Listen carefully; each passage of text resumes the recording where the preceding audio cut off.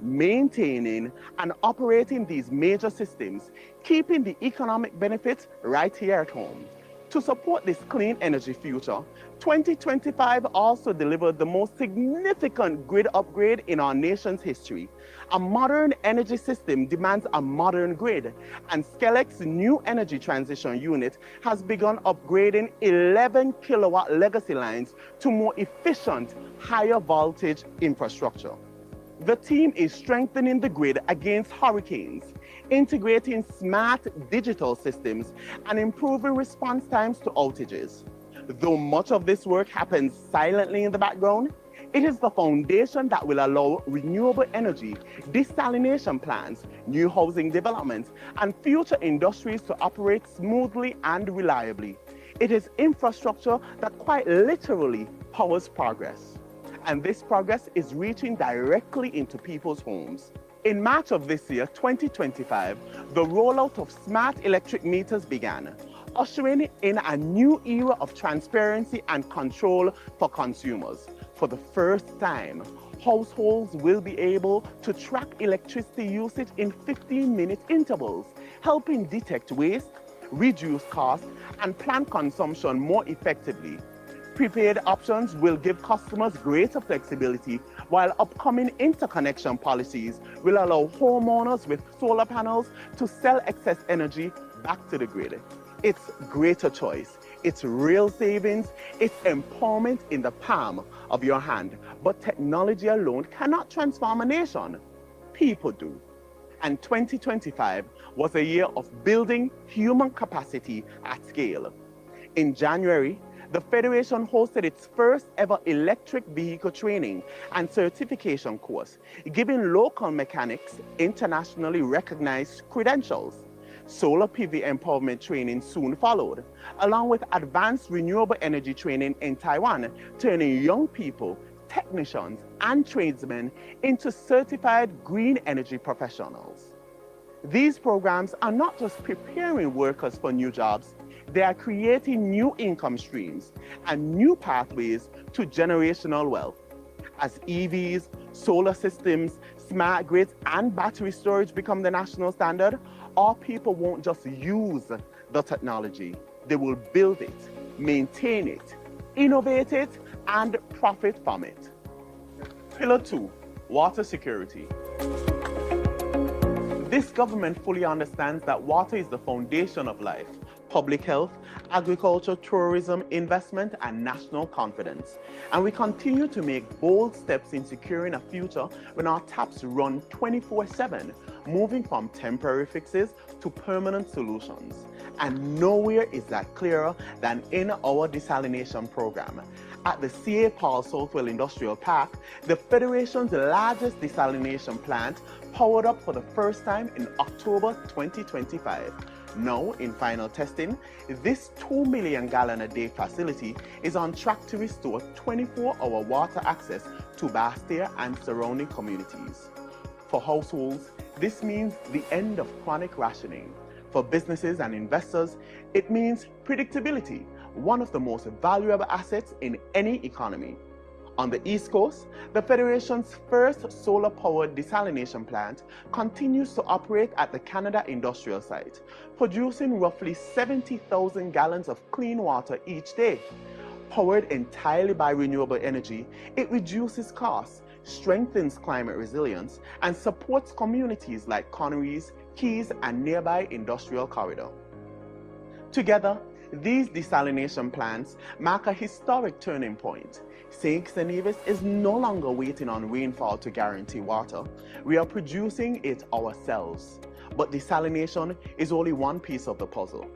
This year, the government completed the most sophisticated water survey ever done in St. Kitts, a semi-airborne hydrogeological scan that mapped the island from Keon to Old Road. Delivered in October, the survey identified 17 promising groundwater sites, with 10 prioritized for immediate development. For decades, communities like Sadlers, St. Paul's, Newton Ground, Sandy Point, and Challengers have struggled during dry spells. Now, they stand to benefit from new climate-resilient wells that will boost supply where it is needed most. To move swiftly, the government pre-advanced procurement for drilling. A contract was signed in September with water and oil well services from Trinidad and Tobago. These wells mean reliability for families, expansion for farmers, better services for hoteliers, and employment for our local construction and engineering sectors. All of this fits into a wider investment framework that is transforming the entire water system: storage, interconnection, leak reduction, pressure management, and modern monitoring. It's not just more water, it's smarter water. Interlinked reservoirs now allow water to be rerouted across districts.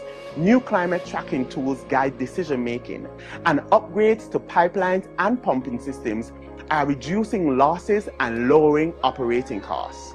Anchoring all of this is the SKN Transwater Project, the Federation's flagship climate finance water initiative. In 2025, the project advanced through major public consultations, technical designs, and international frameworks with the Green Climate Fund. Transwater is a vehicle that will overhaul outdated infrastructure, reduce non-revenue water, introduce low-carbon technologies, and build the climate-ready water system our islands need. It brings global financing into local hands, creating jobs, strengthening resilience, and ensuring that every gallon counts. Pillar 3, food security. Food security is national security. It is jobs, income, exports, and the comfort of knowing that in a changing world, we can feed ourselves. This year, we continued bold strides to transform agriculture and fisheries into engines of resilience and wealth creation, built on innovation, climate-smart practices, and new opportunities for farmers, fishers, and young people. The year began with the Federation emerging from one of the most challenging droughts in recent memory. Instead of setbacks, we used the moment to accelerate investment. Through a multi-million-dollar intervention, farmers received free drip irrigation systems, drought-resilient seeds, protective crop coverings, and on-farm support to safeguard production. These upgrades meant higher yields with less water, lower operating costs, and more predictable income, especially for small farmers whose livelihoods depend on every harvest. 2025 also saw unprecedented support for the livestock sector. A dedicated $1 million account was created to secure a stable and uninterrupted supply of animal feed, ensuring farmers never face shortages due to global supply delays. Veterinary medicine and livestock programs expanded, giving students hands-on training in pregnancy diagnosis, ultrasound use, and animal husbandry. The result is a stronger, more professional livestock industry, one that protects food supply while opening new career pathways for young people. Our investment in technology pushed agriculture into a modern era. A national drought forecasting system powered by satellite data, digital mapping, and real-time WhatsApp alerts now guides farmers on when to plant, irrigate, and conserve water. This climate-smart tool transforms decision-making, giving farmers the same kind of digital intelligence used in advanced economies and helping protect their income in an unpredictable climate. At sea, 2025 was a breakthrough year. The government deployed 12 of 15 new fish aggregating devices. These subsurface FADs are sturdier, safer, and designed to boost catch rates, reduce fuel costs, and increase earnings for fishers. And it is working. Fisheries revenue has risen from EC 8 million a few years ago to EC 90 million. But our oceans are not our only sources of food. They are ecosystems that must be protected. In June of this year, the Federation launched a groundbreaking king crab coral restoration initiative. Fishers and marine stewards received training to raise native Caribbean king crabs, which help revive coral reefs by naturally removing excess algae. This creates a double benefit: healthier reefs for tourism and biodiversity, and a new blue economy product that fishers can sell to restaurants and hotels, generating an entirely new income stream. On land, diversification took center stage. Nature's Sustainable Farm moved into its next phase with over 100 acres now under cultivation and the first ever export of St. Kitts grown Tabasco peppers to the United States firmly on the horizon. Each acre employs up to 5 people, meaning hundreds of jobs and a new export market that links farmers directly to global value chains. All of this falls under a broader shift toward eco-friendly, climate-smart agriculture, greenhouse expansion, modern hatcheries, precision irrigation, soil-saving practices, and the Climate-Smart Agriculture Project, now advancing through national consultation, signals a future where agriculture is not just sustainable, but profitable, competitive, and resilient. Pillar 4. Sustainable Industries. We continue to invest in our own by building out our talent, empowering entrepreneurs, and opening new pathways to wealth creation. This year, the creative economy stepped confidently into the future. As part of Global Entrepreneurship Week 2025, the government hosted the first ever AI in Business Summit and award ceremony. It brought together creatives, entrepreneurs, and technologists to explore how artificial intelligence can amplify marketing, design, storytelling, and content production. For the first time, our artists and cultural entrepreneurs were positioned not just as performers, but as innovators and business leaders ready to export their craft to the world. But the digital revolution goes far beyond the arts. This year, we also launched one of the region's most ambitious cybersecurity training programs. Beginning in February and graduating its first cohort in November, the program trained participants to international standards and prepared them for remote cybersecurity work, jobs that pay global salaries from right here at home.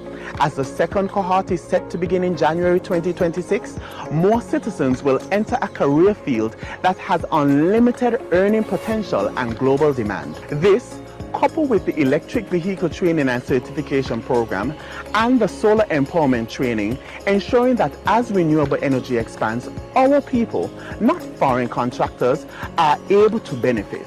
For small businesses, 2025 was a year of unprecedented support. Hundreds of entrepreneurs gained access to training through the Building Bankable Business program, launched in April to teach financial literacy, budgeting, cash flow management, and business planning. Its purpose is simple: to transform ideas into bankable enterprises and entrepreneurs into investment-ready leaders. But training alone is not enough. In October, the Citizenship by Investment Unit launched the Local Micro and Small Businesses Grant Program, offering easy $10,000 grants to qualifying businesses across the Federation.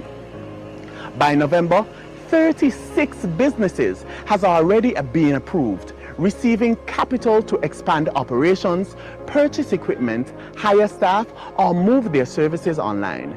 These grants injected real money directly into the hands of local entrepreneurs, supporting the creation of jobs, products, and new services across every sector. This momentum is matched by one of the most transformative digital agendas in the Caribbean.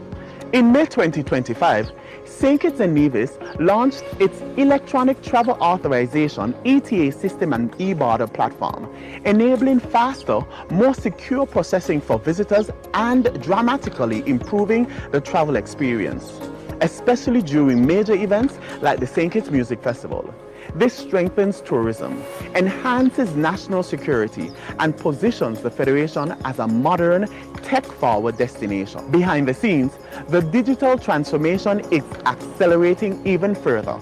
The government is advancing its national digital ID system, the core of all future e-services, set to enable secure online access to government services, banking, trade, and digital signatures. Parallel to this, the electronic civil registry system also moved forward, digitizing births, deaths, marriages, and adoptions, so citizens and the diaspora can access official documents from anywhere in the world.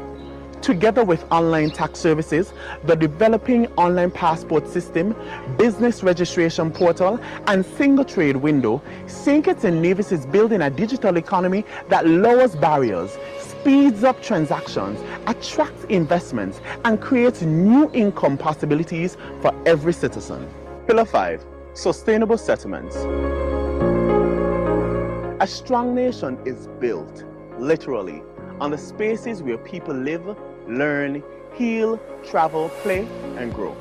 This year, the government accelerated ownership through the NHC Renaissance Project, delivering and constructing nearly 200 new homes across Stapleton, Harry Phipps, Otleys, Sandy Point, and other communities. More land was secured to scale the project further, ensuring that hundreds of families will soon step into houses that instantly increase their net worth. Every home built supports contractors, tradesmen, truckers, suppliers, and strengthens the foundation for generational wealth. Side by side with the new housing came one of the most meaningful reforms in decades: land regularization. In 2025 alone, 531 lots were distributed, with full titles handed over to families in St. Peter's, Lagreet, St. Paul's, and other long-neglected communities. In several cases, beneficiaries walked into the banks the very next day because for the first time, they had collateral, dignity, and the power to invest in their future. This is land, not just as a place to live, but as empowerment. And for the first time in our history, the entire land system is going digital. A new land administration and information system is being built, replacing decades of paper files with a transparent, efficient online platform.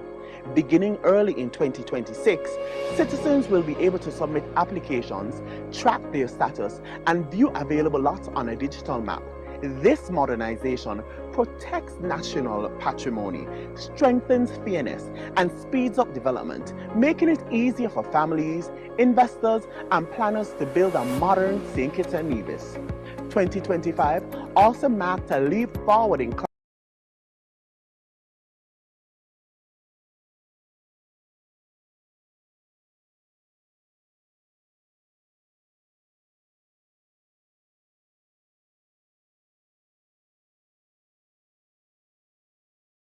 primary long-term benefits in healthcare. This hospital will save lives, but it will also generate economic activity every single day.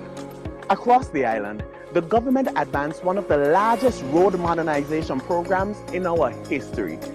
Over $80 million has been invested in less than 3 years.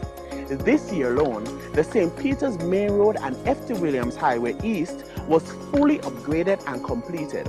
Over 3 miles of safer, smoother roadway with sidewalks, retaining walls, and new access points. These works shorten travel time, raise property values, improve safety, and open new economic corridors for families and businesses. Major community roads from Rawlins and Newton Ground to Shadwell and Palmetto Point, and many more also saw significant road work upgrades. Pillar 6. Circular economy. A sustainable nation is a clean nation, and this year we took some of the boldest steps in our history to reshape how our country manages waste. We passed the Plastic Waste Reduction Act 2025, a landmark law that positions St. Kitts and Nevis as a regional leader in the fight against plastic pollution. Rolled out in 3 phases, the ban eliminated the import, sale, and distribution of single-use plastic bags, styrofoam containers, straws, cups, plates, and utensils. By November 2025, the major categories of single-use plastics were officially out of the Federation. This means cleaner coastlines, healthier marine ecosystems, reduced landfill pressure, and a better tourism product. But more importantly, it means shifting national behavior, encouraging reusable bags, refilling bottles, and greener businesses that save money while protecting the environment. Alongside legislation, we strengthen the systems that make sustainability real. The St. Kitts and Nevis Recycling Project, supported by the Taiwan Technical Mission, accelerated significantly in 2025. Paper recycling was introduced on both islands, New pilot recycling programs launched in Nevis communities, and 57 schools participated in a national recycling competition, transforming environmental education into real action. By September 2025, the project had expanded collection points, increased training workshops, and shipped batches of separated plastic overseas, reducing landfill burden while creating new green jobs in sorting, transport, and materials recovery. This momentum ties directly into the wider transformation of our waste sector, a move from simple disposal to a circular economy. This year, the government also intensified landfill reform efforts following February's Connery landfill fire, accelerating planning for safer, more sustainable waste handling systems. At the same time, regional partners supported circular economy training that empowers local entrepreneurs to turn waste into opportunity, whether through upcycled products, recycling services, or green manufacturing. In this new approach, waste is no longer just a cost. It becomes raw material, it becomes innovation, it becomes wealth creation. And while plastics and recycling dominated headlines, the deeper story is about resilience, health, and long-term economic security. Reducing plastic waste protects our ocean, safeguarding fisheries and coastal livelihoods. Improving landfill management strengthens public health and prevents costly environmental disasters.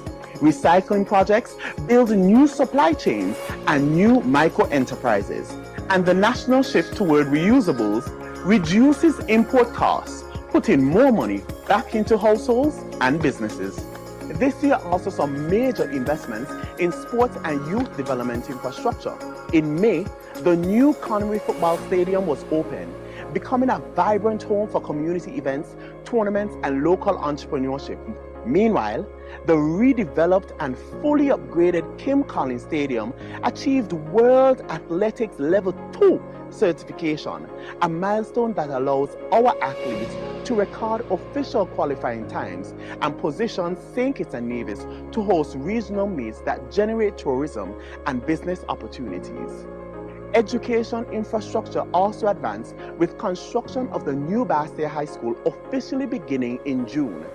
And the reconstruction of the Joshua Obadiah Williams Primary School in Molyneux moved forward as well, restoring a pillar of community life and bringing jobs and hope to families who have waited since the 2022 fire.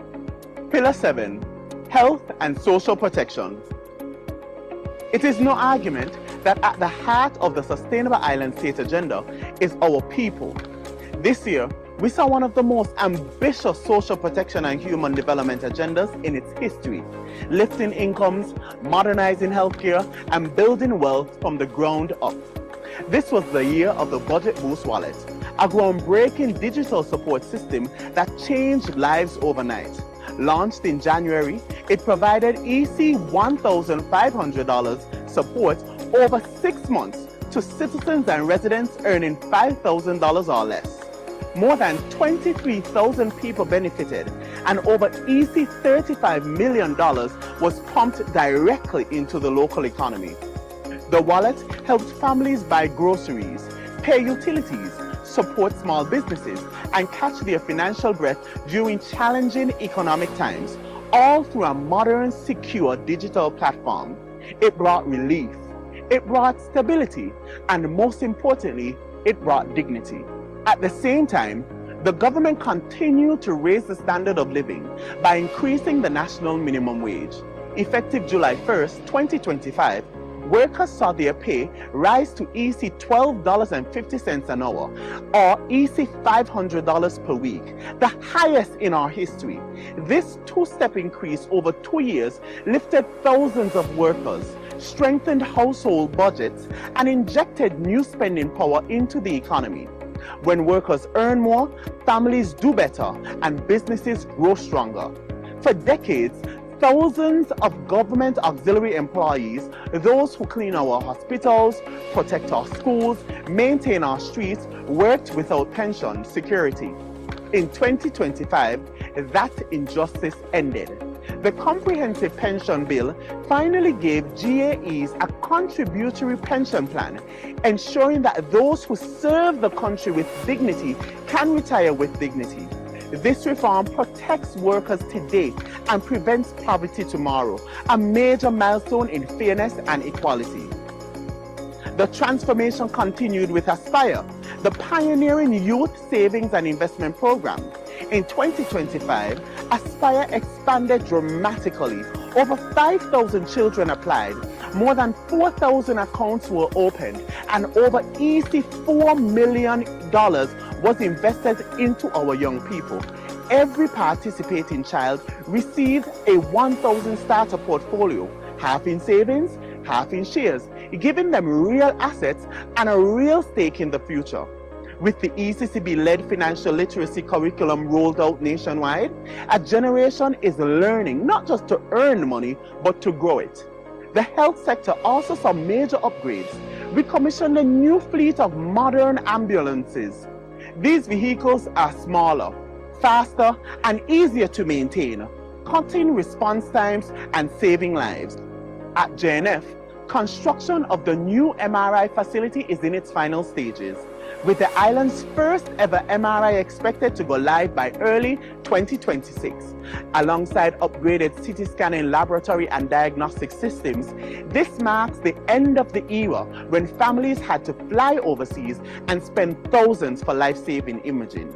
And we continued our commitment to protecting mothers and children. The Children's Medical Fund continued to save lives by ensuring no child is denied overseas medical care because their parents cannot pay.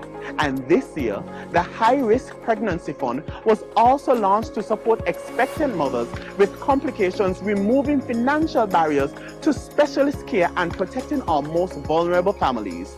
Finally, the Elevate program continued its work of transforming lives.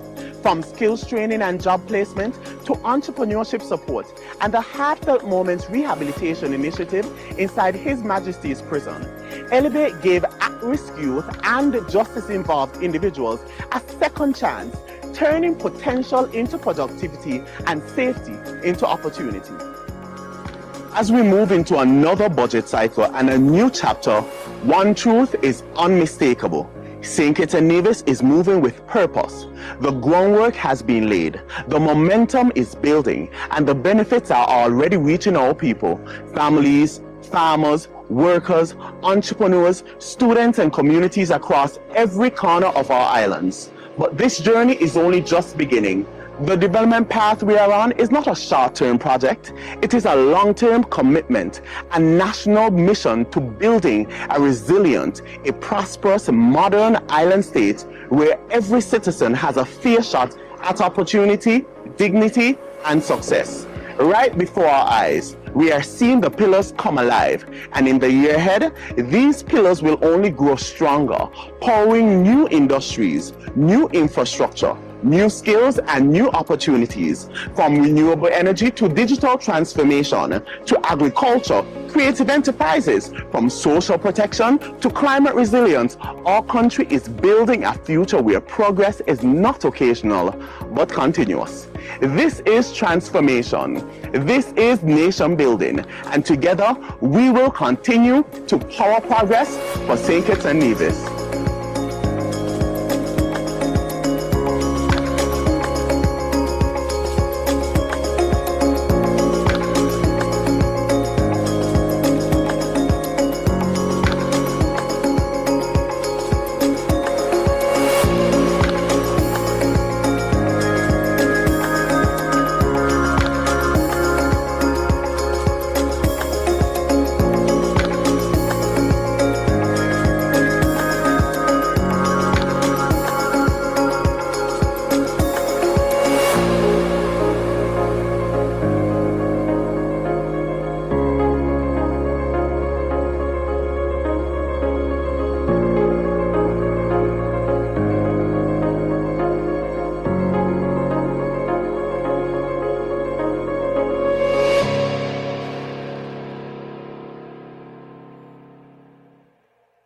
Yes, I'm here with contractor Mr. Huggins, who is the owner of Huggins Construction, Deputy Prime Minister and Acting Matron, Sister Lestrade.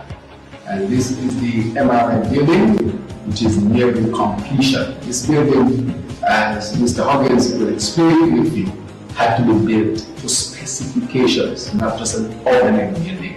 And so we are winding up the construction of it, and we will welcome them, the MRI machine. The work is very close to completion.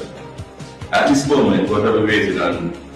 Some lights and the MRI structure to come in, and then we will have the completion of this building at probably at the end of next month.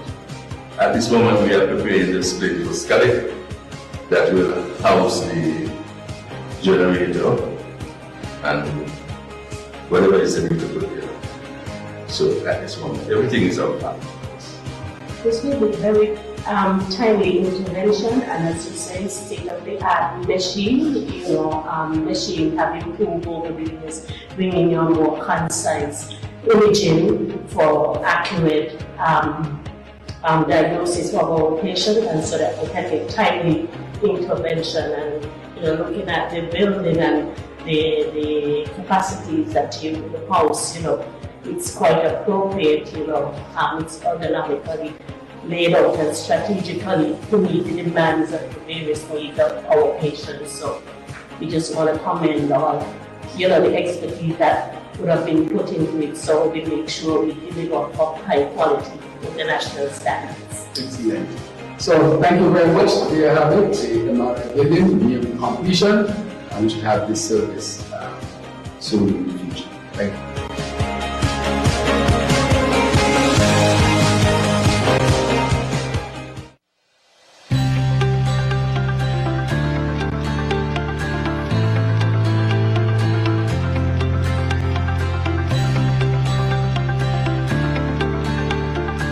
That you are the owner of your land. So listen to what this letter says.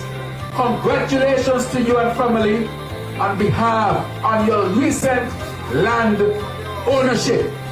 And then when we flip it, you see this real thing. Those of you who have land already, you see it. If you look at it, right here is the survey. Look at it. This is the real thing. This ain't no fake thing. And this, with the official signature and stamp and seal and everything else, says that you are the owner of this piece of land.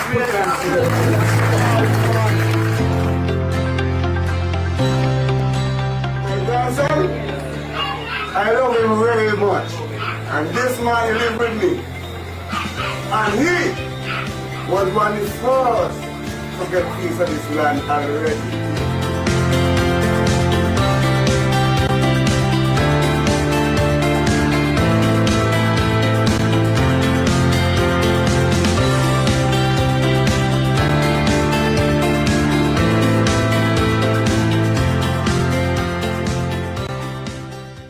And today, we can proudly say that this Labour administration, led by our Prime Minister, has kept that commitment to you.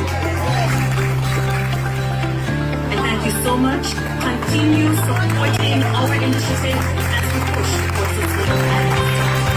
That's why we are able to achieve it today, because we believe that you should be landowners here in St. Dixon Mills. And so that is why I'm proud of all those who are involved. You see how many persons were involved? Imagine we had to go through all of that. I know why you all went for the land, because it's so hard. You got to go here, there, that, this, the lawyer, this, that, this, all kind of things they're telling you.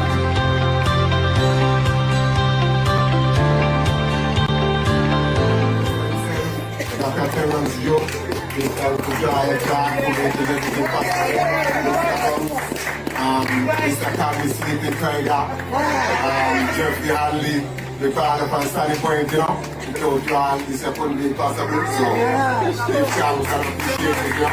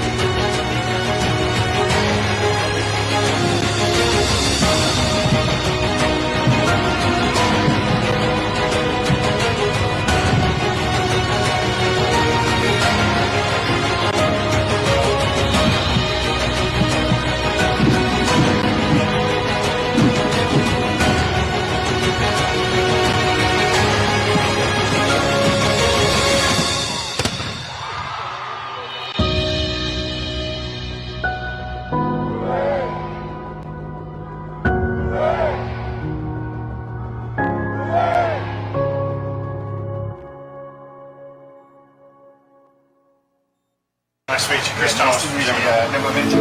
Okay, cool. I met the others. Yeah. So I just came to see what's happening. We need to take a little walk, man. Sure, man. Let's see what's happening. Yeah. So I just want to start.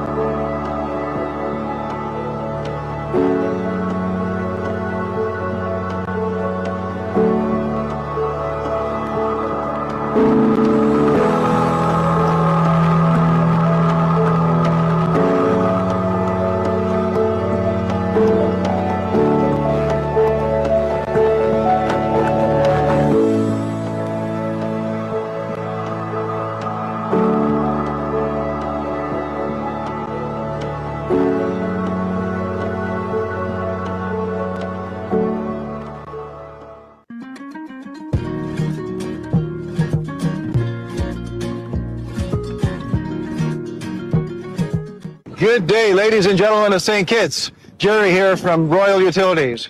We're at the Bird Rock desalinization plant, and things are progressing very, very well.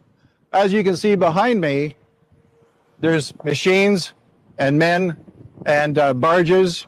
Everybody's working to put in the intake and the outfall pipes. Things are progressing very, very well. Over the past weekend, we worked a couple of 12-hour shifts back to back, just to avoid any interruption to any of the local businesses in the area. So we're about 90% complete right now, and hopefully in a few weeks we'll be hitting the start button. But things have gone very, very well, and we're really proud to be a part of this project for St. Kitts.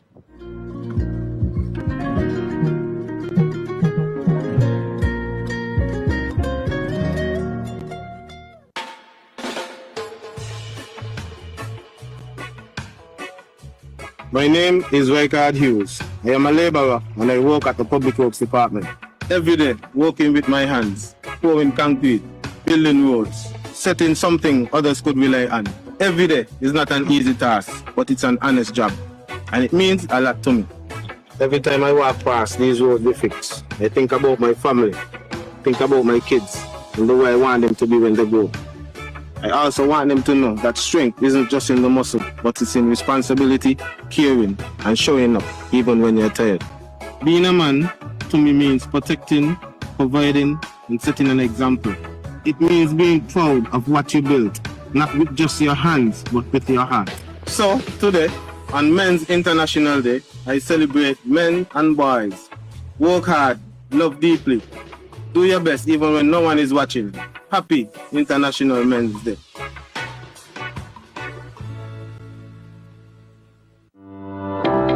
I'm Raymond Brown, Supervisor at Public Works Roads Division. We are here at George Street doing the final paving for the completion of George Street, Newtown. I know it was a tedious process. I know some people felt it was long, but we are finally here, completing the road now to the end where we have already laid one half of the section of asphalt, and we are about to lay the other half to complete the road. We want to thank the neighbors and the residents of George Street for their patience, for their understanding, for their love, for the everything that they did for us, because some of the time they gave us water when we needed. So we just want to say thanks to everyone that contributed in the efforts of us getting this road done.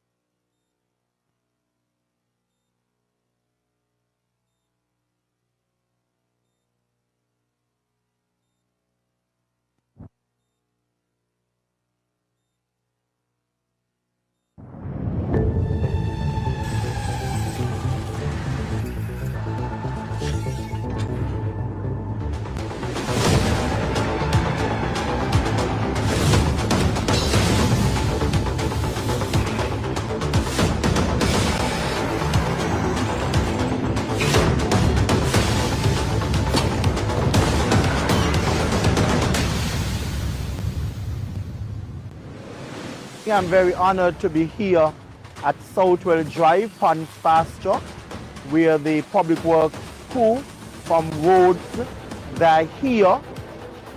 As you would see that they are removing the road and they're going to do resurfacing of the entire Southwell Drive, a road that would not have been dealt with in just about 9 years. We are now at the point where we are able to deliver that road as I promised. I know it might have caused some inconvenience for the residents and users, and as usual, whenever I had an opportunity, I would always apologize, but I always gave the assurance that we will deliver the road. And now that Public Works were able to get the machinery fixed and ready, this happened to be one of the very first priority projects that they took on, and I'm very grateful for the support from the Minister of Infrastructure, the Honorable Conrad Maynard, and his entire team in ensuring that we live up to what we say we are going to do in delivering on our promises. This was one that I personally spoke about. I gave them that assurance that the road would be done. So I am very pleased this morning that Public Works are here in their full force, ensuring that we deliver on this road. But after 9 years, I am happy that I am able to deliver this road to the people of Pons Pasture. Thank you, Public Works.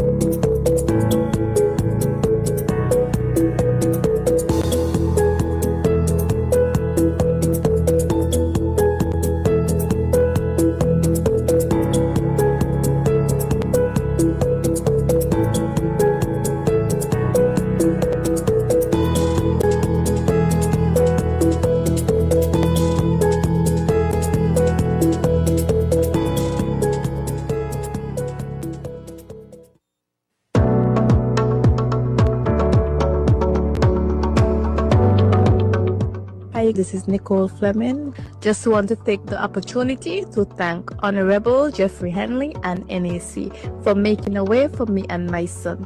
I love the layout in the front room and the kitchen. It makes a difference in everything.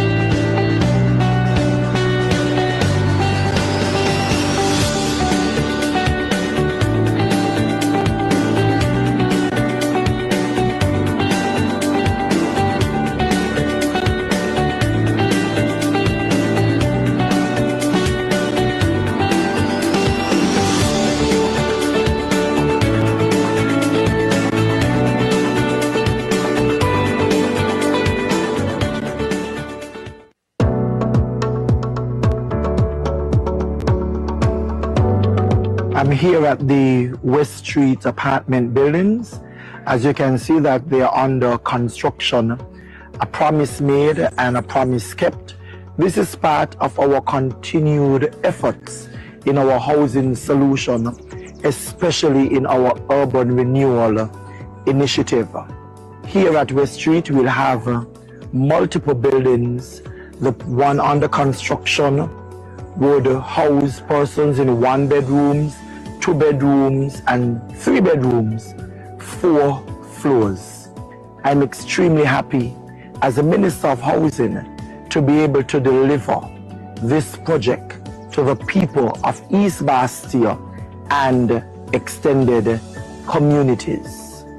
Additionally, on East Street, we are happy to report that we have already issued keys to 4 families in the first apartment building that was completed. Further down on the road on East Street and Pond Road, another being constructed and would be ready by summer of this year. This again is something historic, as many politicians in the past promised that they will do something for those residents on East Street, and God has allowed it, given me the opportunity. I am being able to deliver on those promises.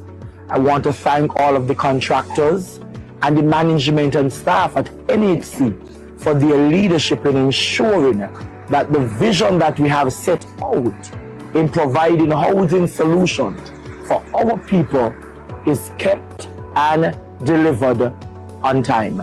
Thank you.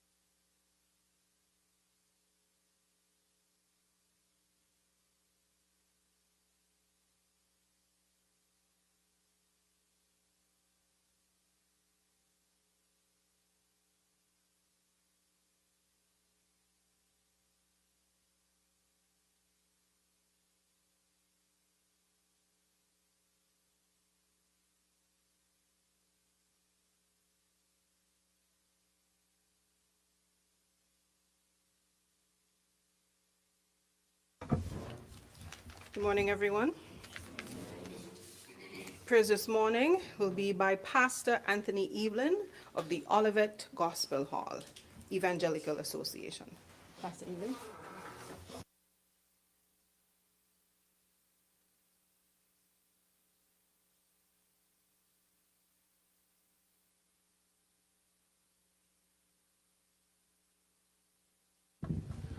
Greetings to all this morning. This is about reverence to the Lord of life at this time.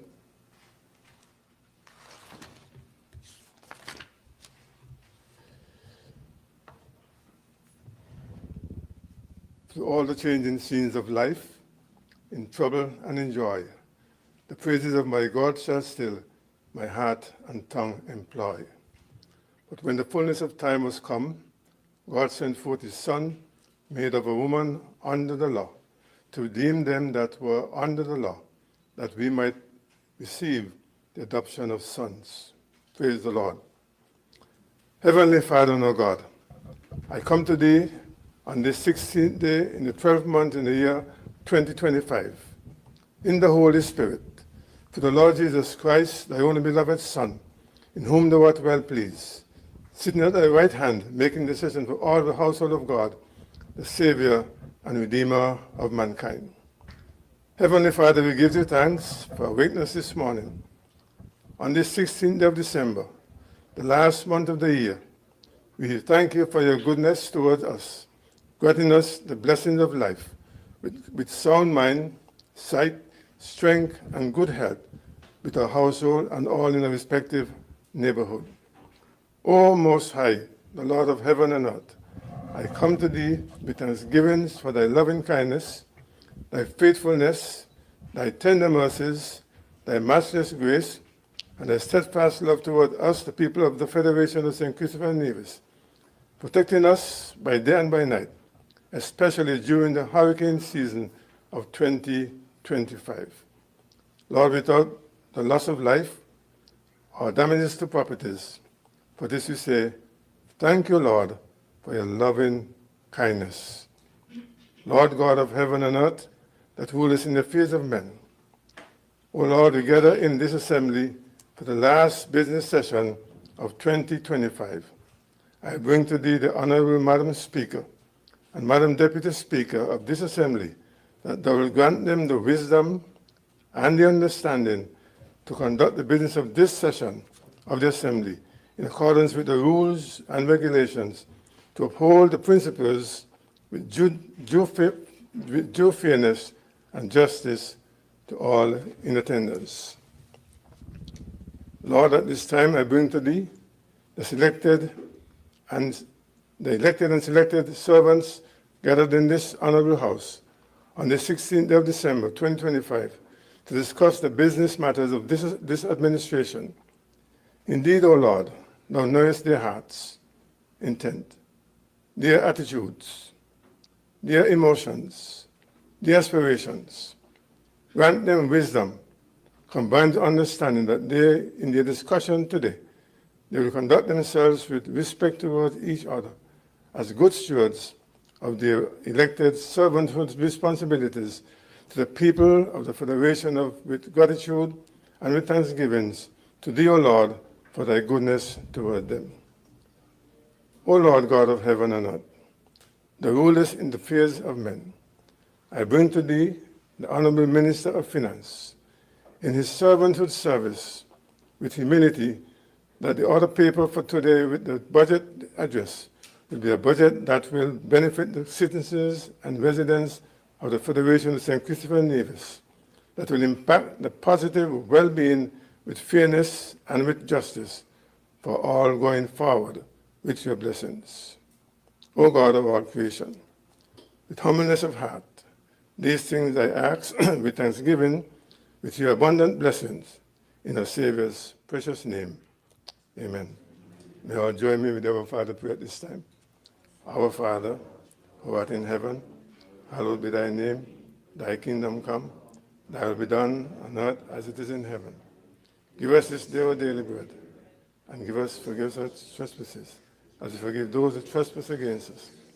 And lead us not into temptation, but deliver us from evil. for thine the power, ever and ever. Amen.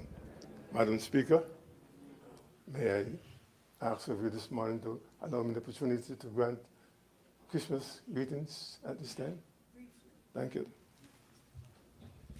As we celebrate Christmas 2025, it is a celebration of the Savior's birth with joy, praise, and thanksgivings.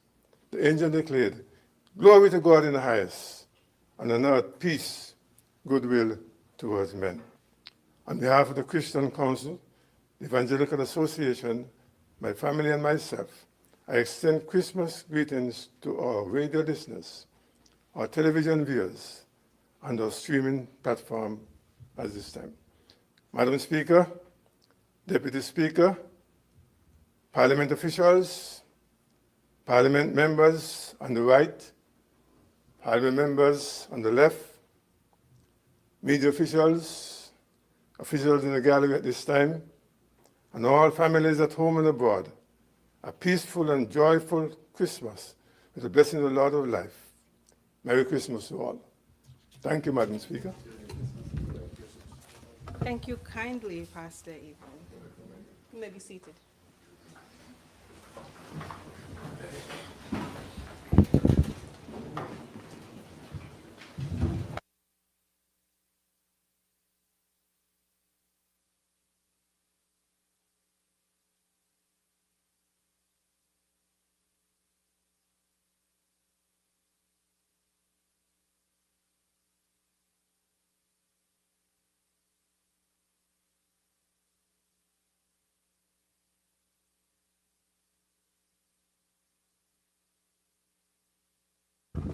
Madam Clerk.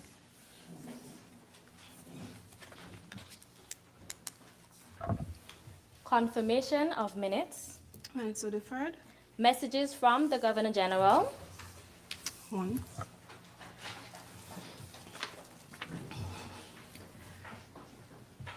I'm pleased to advise that the fiat from the Governor General has been received. A fiat is required by the Constitution whenever there is a bill which considers the expenditure of the monies from the Consolidated Fund. Such proposals require permission from the Governor General for the bill to be introduced and debated. For the record, the fiat was first written to the Honorable Minister of Finance, and it says, "In pursuance of Section 43 of St. Christopher and Nevis Constitution Order 1983, SI 1983, and acting in accordance with the advice of the Cabinet, I recommend for the introduction into the National Assembly the following: the Appropriation 2026 Bill 2025. It is dated the 16th day of December 2025 and signed by Her Excellency, the Governor General, Dame Marcella Liburd. Similarly, the Constitution and Standing Order 54-1 require that this recommendation be signified by a minister. In pursuance of these sections, the fiat has been signified by the Minister of Finance. It is dated the 16th day of December 2025. That is the extent of the message from the Governor General.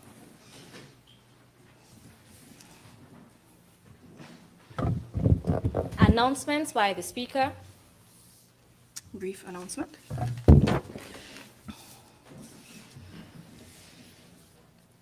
Honorable members, specially invited guests, listening and viewing audience, good morning once again. I wish to officially welcome you to the 2025 budget debate. This debate's focus will touch and concern the expenditure and revenue planned for the year 2026. The importance of the proceedings today and the upcoming days are informed by and take authority from Section 71 of the Constitution of St. Christopher and Nevis, which prescribes that the minister responsible for finance shall cause to be prepared and laid to the National Assembly before or not later than 60 days after the commencement of each financial year, the estimates of the revenues and expenditure of the government for that financial year. In light of these instructions, Madam Clerk, why might we move to the next item on the order paper?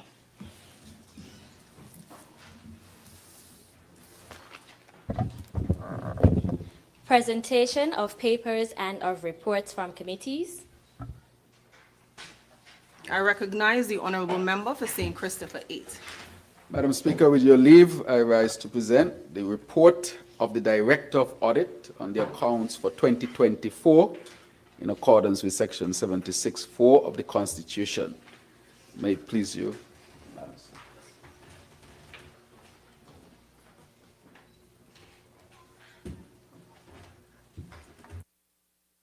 Okay. Chats with me. Okay. Madam Speaker, I will now lay before this Honourable House the draft estimates 2026, Part 1 and 2.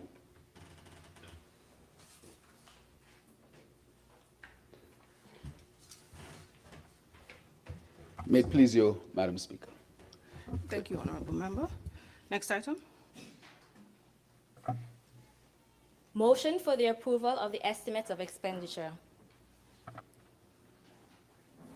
Madam Speaker, with your leave, I rise to move a motion of the approval of the estimates of expenditure. Is there a seconder? I recognize the Honourable Member for St. Christopher 3. Madam Speaker, I rise to second the motion. The question is that the bill shortly entitled, the draft estimates, my apologies, I'm jumping above my usual, I apologize. That the draft estimates of expenditure be adopted. Those in favor? Aye. Those against? The ayes have it. Next item. Statements by ministers. Personnel explanations. Introduction of bills and first reading. I recognize the Honourable Member for St. Christopher 8. Madam Speaker, I rise to move the first reading of the bill shortly entitled the Appropriation 2026 Bill 2025. I recognize the Honourable Member for St. Christopher 1. Madam Speaker, I'm pleased to second that motion. The question is, which is now the correct question, that the bill shortly entitled the Appropriation 2026 Bill 2025 be read a first time. Those in favor? Aye. Those against? The ayes have it. A bill to provide for the services of St. Christopher and Nevis for the financial year commencing 1st January 2026 and ending on 31st December 2026, otherwise known as the Appropriation 2026 Bill 2025. The bill shortly entitled the Appropriation 2026 Bill 2025 has been read a first time.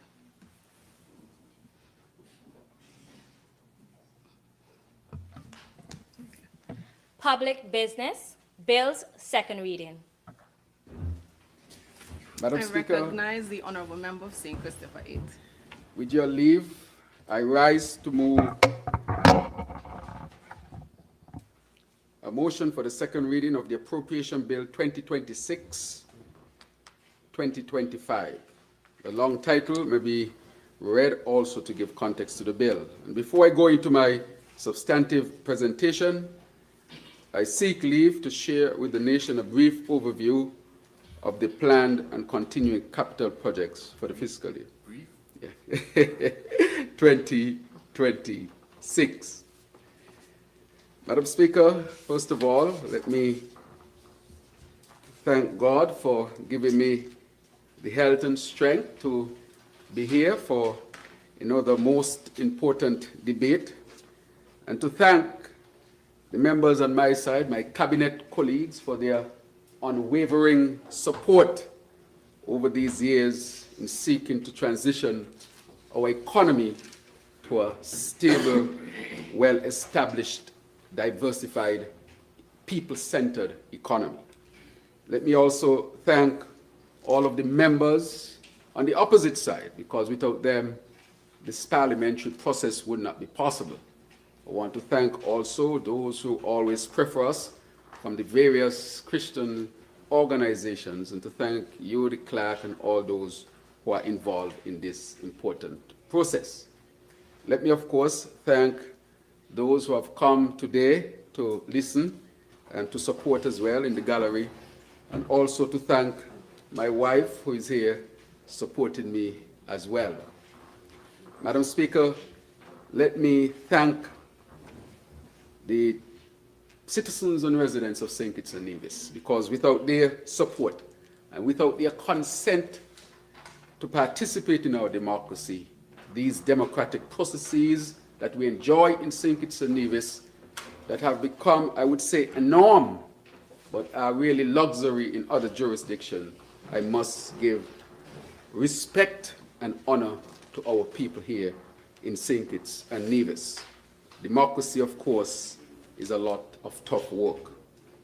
But allow me to also thank the comrades and members of the St. Kitts Nevis Labour Party, because without my party, I would not be here. This is politics, and I am clear, it is part of the democratic process. Without my party, I will not be here. And so I want to thank my party, the St. Kitts Nevis Labour Party, the oldest political party in the English-speaking Caribbean, approaching 100 years. So I stand today not by myself, but I stand on the shoulders of giants who have afforded me the opportunity many decades later to stand here as Prime Minister of St. Kitts and Nevis. Madam Speaker, with that, I will go into a most important speech. And of course, I want to finally thank, and I think I did it before, but again, thank Almighty God for all that He has done and continues to do. Madam Speaker, honorable members, citizens, and residents of St. Kitts and Nevis, it is with a sense of pride, gratitude, and steadfast confidence in our people that I rise today to present in this honorable chamber the bill shortly entitled the Appropriation Act 2026, or Bill 2025. We are meeting at a time when our country is navigating a complex and volatile global environment. Our St. Kitts Nevis Labour Party administration takes pride in the fact that we have risen to the many challenges that confronted us as a country in 2025. Notwithstanding the challenges, we are pleased to see our plans unfolding with progressive delivery of our commitments to the people over the last 3 years, and with other landmark initiatives taking shape to be delivered in 2026. Madam Speaker, context is important. When we took over government by the will of the people, and of course God, we came into office in August of 2022. And what did we find? We find an economy that was affected by the COVID-19, which had shut down the world's economy, and St. Kitts and Nevis, being a small economy, was no exception. Unemployment, Madam Speaker, was extremely high, well over 20%. We took over an economy that had a deficit. We also took over an economy that depended heavily on a very risky sector, a very risky, what I would term the CBI sector, that really put us in a very vulnerable position. Because as we know, and as I've said before, that the CBI, of course, is a very risky aspect of our economy. And so it was daunting to see that our economy had come to depend on CBI about 60 to 70%. From that instance, we had determined that we need a more robust, diversified resilient, less vulnerable economy that would serve our people, where our people would be at the center. We then set out, Madam Speaker, to diversify our economy and to shift our heavy dependence on the CBI program to a more diversified economy, as expressed earlier. And so, Madam Speaker, we have been on that path. I must point out, however, that part of the risk of the CBI program came from the ill-advised prison project, which put our CBI program at even greater risk. We have done the work, taken the tough decisions, and today I can say that an OECS regulatory body to regulate the CBI program has been signed on by all of the members of the OECS who participate in the programs, and we are now moving to the next level to create a well-respected CBI industry. Madam Speaker, we took the tough decisions from the very beginning. This, of course, would have had its own impact, which would have affected our revenues from the CBI, because decisions again had to be made to save it in the first place. Madam Speaker, however, we continue to be inspired by our bold vision for our beloved federation and have therefore framed our focus for 2026 under the theme, investing in people and progress. This theme is not an abstract slogan. It is a lived reality reflected in the progress we see around us today and the hope we continue to inspire in our people from every stratum of society. Only recently, our nation witnessed the arrival, for example, of the commissioning of a new fleet of custom-built ambulances at the JNF hospital. This is an investment that strengthens our healthcare system, enhances emergency response, and demonstrates our commitment to safeguarding the lives of all of our people, residents, and visitors to our shores.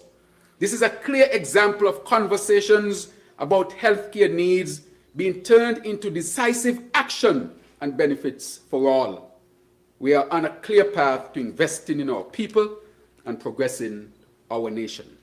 Madam Speaker, what drove this is that there was a young man from the great state of St. Peter's who had to be ambulance lifted or ambulance carried to the hospital. And we heard a cry of a close member of his family or circle that said there was no oxygen on the ambulance. That touched me in a particular way, Madam Speaker. And I said to the people that one of the commitments that I would make is to make sure that the possibility of that never happens again.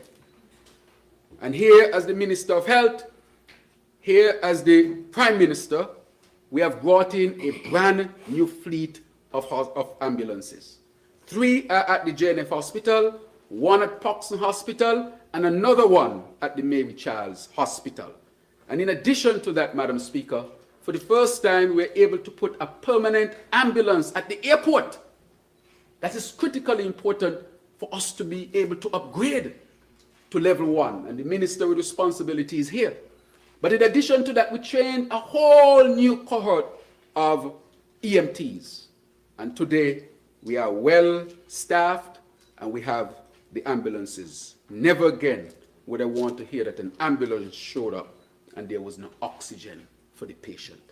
Sadly to say, the patient, of course, lost his life. I can't say what was the direct cause, but I can only say, had there been oxygen, he might have had a better chance. Madam Speaker, that is why we say that the investments are in people and progress. Madam Speaker, we must also acknowledge the significant reduction in criminal activities across our federation. St. Kitts and Nevis has the largest decrease in homicides, I think, across the Western Hemisphere. When we were the highest, people were glad to say, even Kittitians were glad to say, for political reasons, that we are the murder capital of the world. They were happy to say.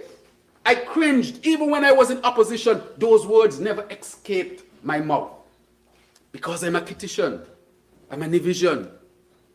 I'm a citizen of this federation. So why should I seek to demean my federation on the altar of politics when I understand how far-reaching those consequences would be? But those who don't really care about their federation, but only petty politics, were glad to push that message. But now the people of St. Kitts and Nevis have decided that we want a different path. Why aren't those same people saying that the people of St. Kitts and Nevis have come together under the leadership of this administration to make us as safe as possible? Why do we don't want to spread good news? Why only negative news? Some of us want to spread because we are being paid $1 to do so. This achievement is the fruit of strategic investments in law enforcement, and I want to really acknowledge the Chief of Police, Commissioner Sutton. I want to acknowledge our Acting Commander, Commander Sutton, and all those who serve in these organizations. I also want to point out that community engagement was critical to this strategic plan, and so I want to thank all members of the community. As I've said before, that the government cannot do it alone. The government will not be able to do it alone. When it comes to issues of crime and violence, these are fundamentally social issues, and it takes a social response. The adage where people say all hands on deck and everybody must be involved, these are correct. However, how is it done is where the source of the matter is. And what we have done is to engage the whole of community under the umbrella of dealing with crime and violence from a public health perspective. And so, Madam Speaker, I want to thank everybody in the community. It is important. I want to thank the mothers, the fathers, the family members, the community members. I can't thank the community enough. I also want to thank, Madam Speaker, even those on the other side who participated, because they were called. Some responded from day one, others responded a day later. But I'm happy that they responded again, because the call is for everyone. I want to thank the Chamber of Commerce and Industry that came to the table very early, not to criticize, but they showed up with their own ideas. This is the private sector participating. So I would say this is a whole of society involved, and these are the results. Let us continue to work to make sure we solidify these extraordinary deeds. I'll speak to more in depth later on. But this demonstrates that when we listen to the concerns of our people and act with discipline and compassion, we can create safer communities and a stronger nation. This reduction in crime is a statistic worth celebrating, as it represents the lowest major crime rates, I'm going to say, experienced in the Federation of St. Kitts and Nevis in over 2 decades. In over 2 decades. When we move, therefore, beyond the statistics, the impact is seen and felt by real people, our citizens and residents. It means that families are sleeping more peacefully, businesses operating with greater confidence, and more communities thriving in peace and increased security. Will it be perfect? No. Are we striving yet to improve? Yes. But I'm saying that we have seen tremendous results. And this is the first time I've spoken about it this way, because we started this in September of 2024. And this is December 2025. So it means, therefore, that it has taken root, and it is demonstrating that this is not by accident, but by the collaboration of all of us under the umbrella of crime and violence from a public health perspective. Madam Speaker, as we pause to consider how we have successfully turned conversations into actions, several initiatives come to mind, but I'm compelled to briefly highlight 3 other major accomplishments of our administration, and there's so much, Madam Speaker, to mention, that will have far-reaching benefits for our people. Before we took office, our St. Kitts Nevis Labour Party team identified people empowerment as a major issue to be addressed head-on. Our conversations with the people from diverse backgrounds across our islands indicated that the issue of empowerment resonated loudly and has therefore influenced our administration's policies since we took the reins of government in August 2022. Today, we are proud of the steady progress made with the implementation of one of our flagship initiatives, the Aspire program. How is it we're not celebrating the Aspire program? I saw a whole CNN program about a similar program in the United States that they call the Trump accounts. And they're saying how that will transform a generation. And they're only doing it for a percentage of their population. And it's a good thing. Let me applaud the United States of America for that. But here in St. Kitts and Nevis, our Aspire program, which was introduced first, covers children from 5 to 18. The same $1,000. And they would have investments as well. Right here in St. Kitts and Nevis, how is it we are not celebrating that? But I see Kittitians and Nevisians sometimes celebrating the Trump's account. And they live here. Because some people are hell-bent that they're not going to say anything good about St. Kitts and Nevis. But Madam Speaker, we have successfully approved thousands of applications, with the majority of these students already enjoying the benefits of having an Aspire saving a bank account established to help secure their financial future. Madam Speaker, this means our government has already invested well over $4 million to give our youth a solid foundation and a solid start on their financial journey. In November, we witnessed the launch of the financial education component of the Aspire program, which was met with heightened enthusiasm from both teachers and students. The financial education program was launched at 6 pilot schools across the Federation: Bastia High School, Washington Archibald High School in St. Kitts, and Gingerland Secondary School, Charlestown Secondary School, and Elizabeth Pemberton Primary School and Charlestown Primary School in Nevis. Madam Speaker, more schools in Nevis than St. Kitts at this time. No discrimination at all. This program is being led by the ECCB because they see the value in this. This is something that they had been trying for years. How do we bring financial education to the schools across St. Kitts and Nevis? And through the Aspire program, we have been successful. The curriculum has been put together, and the students are now receiving this type of education. So it's not just about giving the money and the investment. It's about giving them also, the most important part, I think, is the education and the knowledge about finances. Madam Speaker, we ain't learn nothing about that. You ask somebody what is an asset, they can't tell you. How do you invest in the stock market, they can't tell you. And I can tell you, 80 to 90% of people in St. Kitts and Nevis don't have shares anywhere. They just depend on their salaries to live, or if they have a small business. We have to change that formula and get our people to invest. So while they are sleeping, they are making money. Madam Speaker, the rollout of the financial education component will continue in 2026. We'll go across all the primary schools and secondary schools in both islands, and we will also make sure that the students at Terrance Fitzroy Bryan College get this education as well. Madam Speaker, investing in our people and investing in progress. Madam Speaker, in October 2025, our government took yet another historic step towards building equity and inclusion with the handover of land titles under the Land Allocation, Normalization and Distribution Initiative, called LAND. And I want to thank the Ministry of Sustainable Development and Minister Dr. Clark and her excellent team. And I also want to say my cabinet colleagues, they supported very strongly. And the member from number 3, of course, he had an area in his constituency that he wanted to see normalized. Madam Speaker, this was, I would say, revolutionary. This initiative saw that in the first instance, 131 families from St. Paul's, Lagreet, and Upper Monkey Hill in the Great State are now official land owners with titles to their land, marking the start of a new chapter in their lives, in their communities, and in our nation's history.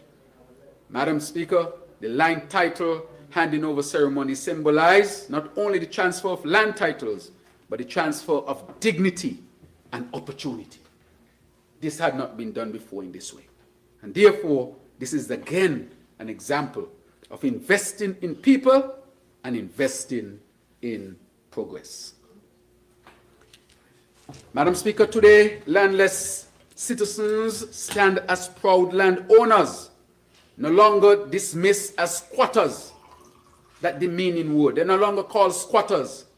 For example, in Upper Monkey, people have been there for well over 100 years. How can you call them squatters after 100 years with all the investments they made in that land? Madam Speaker, in Upper Monkey, we build our own road, you know. We build our own road because the government then did not want to give us a road. We built our own road in Upper Monkey. We built our own houses. We are resilient people up there.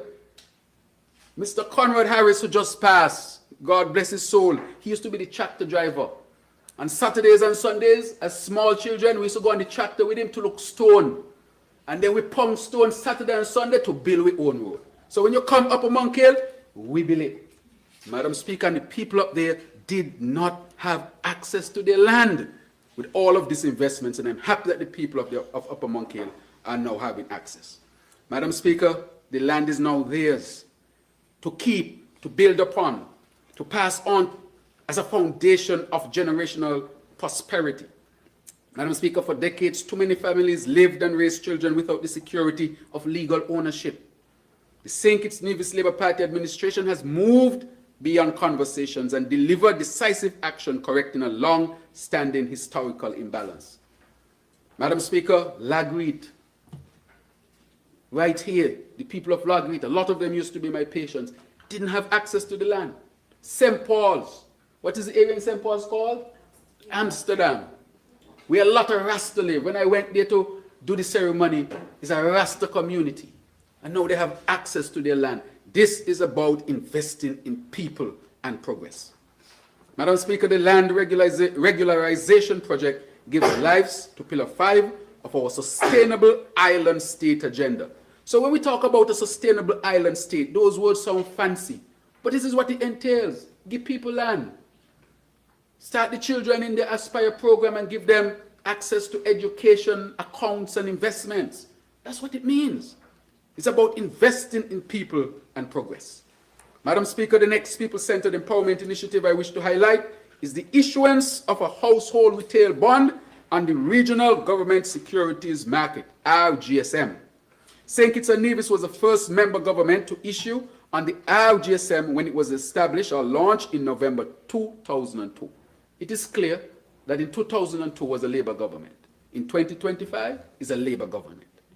Given the government of St. Kitts and Nevis's historical leadership in RGSM issuance and our people empowerment agenda, the invitation to participate in this inaugural event presented a strategic opportunity for collaboration in launching a retail bond along with Grenada as the first two pilot OECS countries. The government of St. Kitts and Nevis household savings bond will be launched in the first quarter of 2026 and will provide a secure, accessible, and tax-free investment instrument for households. This initiative aligns with the government's efforts to increase financial literacy, expand investor participation, and promote wealth creation for ordinary citizens and residents. It aligns with the government's commitment to promote financial literacy and encourage early investments in practices among our youths to the Aspire program, for example, and this is for the adults. And I take up this opportunity, therefore, to encourage parents to continue to sign up for the Aspire program. And when we launch this bond, that our people will buy it.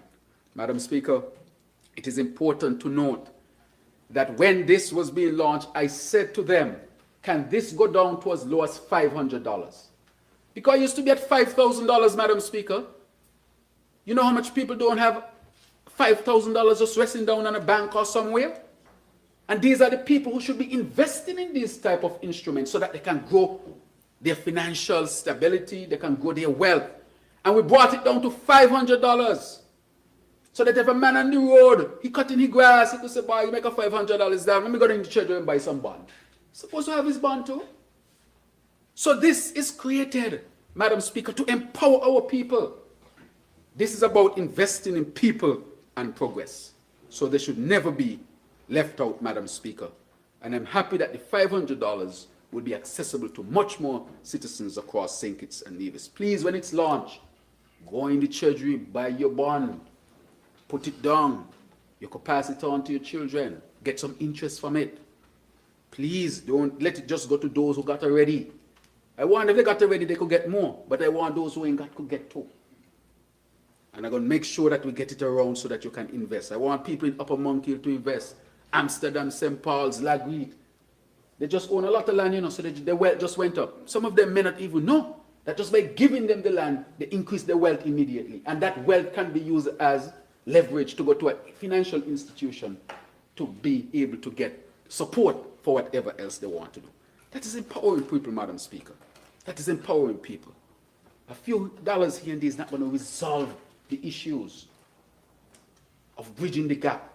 It's these type of investments we have to tell our people they need to make in order to grow themselves and change their realities.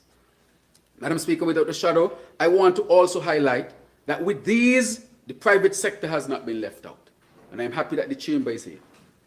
In this economic environment, the TDC group of companies reported their highest profit ever. And most of that was made from business in St. Kitts and Nevis. So the private sector has not been left out, Madam Speaker.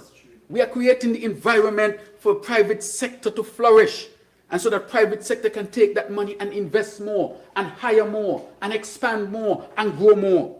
So we want to create an environment where private sector can thrive, Madam Speaker, not just exist. And so I want to congratulate the TDC group of companies on making its highest profit ever. Madam Speaker, without a shadow of a doubt, the milestones that I've mentioned, for example, in healthcare, the reduction of crime and public safety, the empowerment of our people, the private sector thriving, are vivid illustrations of progress. They demonstrate tangible results, and we are committed to continuing this most positive trend of turning conversations into action while we build our sustainable island state together. Madam Speaker, this budget is therefore a declaration of confidence of what we can achieve together right here in St. Kitts and Nevis. Madam Speaker, the Labour Party administration and the determination of this government to place our citizens at the very center of national development must be commended. This is a budget of optimism, discipline, and compassion. It is firmly anchored in the Sustainable Island State agenda. All those things I mentioned are part of the Sustainable Island State. So if you understand the term, say I get me land, that's Sustainable Island State. I get the money for my child, that's Sustainable Island State. The ambulance come, that's Sustainable Island State. It is firmly anchored in this agenda, Madam Speaker. Over the past year, we have advanced boldly under this agenda, transforming challenges into opportunities and laying the foundation for a stronger, more inclusive future. We have strengthened food security by investing in agriculture and fisheries, ensuring that our people can rely on local produce and sustainable livelihoods. I'll go deeper into that. We have expanded renewable energy initiatives, Madam Speaker, and we are setting the stage for reducing dependence on imported fuel and positioning St. Kitts and Nevis as a leader in clean energy within the Caribbean and, of course, in the world. We continue to invest in healthcare, education, recognizing that true wealth of our nation lies in securing the well-being and expanding the potential of our citizens. Madam Speaker, these things are critically important. They are people-centered initiatives. I would like to say, and the Minister of Energy is here, he will speak more to the energy factor, to the energy aspect, that I got a report from CDB with respect to the geothermal on Nevis. It is very advanced. They've already gotten the contractor. The contractor now is public, the Icelandic drillers from Iceland. And now they're on the last part, which is the financial bid, which will wrap up. According to the CDB, in speaking to the president of CDB recently, will be wrapped up in early February. We have gone a very long way with the geothermal. Something I said to the Premier, that we are on different political sides, but if it's one thing I would unite on, is the geothermal, for that can transform St. Kitts and Nevis. Madam Speaker, with respect to solar energy here, the Minister of Energy will speak to that. But the Cabinet has made a fundamental decision to now go forward with an RFP for 50 megawatt solar plant here. He would explain the details of what we had to do to get it right. We contracted a company called Castalia, a recognized global company that deals with the renewable space, and they have created for us, studied for us, how we can implement it. And so we are on fast track now to implement that solar mega plant of 50 megawatts, which will go into deeper, especially from the Minister of Energy. I say all of that to say that we are on track, Madam Speaker. Madam Speaker, therefore, I wish to consider some pertinent aspects of international and regional economies as we consider our own development plans for 2026 and the medium term. Madam Speaker, as I've said before, we are seeking to pivot our economy from its heavy dependence on the CBI program to a more diversified economy so that we are less vulnerable and more resilient as a nation. And therefore, tough decisions had to be made, Madam Speaker. Madam Speaker, the international economic environment continues to shift in ways that directly affect large ocean states like ours. We have 22,000 square kilometers of water, of ocean, and only about 260-something kilometers of land. So we are a large ocean state. However, global economic outlook remains positive. The International Monetary Fund in October 2025 World Economic Outlook projects that global growth is projected to slow from 3.3% in 2024 to 3.2% in 2025 and 3.1% in 2026. The advanced economies grow around 1.5% and emerging market and developing economies just above 4%. Madam Speaker, at home, the labor market remains resilient. Latest estimates put St. Kitts and Nevis' unemployment rate below 5%. Below 5%. And this number is very reliable because we just had a census. Just over 51,000 people live in the Federation. And Social Security has reported that about 30,000 people are actively paying Social Security. That's probably the most in our history. And so when you calculate the unemployment rate, it is definitely below 5%.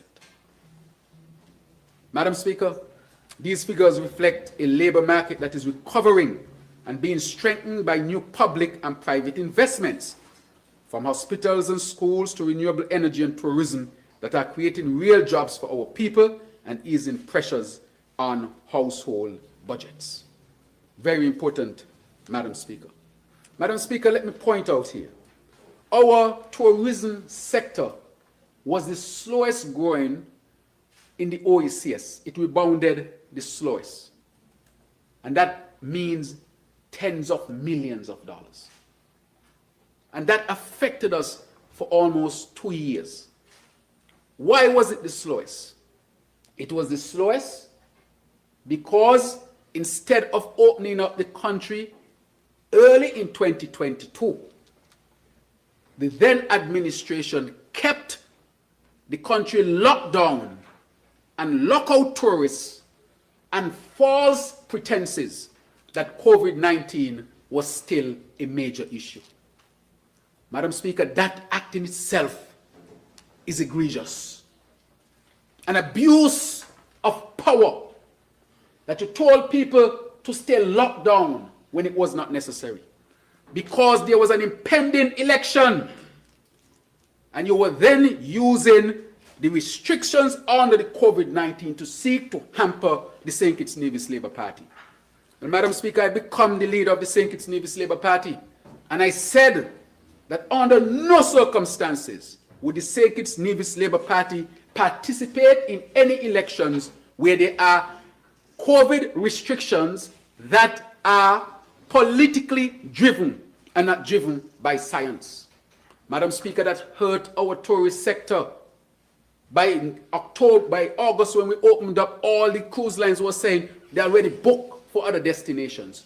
Because when they reached out to St. Kitts and Nevis was the only country saying to the cruise industry that they still had COVID restrictions. Of course, the cruise industry could not understand because they had access to scientific data, and because of that, we lagged. But I want to thank the Minister for Tourism and her ministry for the excellent work they have done to bring us out of that.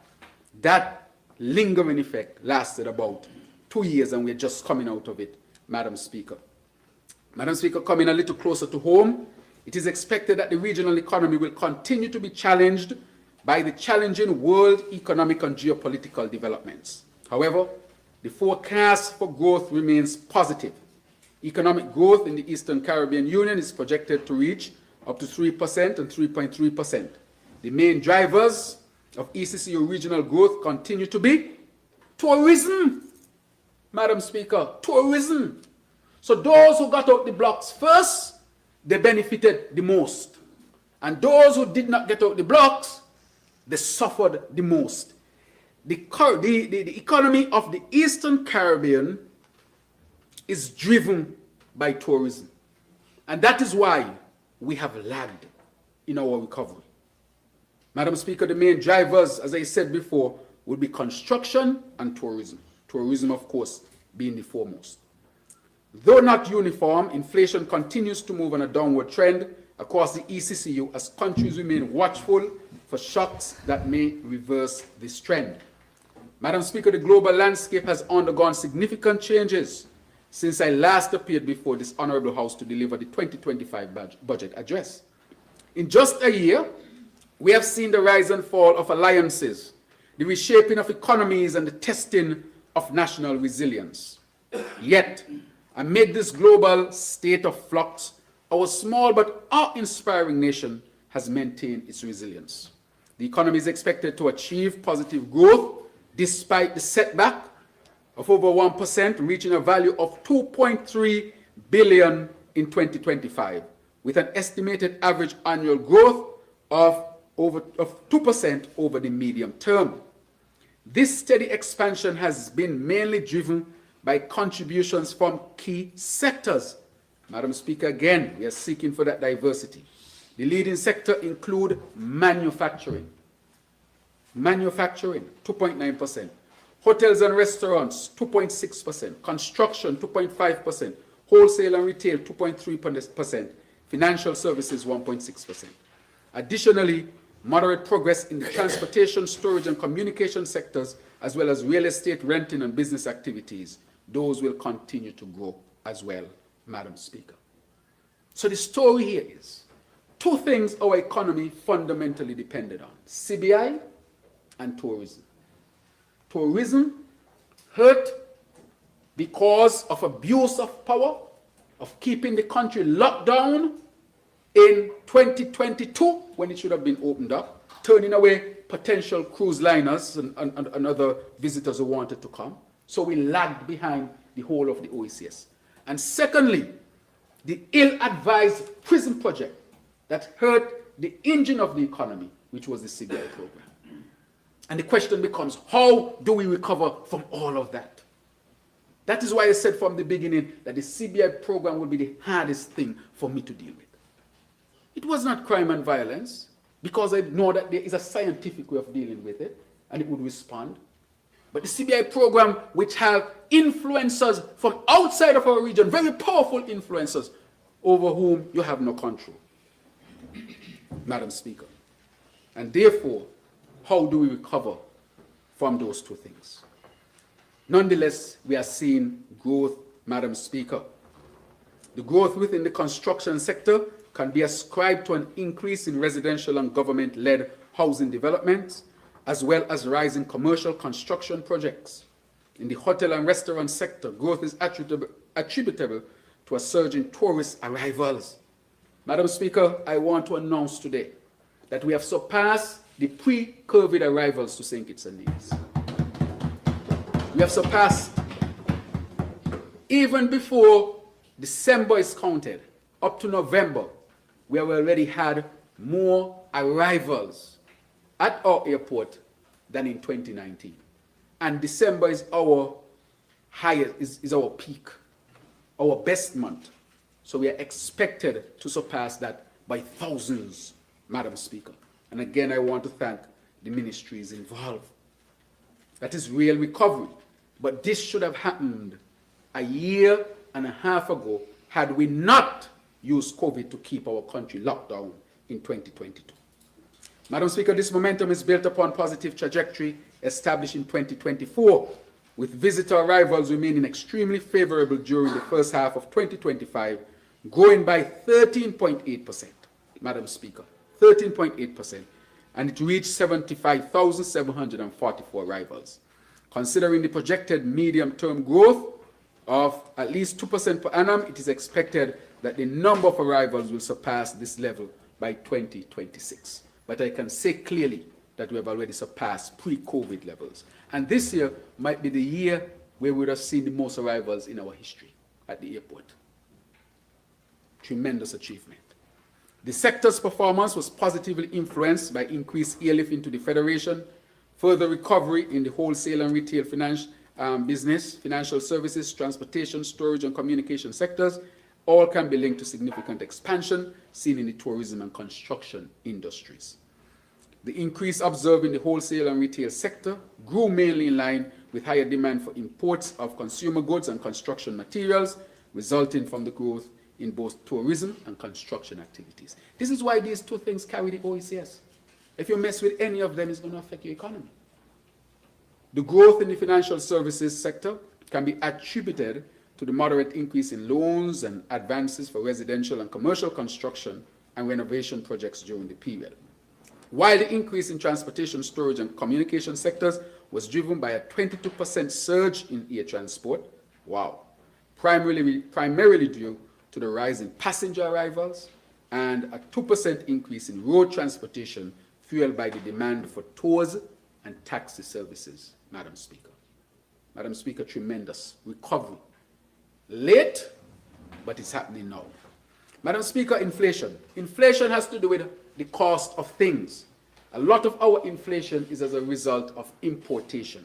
We import the inflation. So when things go up in the United States, you order from the United States, they're going to go up in St. Kitts and Nevis. That is why we have to seek to do as many things locally as possible. But according to the IMF World Economic Outlook, as of October 2025, global inflation is projected to continue on a decline, though with variation across countries. Inflation is expected to continue declining overall, but this trend will vary by country. For example, in North America, it is projected to remain above target, with risk skewed to the upside, while in many other economies, inflation should be more subdued.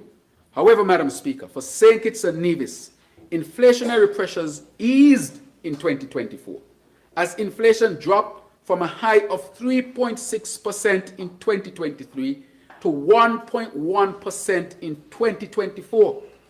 As of August 2025, data shows that inflation decreased by an additional 0.5 percentage points to 0.6% over the period. Madam Speaker, this is possibly the highest drop or the most significant drop in inflation in this part of the world, in the hemisphere period. And it is because of measures directed to control inflation. Madam Speaker, this significant drop was not coincidental, but rather a result of strategic economic stabilization measures that our administration designed and implemented in the first half of this year.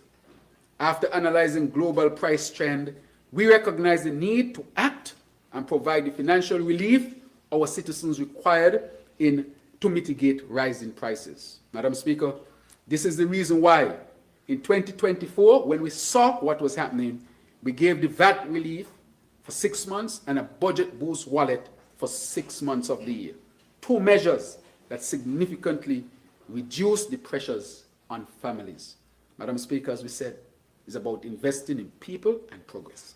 These measures help our citizens improve their purchasing power and ensure that businesses remain economically viable.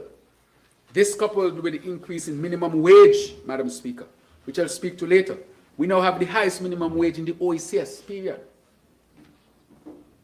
Highest minimum wage, Madam Speaker, $500 per week. and that has significantly curbed inflation and safeguarded the purchasing power of our citizens throughout the year. Madam Speaker, today we can say we weathered the storm. However, there is still much work to be done to ensure that our citizens can enjoy a decent standard of living. COVID-19 reshaped the retail and consumer landscape. Many items in our basket of foods and services, they have changed. And the Minister with responsibility for trade is here, our senior minister. He brings that to cabinet all the time. What is CARICOM doing? And how are we going to respond, Madam Speaker? Madam Speaker, in light of the ongoing global shifts and the resulting changes within our country, our government has pushed ahead with the assistance of long-standing partners such as Caribbean Regional Technical Assistance Center, CATA, and Statistical Canada, StatCan, in rebasing the basket of goods and services used to compile the Consumer Price Index. I am pleased to report that after a year of diligent work, the new basket will be launched in the first quarter of 2026.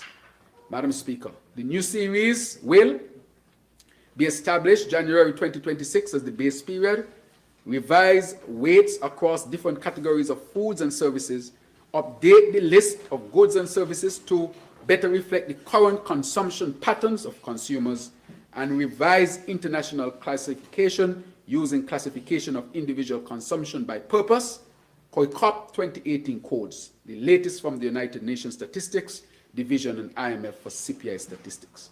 Madam Speaker, this is dealing with the cost of living. When we went after inflation, it was dealing with the cost of living. We understand the cost of living was going up in St. Kitts and Nevis and around the world because of inflation. We took measures, and today we can say we have one of the lowest, if not the lowest, inflationary rate in the hemisphere. And Madam Speaker, we are taking a next step to look at our basket and make sure our basket is updated to deal with present realities, Madam Speaker. So, Madam Speaker, I wish to pause and extend commendation to the consumers of our country. In the face of rising prices, many households have responded with wisdom and resilience by adjusting their purchasing habits, opting for more affordable alternatives, and taking deliberate steps to safeguard their purchasing power and the well-being of their families. Madam Speaker, the action of the people reflect both responsibility and strength. I must also acknowledge our wholesalers and retailers who have heeded the call to provide alternative goods at a low cost. Equally deserving of recognition is the National Cost of Living Task Force, headed by our esteemed Cabinet Secretary, whose members have been working diligently, often behind the scenes, to mitigate the burden of our citizens. Many of us have benefited from their practical data-driven guidance notes and informational materials on how best to optimize household spending. Madam Speaker, it's about giving people choice. It's not telling people what to do, but giving people choice. The choices that people make are, of course, their own, but they must have access to choices, Madam Speaker. Because if you're selling something in the United States and it goes up, it must, if you order it from the United States, it will also go up. There's nothing really we can do if the price goes up in the United States, because it will also go up in St. Kitts and Nevis. And so people must have alternatives. Madam Speaker, I now move to give a synopsis of the government's fiscal performance for the year 2025, an analysis of the 2025 fiscal data revealed, Madam Speaker. And this is, of course, premised on the fact that we are yes, the translators? Yes, I know. That we are divesting, Madam Speaker, to a more diversified economy, because, as I said before, we were premised too much on the CBI, and the CBI, we know, had taken a hit because of international issues, over which some of them we had no control, and driven, of course, I continue to say, the way we conducted the ill-advised prison project. Madam Speaker, total revenue and grants summed to 779.1 million, of which recurrent revenue was 756 million. The total grants was 23 million. Tax revenue was 444 million, was 5.8 million or 1.3% lower than the budget estimate, mainly because of the VAT holiday as well. Notably, taxes on income, taxes on property, and taxes on international trade and transaction fell short as well. However, the below target performance was tempered by stronger than expected receipts from taxes on domestic goods and consumption, which surpassed the budget levels as well as the prior year's collection. Non-tax revenue, Madam Speaker, this is the CBI program. The collections fell by 48.3%, Madam Speaker, again, because of the tough decisions we had to make to save the program. Otherwise, we would have lost everything, Madam Speaker. However, I want to thank the CBI unit and the chairman who is here and his team for making sure that the CBI will get back on a strong footing with a respected outfit and in collaboration with international partners and our regional partners as well. Madam Speaker, with respect to expenditure, total expenditure stood at 1.1 billion for the second consecutive year, reaffirming the government's firm resolve to support the people and safeguard stability amid ongoing domestic and international pressures. Madam Speaker, that is a very important point. Even though there were challenges, for example, from the CBI program and the slow recovery from tourism because of what I explained, the government shielded the people from the storm that is waging outside because we invested in people and progress. So the records show that all categories of expenditure except for transfers were contained below budget, reflecting the government's disciplined approach to prioritizing resources in line with its national agenda. Some notable initiatives, and I'll name them. Budgetary support for the Nevis Island Administration. That came from the CBI program. And even though the CBI had dropped off, we had maintained it to some extent because in the previous 7 years, I will speak about that later, of what the numbers reflect. You would not believe that a Nevis political party was in that government when we look at the numbers and how they were treated. Madam Speaker, the highest level of financial support to skills training empowerment program, especially after the COVID, when a lot of the economy had slowed down, especially tourism, we had to provide opportunities for people. Madam Speaker, transfers to the St. Kitts Electricity Company. Why did we do that? Because if we had allowed the people to suffer the true cost of energy, they would not be able to do it. People would be living in darkness. Today, we continue to subsidize electricity heavily to keep electricity costs to one of the lowest in the region. This expenditure, Madam Speaker, we also have been paying for a 6 megawatt generator. Why are we paying for a 6 megawatt generator? No investments were made in energy. As a result of that, we could not produce enough energy to meet the demand here on St. Kitts. If we had not rented this 6 megawatt plant, it will be blackout after blackout. No investment in energy for the last number of years, just like there was no investment in water for the last number of years. So we have been left without energy and we have been left without water. And so we had to invest in a 6 megawatt generator, Madam Speaker. Every month we have to pay hundreds of thousands of dollars. And we don't pass that cost on necessarily to the consumer. We have protected the consumer because we understand if we pass this cost on, electricity will be extremely expensive and people will be lighting lamp and candles. Madam Speaker, a significant increase in pension and gratuitous payments due principally to government's decision to make payments to eligible government auxiliary employees, the GAE workers. Madam Speaker, the GAE classification meant that those who were GAEs were shut out. They were shut out of a gratuity, that makes sense, and they were shut out of having a pension. Madam Speaker, that is not right. A Labour Party cannot watch workers being disadvantaged and do nothing about it.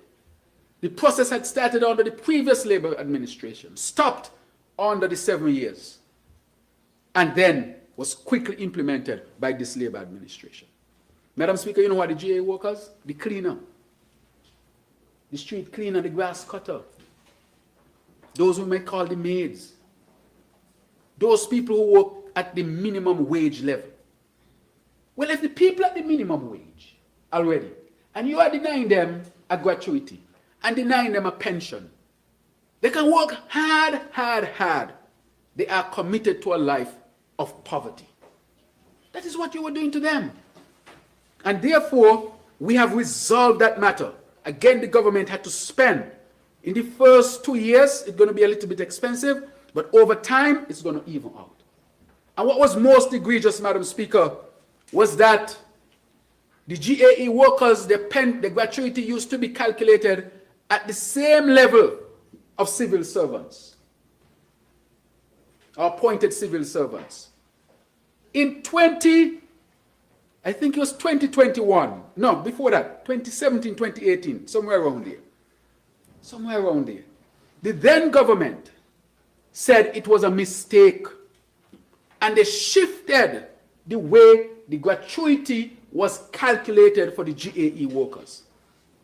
So a GAE worker who under the previous calculation would have gotten, let's say, $25,000 for gratuity, that same GAE worker would only get about $5,000 to $6,000 under the new calculation under the last administration. So the people who work for less, the least, you are now telling them that we're going to even take away money from you. And so that is one of the things we said, you cannot treat those who work the least so badly. And so we reinstituted it, and we recalculated their gratuity, and we gave them their money. Hundreds of them, Madam Speaker, thousands would benefit over time. This is a real transformational program. We not only did that, we went ahead and we did a pension plan for them. So the GAE workers will get gratuity, calculated at the same rate, and they would also get a pension, a government's pension, something they were denied for decades after decades, and something that the last administration refused to address. Madam Speaker, I can speak to the LIFT program. A lot of people are saying that we cut the PAP. It is LIFT, and we continue to support it strongly, Madam Speaker. Households that need help, we continue to support, Madam Speaker. And so I want our people to see how we are investing in these things to protect them. Pensions, gratuity, energy, social programs, budgetary support, and so forth, to make sure that they can be protected from the storm that is waging just beyond our borders. Madam Speaker, this is a prime example of investing in people and investing in progress.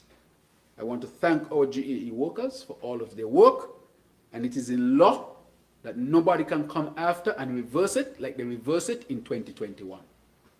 And a lot of people from Tabernacle benefit, you know, Madam Speaker. A lot of people from Molineux benefit from this program because they came to collect their checks, and they continue to collect their checks. This ain't no handout, you know, Madam Speaker, as people like to say.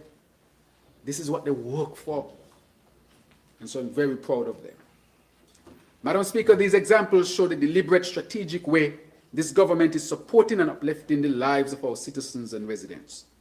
We are committed to safeguarding and strengthening our social safety nets, prioritizing family welfare, protecting livelihoods, and creating conditions for steady, resilient growth. In plain terms, we are investing in people, and we are investing in progress. Madam Speaker, from dialogue to delivery, this is what we are saying. Permit me now to outline recent developments and forward-looking plans that advance our people-centered agenda for building a sustainable island state. If a sustainable island state sounds fancy, is everything we do, that is part of the sustainable island state. I will highlight key progress and priorities across agriculture, construction, housing, tourism, health, social development, education, and energy. These are the pillars that touch daily lives and shape national possibility. I will share salient highlights, Madam Speaker. Madam Speaker, agriculture remains one of the cornerstone sectors of our sustainable island state agenda. It is both a shield for food security and a pathway to economic empowerment for our farmers, fisherfolk, agro-processors, and our communities in general. Throughout 2025, our government remains steadfast in its mission to modernize and transform agriculture, enhance food security, and build resilience against global and local challenges.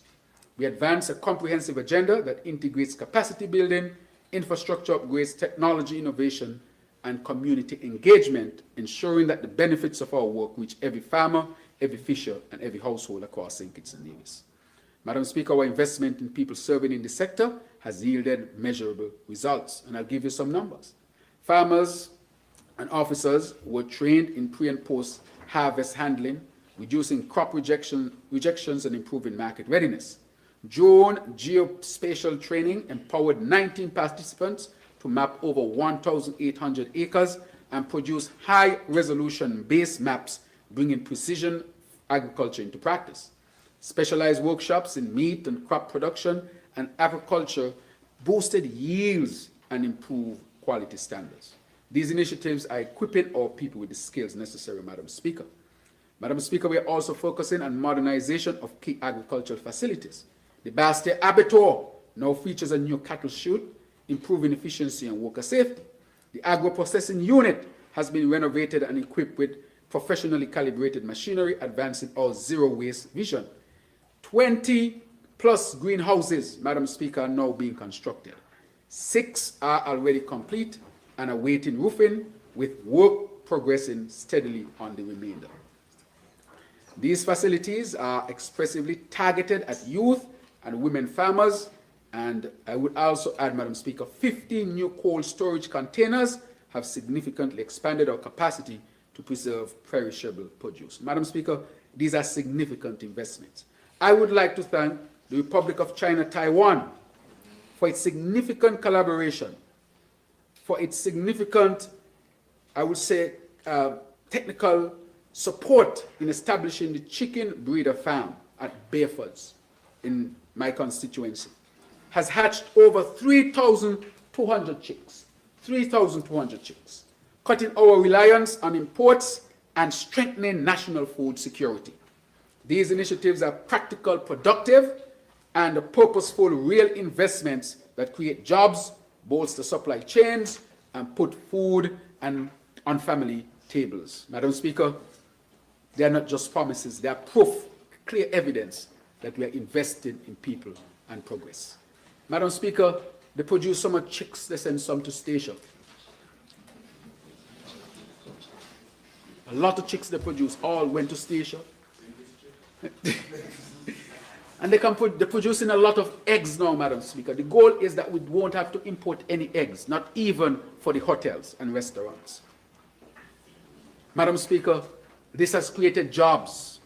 This has lowered the cost of living. Investing significantly, Madam Speaker, significantly, Madam Speaker, in our people, in terms of jobs and the cost of living. Madam Speaker, if we produce all the eggs, because we have the capacity, we have enough chicks, if we produce all the eggs we can for local consumption, hotels, restaurants, and even the cruise ships, Madam Speaker, that alone is a whole brand new industry. And we have to invest in this hatchery and invest in people. Tell them get in the egg business and sell eggs because the market is ready. I've spoken to hotel owners here. I've spoken to cruise ship owners. And they say, how much you can produce? When they call the number, I say, boy, that number sounds big. So that means there's enough market. And now we have a yachting industry. Oh, Madam Speaker, I haven't spoken about that. You know how much interest we have seen in the yachting industry that just launched? 561 interest. They want to come to St. Kitts. I mean, that is massive. Go over there right now, you'll see yachts, you'll think they are cruise ships. How large they are. 3- and 4-story, 5-story yachts in St. Kitts and Nevis. And they are saying to us, we need our people to get into the yachting business. So they're going to have a startup weekend where they're going to show the type of businesses attached or associated with the yachting industry. Madam Speaker, that has the potential of providing thousands of jobs for our people directly and indirectly. And so we're going to start aggressively getting people into the yachting business. Think about it. They even need people to specialize persons to know how to clean the yachts. Technicians, engineers. So all levels we can have our people trained, from engineers all the way down and from down all the way up. And the reason why they can't take the 560 something this year is because we have work to do. Madam Speaker, that has the potential to be as big as the cruise industry, or even bigger, because they come, they stay longer, and we will be supplying them along with other things, Madam Speaker. Madam Speaker, that's investing in people and progress and creating opportunities. Madam Speaker, crop productions, pumpkin yield rose 54%, watermelon 193%, cucumber 142%, cantaloupe 216%. Through the National Planning Program, the Department of Agriculture oversaw planting of 60,000 banana and planting trees. Madam Speaker, I got some trees in my yard. 150,000 pineapple plants, 15,000 coconut trees. This is replanting. I got some coconut trees in my yard too. This is replanting the whole of St. Kitts and Nevis. If you got a little yard, plant something. It works, you know. Madam Speaker, you know what banana you get? Just saying. Our farmers are expected to harvest over 1 million pounds of produce in 2025. I want to thank the Minister of Agriculture. There have been challenges yet, yes, but the investments have been made, and we see the yield. And we'll get better at it, and better at it, Madam Speaker. We are diversifying further with soursop, avocados, specialist pepper varieties for export, the SKN Nature Mixed Cropping Project, which is 110 acres, including hot peppers for export and other products, so that we can meet some of the demand on hotels and cruise ships, join with our farmers to increase the overall yield, so that we can say to them, we can give you what you need, Madam Speaker. So it's a joint effort that we want between farmers and the government to meet the demands of the market. Madam Speaker, this nature farm has the potential to produce 500 jobs. They need 10 workers per acre. 100 acres at 10 workers per acre, you'll see. They need, so 30 workers, sorry, Madam Speaker, for 10 acres. So you can see easily, if you have 100 acres, how much people you will need. That'll be, I think, 30 times 10, which will be 300 for every 100 acres. Madam Speaker, that's a significant number. Madam Speaker, I would also like to look to the livestock program, where they process 540 pigs and over 32,000 pounds of beef, Madam Speaker. Improve poultry hatch rates from 55% to 80%. Thanks again to the Republic of China, Taiwan, that is with us on this journey. We had soil laboratory operations continue to provide weather forecasting, soil testing, and analytical support. The science in farming. Farmers and agro-processors are now benefiting from new market linkages, both domestically and regionally. Madam Speaker, the markets are there, and we have to continue to work to get it right. Madam Speaker, the cannabis industry. We have now put the commission together. I think the CEO is in place now. And so from 2026, we will finalize the regulatory framework, and we'll start the issuance of licenses, Madam Speaker. Madam Speaker, is a reality. In North America, cannabis is now grown across Canada, in parts of United States of America, Europe. It's a reality. So we can't allow them to supply us the medicinal aspects of cannabis. We should really capture our own market and benefit from our own market, Madam Speaker. And so we are moving on that. Madam Speaker, so agriculture is going to be and has been a cornerstone of our improved development. Madam Speaker, on construction, which is another fundamental aspect of our economy, we can see a lot of work being done here in St. Kitts and Nevis. But let me say, in 2025, our Public Works Department, especially the Quarry Division, achieved historic progress. We have invested heavily in modern machinery through commissioning of new primary and secondary crushers and upgraded screening equipment. These strategic upgrades have strengthened our resilience, Madam Speaker, to make sure we have the raw materials necessary for the construction industry. Madam Speaker, the Roads Division has been equally dynamic, upgrading drainage and raising safety standards. We have embarked on the largest road infrastructure expansion in the history of our country. This is the largest in the history. We are investing over $80 million in critical roadworks across Bastille, George Street, Trafalgar, Shadwell, Boyd, Sandy Point, Racecourse, Harris's, Otleys, New Road, every aspect of our country. And if I didn't call you, it doesn't mean they didn't get roads, because every constituency was touched. In 2025, we have invested in 13.2 miles of new and upgraded roads. Significant. These are not just projects, they are the results of conversations transformed into action, promises kept, living standards lifted, communities connected, and futures secured.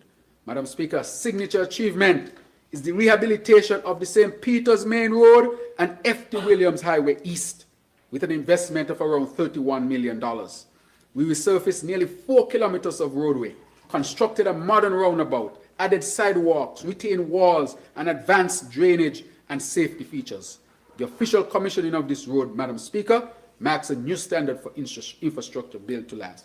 And Madam Speaker, this was done by a local company. We should be proud, Madam Speaker, that a local company, Rock and Dirt, was able to undertake such a project and execute it with excellence. I like when our people do well, Madam Speaker. Madam Speaker, the people of St. Peter's were denied a road. We remember when St. Paul's and constituency number 6 and part of number 7 were denied the Island Main Road because of politics. I never thought I would see that in the 2020s. St. Peter's, which is the largest growing area in St. Kitts and Nevis. Outside of Bastia, it is the largest area. Our census just showed that. And the justification is they ain't part of the Island Main Road. I mean, how can that be? How can your largest community outside of Bastia not be part of the Island Main Road outlay? It means that people were either misleading us, they had no vision, and whatever the reason is, it shows that they did not care about the people of St. Peter's. Today, we have corrected that, and the people of St. Peter's now have a road that is upgraded and will make sure that their standard of living rises as well. Madam Speaker, I'm proud that we brought this for the people of St. Peter's. It was not right what was done to them. They were discriminated against, and we have corrected it. I asked what the people of St. Peter's do then, but anyway, that's for next day. Madam Speaker, alongside our road and quarry work, 2025 saw a stepped up program of major public infrastructure. Madam Speaker, airport upgrades at Nevis. I spoke to the Premier. He just happened to be the leader of the opposition, but of course I have to speak to the Premier. And we are supporting the upgrades of the airport in Nevis. He and I discussed it, and I told him I will mention it, and he agreed that I can mention it. Because the federal government has a role to play as well in Nevis's advancement. If we are a federation, and we can have the major airport, which is Robert Llewellyn Bratcher, and then we go over to the Vance Armory, which might be a smaller airport, but we have these 2 airports in the federation. What does that mean? The federation has overall more traffic, more business, more activity. We have to leverage the 2 islands as best we can for the benefit of all. Because I'm sure when that starts, some Kittitians going over there going to look, what? And I hope the Premier doesn't turn them back. Okay. Madam Speaker, the commissioning of the country's largest desalination plant to help restore 24-hour water. That is a $50 million investment. That is where the money went. The money went in nobody's pocket. The money went into people.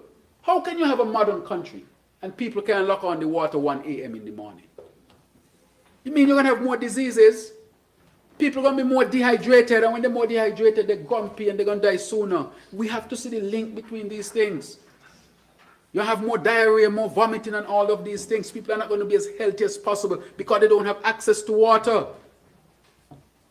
And Madam Speaker, we met in cabinet. The minister was there, and I said, let us invest heavily. We said, let us invest heavily, $50 million. And the plant is commissioning, and in short order, we will have over 1 million gallons going into our 2 million gallons going into our water system. Madam Speaker, that is a tremendous achievement. Tremendous achievement. For so many years, no investment in water. Keyon got a well. Madam Speaker, we're also investing in the Bastia High School. We also invested in the Bastia High School. Madam Speaker, nobody on the opposite side to really talk about the Bastille High School. Leave that alone. You had 7 years, $21 million, and not a block to show. So you should keep quiet on that one. We are pushing forward with the Bastille High School. Madam Speaker, we just turned over the plans, approved plans, they are fully approved plans to OECC, which is the construction company from Taiwan, which will undertake the construction of our hospital, new hospital, which I'll speak to. Madam Speaker, we also completed the Connery Football Stadium. We are now building out the primary school in Molyneux. What is the name of the school? Joshua Obadiah Williams. And we don't talk about it much, but that is being constructed and is very much advanced, Madam Speaker. Madam Speaker, we continue to build houses after houses. And I would like to say clearly in here, Madam Speaker, if anybody comes here in St. Kitts and Nevis under this administration, and they come as an investor, and you ain't producing, you're gone. I want to put investors on notice. You ain't deliver what you're supposed to deliver, you're gone. Madam Speaker, we are moving well along with our housing. Equally important is private investment, Madam Speaker, including the Symbol of Love Museum at Fort Thomas Hotel, which is going well. I want to say that that is also going to save this space. I did a video from down there. Fort Thomas Hotel is actually collapsing where it is, the space there, because of climate change. And what this project will do is save Fort Thomas Hotel in the first instance. It needed significant investment. Under the last administration, nothing was done. If you see Fort Thomas, where Fort Thomas Hotel is, from the seaside, you would be shocked to know that it's actually collapsing. And we have to save it. That is producing jobs for our people, Madam Speaker. It's going to protect this space, Madam Speaker. And it would have local, regional, and international museums. Local, regional, and international museums, and save this space, Madam Speaker. Madam Speaker, we are also moving for luxury resort, marina development, where Safe Harbor is operating at Christopher Harbor, as I already said. 561 interests. Some of the largest, if you go over there right now, you'll see some of the largest yachts in the world. If you go there, this picture doesn't show the yachts, but if you go over there, you will see the yachts presently. Just drive over there. You'll see what we have brought to St. Kitts and Nevis. Madam Speaker, this Safe Harbor investment is producing jobs already. Till they say they can't find enough people. They have to do a startup weekend to teach our people the opportunities. Madam Speaker, in the renewable energy area, we are very advanced with geothermal, as I expressed. Solar energy, Madam Speaker. To that end, we are training people to be technicians in the solar energy space so that they can know how to put down solar panels and implement projects, Madam Speaker. Madam Speaker, our people already, I would say, graduated from such course, and that was an investment in people and progress. Madam Speaker, these are jobs that I'm talking about being created. Bastille High School, new hospital, Fort Thomas project, Safe Harbor, the Nature's Farm. They need 30 workers per 10 acres. Madam Speaker, construction of homes, the tourist sector, the expanding arrivals, expanded cruise, expanded yachting. Madam Speaker, it goes on and on and on. I'm asking our people to get into this new economy. Get into this new economy. Take up the opportunities, Madam Speaker. Madam Speaker, this is our pledge to turn meaningful conversation into action in the construction sector, as I've spoken about, Madam Speaker. Lots of jobs. And when you speak to the private sector, you know what they tell me? Doctor, just slow down. They say, slow down. They say, you know, do this too big one and then put the next one a little later because we can't keep up. They told me that.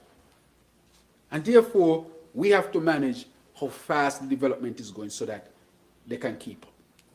Madam Speaker, on housing and human settlements, we have said already, and I've said already, how many houses are being built. During the past year, the Ministry of Housing and Human Settlement, in collaboration with National Housing Corporation has pursued a twofold approach, expanding the housing stock for low and middle income families and revitalizing existing communities to improve the overall quality of life. Our work goes beyond building homes. It is about creating communities that foster safety, dignity, and opportunity for wealth creation. Madam Speaker, just to name a few, the East Street Housing Project, revitalizing that area of St. Kitts and Nevis. The West Street is also undergoing transformation with 4-story building, Madam Speaker, modern building. This is a new approach, Madam Speaker, in that area to revitalize it. Madam Speaker, therefore, I would say that the 2026 budget will also set the stage for introduction of a fencing improvement project, Madam Speaker, so that we can beautify our economies while uplifting our people. Madam Speaker, presently, the National Housing Corporation continues to lead the expansion of affordable houses.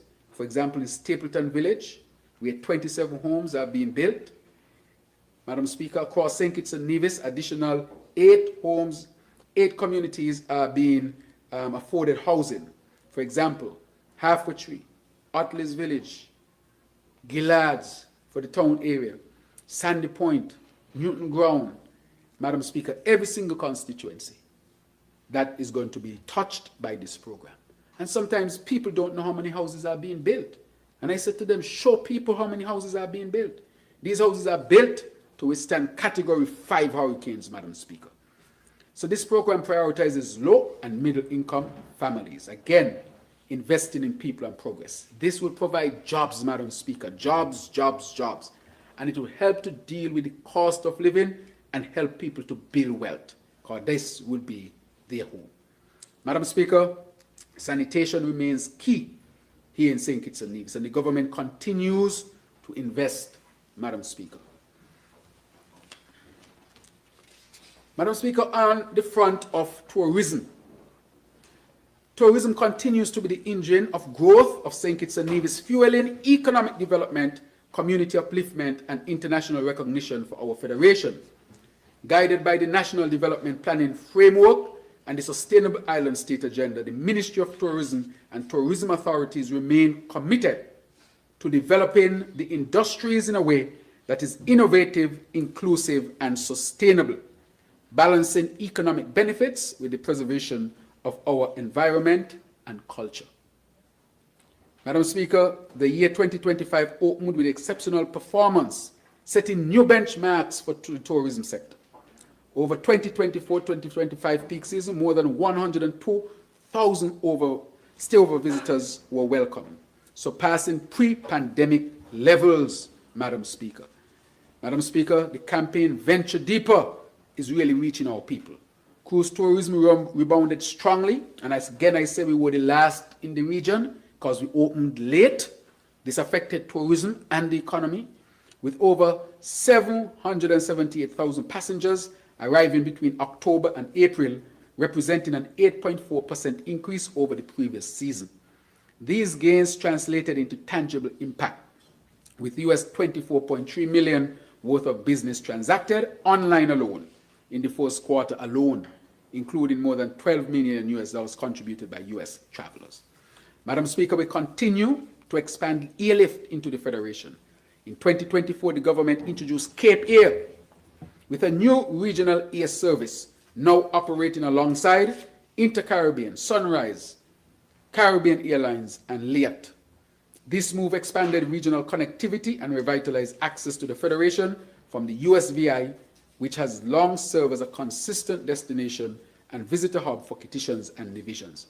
Madam Speaker, on the international front, Delta Airlines commenced its inaugural direct service from JFK to the Federation, complementing the existing flight from Atlanta, Madam Speaker.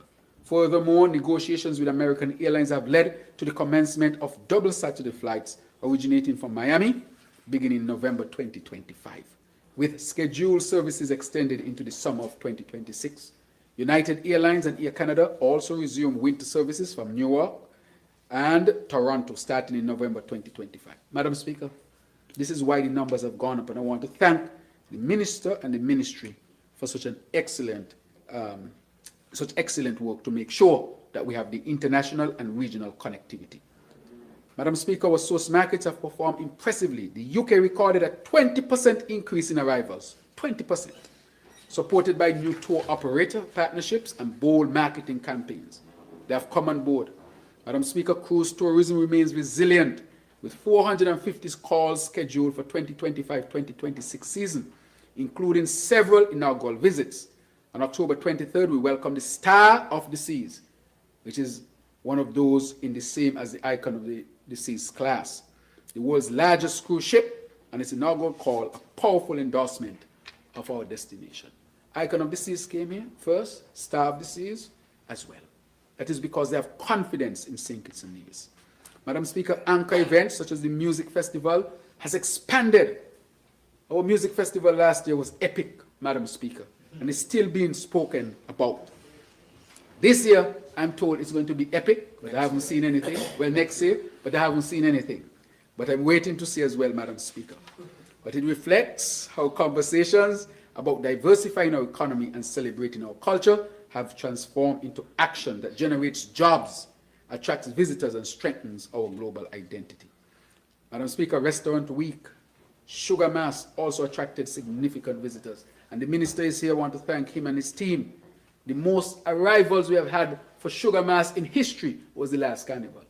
We are making history, Madam Speaker, because of prudent planning and hard work by this Labour Party team, or this Labour Party A team. Madam Speaker, these are the engine of growth, Madam Speaker, and these are creating hundreds, if not thousands of jobs, directly and indirectly. Madam Speaker, we'll continue to work to expand tourism. Citizenship by investment. Madam Speaker, the transformation of our Citizenship by Investment unit over the past year is not just an administrative milestone. It is a living example of how modern governance can serve the people with vision, integrity, and purpose. As I said, this would be the most challenging aspect of governance that I would have undertaken, and I said it from the beginning. However, I would like to thank the Board of Governors. I would like to thank the leader of the CBI unit and all those who are at the unit for their excellent, excellent work. So, Madam Speaker, what have they done? We became the first nation in the world to introduce blockchain verified certification for due diligence, ensuring that every step of our process is secure. They're telling me to slow down. Yeah, you're going to slow down on the most important one. Secure, transparent, and aligned with international frameworks to combat money laundering and terrorism financing. This innovation, together with the launch of the Saturn digital platform and the unit's leadership in establishing the Eastern Caribbean Citizenship by Investment Regulatory Authority, has fortified the credibility of our program. Madam Speaker, I can't thank the leadership, the board, and the workers at the unit enough. And of course, driven by our cabinet. For the 5th consecutive year, St. Kitts and Nevis stands proudly at the top of the CBI Index, and in 2025, we were honored with the Caribbean Investment Summit Efficiency and Heritage Excellence Awards. We are developing strategies to capitalize on the renewed confidence generated in the CBI marketplace from these recent achievements and the reform initiatives undertaken by the government.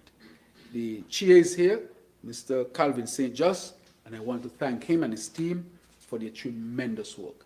He took this over. When he came in, I told him, this is going to be challenging.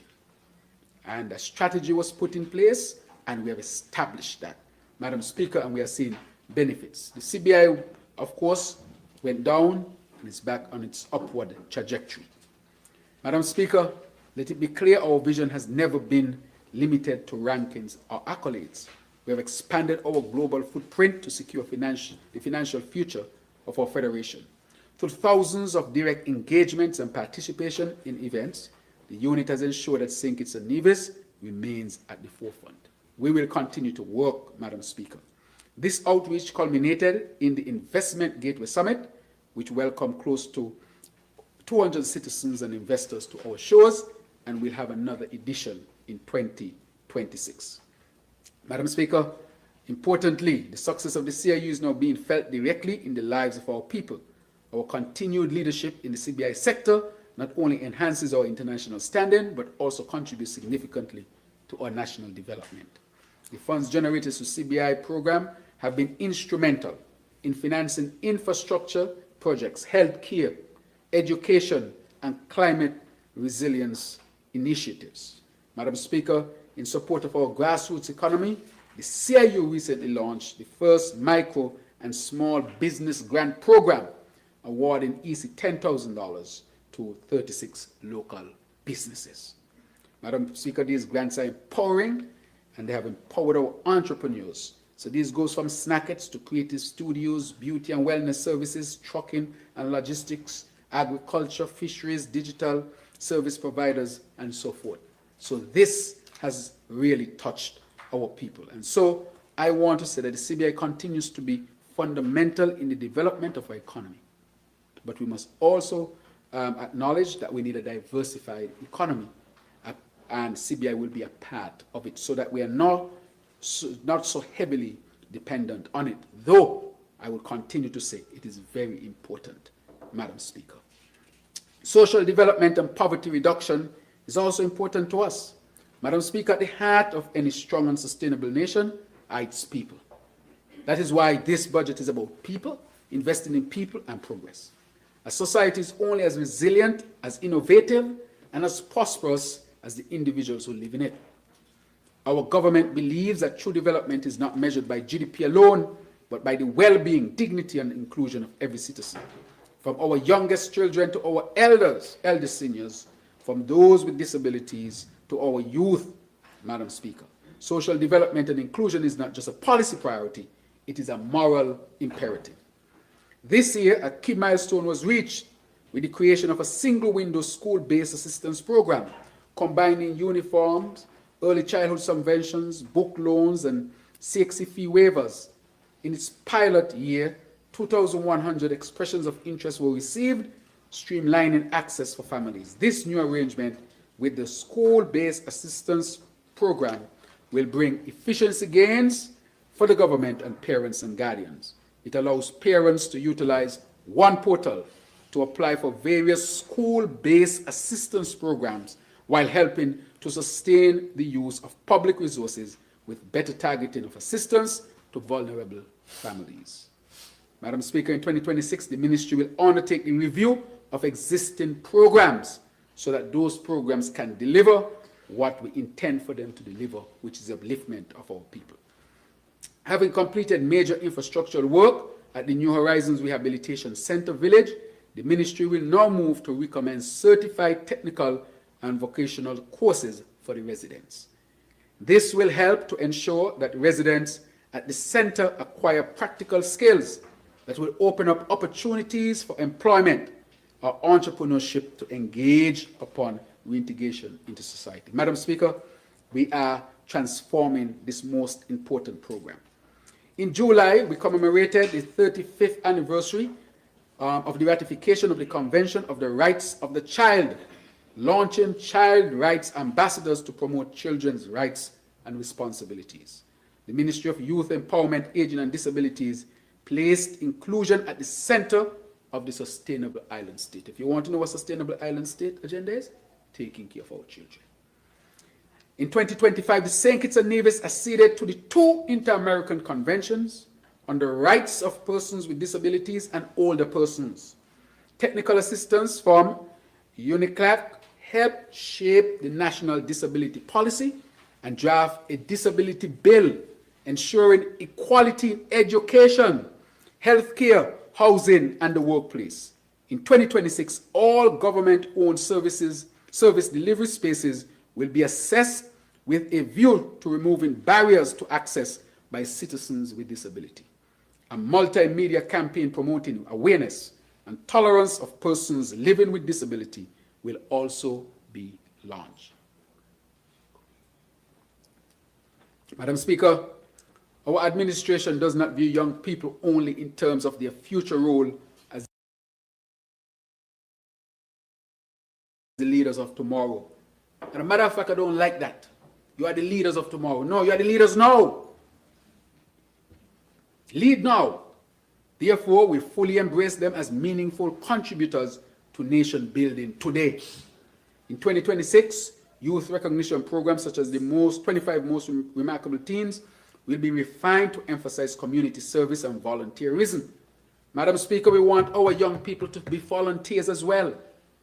Give a number of hours of community service per week. Those things look good on a resume. They get you in places if you're looking to see what will be other tangible benefits apart from uplifting your community.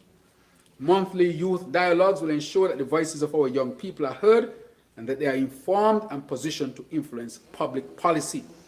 Madam Speaker, out of when we had the budget consultation with our people, the youth stood up and they asked for further inclusion, and we will respond. So the 2026 budget will continue to support active programs that deals with aging and disability, health fairs, cultural activities, and chronic disease management courses. Madam Speaker, we will respond to the needs of our people. Madam Speaker, St. Kitts and Nevis is chanting a path toward a truly inclusive, resilient, and empowered society. From children to youth, from persons with disabilities to seniors, every citizen is visible. Madam Speaker, I would like to say that we have the Elderly Enrichment Program. I saw that program when I was in Cuba. When I never used to have class or off, I used to go to the center. I learned to play chess. I learned Cuban music there. I played dominoes with them. And I used to meet them and say, you know, what is this about? And I recognized that it was a program where those who had retired could go. And that is why I supported it being established here in St. Kitts and Nevis. Madam Speaker, they are graduating. They recently graduated from a chronic disease course. Trust me. I went to a graduation in Keyon and St. Peter's. I had a lot of patients in those areas. And I saw patients who I couldn't get lose weight, lost weight. I was shocked. All of them lost weight. And I'm telling you. And they were walking brisker. They learn how to read food labels, how to prepare food, how to manage their pressure, how to manage their sugar, looking healthy and brisk. Madam Speaker, we have done so much for them. They went to the Dolphin Park, they went to Nevis. Madam Speaker, they even went movies. And they had graduation. And they have what? Prom. You have prom king and queen. Madam Speaker, they went movies. For the first time, some of them went movies. One of them shout out, change the channel. At the movies. First time in the movies, Madam Speaker. That is how enriching the program is. We have procured a bus for them. I think it's being wrapped. I want to thank the Minister with Responsibility, Aislinn Phillip, Honorable, and Minister Dr. Jeffrey Hanley. And so that bus will be dedicated to them to take them around. Because we want to open up centers in all communities. Madam Speaker, this is life transforming. And so we'll continue to invest in our population. Madam Speaker, on education and skills development. Education is the foundation upon which the future of our federation is built. And the Minister telling me to slow down. It is the bridge between today's challenges and tomorrow's opportunities. In 2025, we redoubled our resolve to ensure that every child, every youth, and every adult in St. Kitts and Nevis has access to high-quality learning and training aligned to the needs of a modern economy and global marketplace. Our strategy rests on three pillars fundamentally: access, quality, and employability, each supported by strong governance, data systems, and institutional reform. Madam Speaker, our investment in educational infrastructure underscores our commitment to world-class learning environments. The construction of the Joshua Obadiah Williams Primary School in Molyneux is well underway, symbolizing renewal and resilience after tragedy. When the new facility reopens in 2026, it will stand as a modern, inclusive space designed for use in the 21st century. Madam Speaker, the Bastia High School that has started and continues to build, the Federation's first net zero climate smart secondary school. It will have laboratories, digital classroom, etc. It will produce jobs for our people, Madam Speaker, and a good learning space for the students. Madam Speaker, the new Bastia High School will produce in its construction hundreds of jobs, directly and indirectly, Madam Speaker. Madam Speaker, one of the issue of quality, the ministry advanced work on the development of oversight and standards for the sector. This is on the issue of quality. A comprehensive framework to transform education is being developed with the support of UNESCO, while the National Teaching Council Secretariat is being established to regulate teacher certification and professional development. Work also progressed on the development of a national statistical digest, strengthening evidence-based planning and monitoring outcomes. These reforms elevate teaching to a fully professionalized status and ensure that policy decisions are guided by data. Madam Speaker, in terms of employability, our most transformative initiative was the restructuring of technical and vocational education and training right here in the Federation. In September, we merged AVEC, NSP, and Project Strong to form the Christopher Wilkin Institute of Technology, or CIWIT. CIWIT will deliver the National Vocational Qualification and the Caribbean Vocational Qualification certifications for the first time in our history, Madam Speaker. Integrate prior learning recognition and align programs with international standards. Investments in emerging technologies, including welding simulators, smart classrooms are being modernizing workforce training and reducing waste.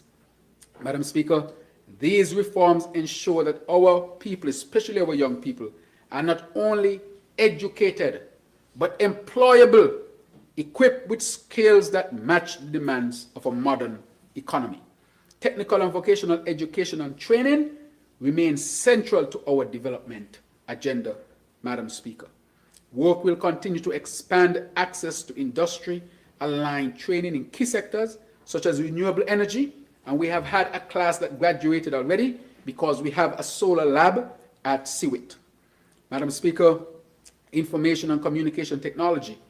Having established partnership locally, regionally, and internationally with institutions and industries, to support the administration of CVQs and NVQs, the Tibet Council Secretariat successfully completed the training of 4 cohorts totaling 36 persons during 24-2025 academic year. That's a significant achievement for a start, Madam Speaker. We are happy to report that this resulted in the first conferral of the National Vocational Qualification of St. Kitts and Nevis NVQ-SKN in Level 1 for electrical installation, air conditioning and refrigeration, welding and carpentry. Madam Speaker, this certificate will actually get you jobs, get you in. And with this certificate, you can be appointed to the government civil service, Madam Speaker. This is not just doing it for doing its sake, but this is saying to our young people who want to choose the vocational path that this is a viable path as well. So looking ahead to 2026, priorities in education, the education sector will include full operationalization of CIWIT, integration of smart classrooms, teacher certification by a National Training Council, release of all statistical digests, and commencement of the comprehensive education framework. Each program will be monitored for measurable results, graduation rates, employment outcomes, and sector alignment. Madam Speaker, our education agenda is about creating opportunities for our people, Madam Speaker. Madam Speaker, I want to speak to some sports. Sport in St. Kitts and Nevis is more than competition. It is a powerful engine for transformation. It drives social inclusion, youth empowerment, health, and national pride. Yeah. While offering a strategic avenue for economic growth and global engagement. With a vibrant youth population and a proud athletic heritage, our federation is well positioned to harness sport as a catalyst for national development. In 2025, the Ministry of Sports partnered with the St. Kitts Cricket Association to host the Australia cricket team on its West Indies tour, a milestone that elevated our profile and boosted sport tourism. We celebrated major milestones with the opening of the Connery Pavilion in May 2025, a fully accessible facility designed to foster community pride. Madam Speaker, this Connery Stadium started in 2013, you know. 2014. When the government changed, at that time, totally stopped. The people asked for a stadium, they gave them a container, Madam Speaker, a white container. So, on taking office, we moved to complete what was started back in 2014, and we were able to complete the economy pavilion. Madam Speaker, we also complete the renovations of Kim Collins Athletic Stadium in July 2025 with its internationally certified track. Brand new track, Madam Speaker. And I want to thank the Minister responsibility for sports, Honorable Samuel Duggins, and his team, and the contractors who did it. Madam Speaker, the stadium now meets global competition standards, positioning our federation to host regional and international meets. Facility upgrades are also underway in Newtown Playfield, Patley Allers Playfield, Halfway Tree, all actually done. The basketball city is on its way. The Pam Tyson Netball Complex, I think, is completed, and work at the Warner Park. And the Minister with responsibility for sports will speak more to others to be done, because other communities will see the benefit of our expanded program to upgrade our sporting facilities. So we'll go to Sadler's, I think to Newton Ground as well. Lime Keel, I think, is being looked at as well. And so I know they're going to do work at Spurs, they have done at Newtown. So all around the country, we are going to do work to upgrade, and we have started significant work thus far. Madam Speaker, the arts, small business growth and entrepreneurship. The government continues to stand at the forefront of national transformation by empowering enterprise, nurturing creativity, and unlocking the boundless potential of our people. Through decisive policy, direction, and strategic investments, we are fostering an environment where small businesses thrive. I'm going too fast for the interpreters. I think she's keeping up. She says she's keeping up over there. Through decisive policy direction and strategic investments, we are fostering an environment where small businesses thrive, entrepreneurs innovate, and creative minds translate talent into opportunity. In 2025, the reach of the Ministry of Small Businesses, Entrepreneurship, Cooperatives, and Creative Economy extended to every community. Through a Small Business Development Center, more than 100 micro, small, and medium enterprises benefited from training in digital transformation, business continuity, and market readiness. The Building Bankable Business Program, launched in April, bridged the divide between ambition and access, peering, training, mentorship, and financial facilitation. Madam Speaker, this is tremendously important. Looking ahead to 2026, the Ministry will expand Building Bankable Businesses Program with tailored financing for agro-processing, manufacturing, and creative industry. Madam Speaker, we are going to invest in small businesses. We have started, and we will accelerate it, Madam Speaker. In addition, our proposed Creative Arts Center that we are now moving to build, I think I had not spoken about it for a very long time, but I can say that we are very advanced in building the Creative Arts Center, and its construction is due to start in 2026, Madam Speaker. That's a tremendous achievement.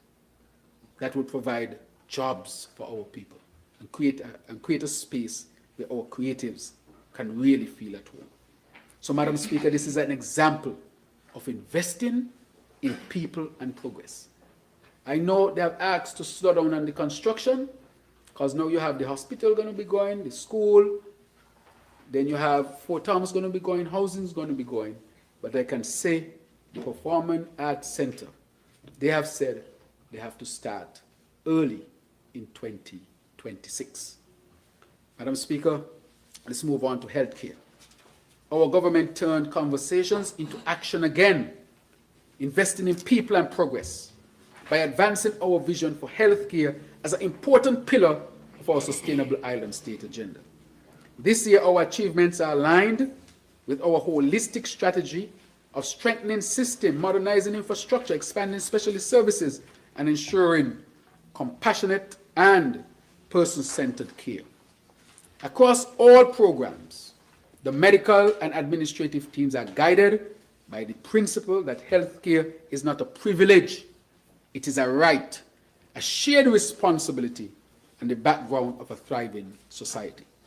Madam Speaker, as simple as it sounds, this is very important for our people to know, to understand and to reflect on the fact that they have a right to good healthcare and they have a shared responsibility in partnership within the healthcare system, whether they choose to tap into the system via private or public modalities. Madam Speaker, our administration is not about talk, but action. In October 2023, a new fleet of ambulances represents a $1.7 million investment. Madam Speaker, early in August, we had 2 refurbished ambulances. And can you hear the noise around St. Kitts? Refurbished ambulances. I see a lady write on Facebook, well, when they come for you, don't go. And she was right. How can you criticize that where you now have access, where you had limited access? But I said to the people, we were using them in the interim until the new ambulances come.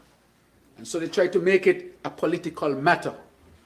And when, in collaboration with TDC and Toyota, 5 brand new ambulances arrived, fitted for our environment, culture, and people, the noise went totally down. And still, there were those who were trying to find an issue with them. Madam Speaker, people should talk, but there are things you just don't talk about unless you're going to give credit where credit is due. Never again I want to see St. Kitts ambulance. Madam Speaker, significant investment. Earlier this year, we unveiled design concepts for the new Climate Smart General Hospital. And as I've said, we have turned over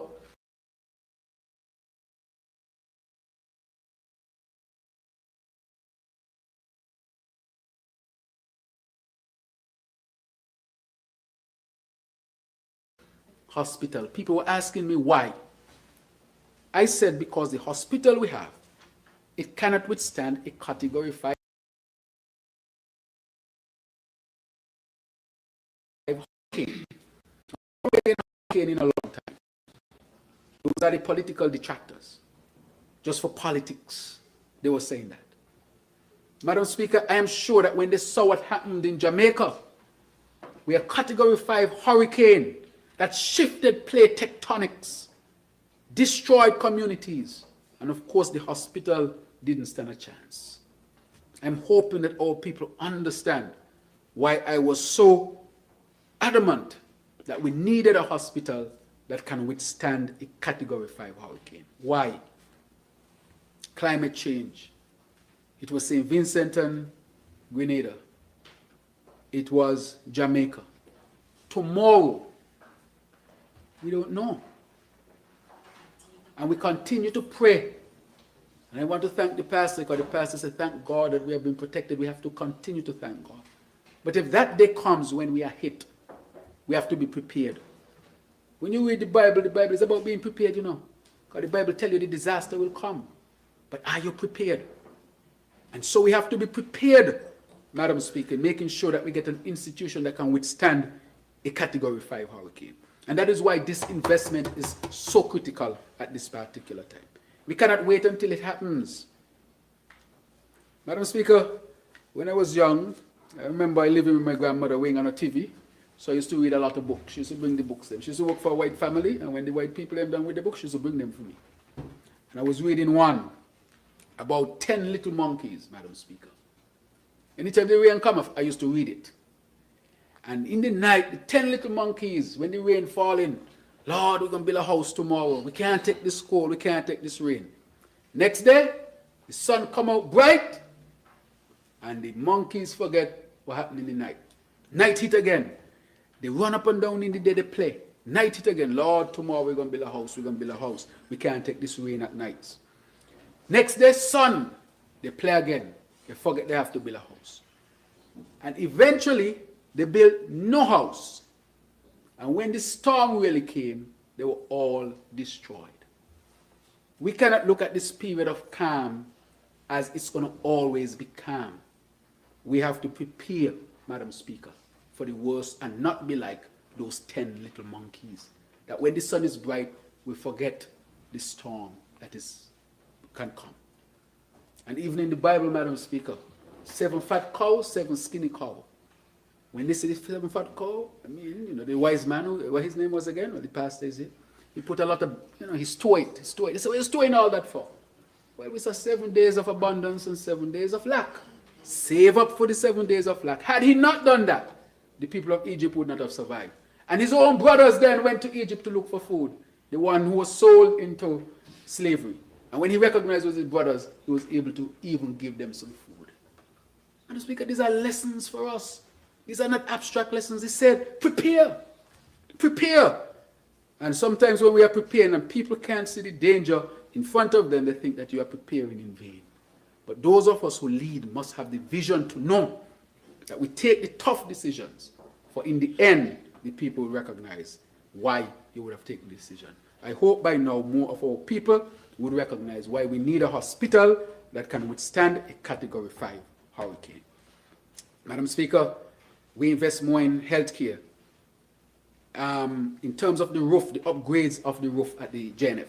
Madam Speaker, I remember the JNF, you working there. I never said it on Facebook, because even though I was on the opposite side. And you have buckets. You got to go look for buckets. When the rain fall, we had 7 buckets down in the A&E. All kind of color they were, Madam Speaker, because we know the roof going to leak. So you pull out the buckets each time the rain fall.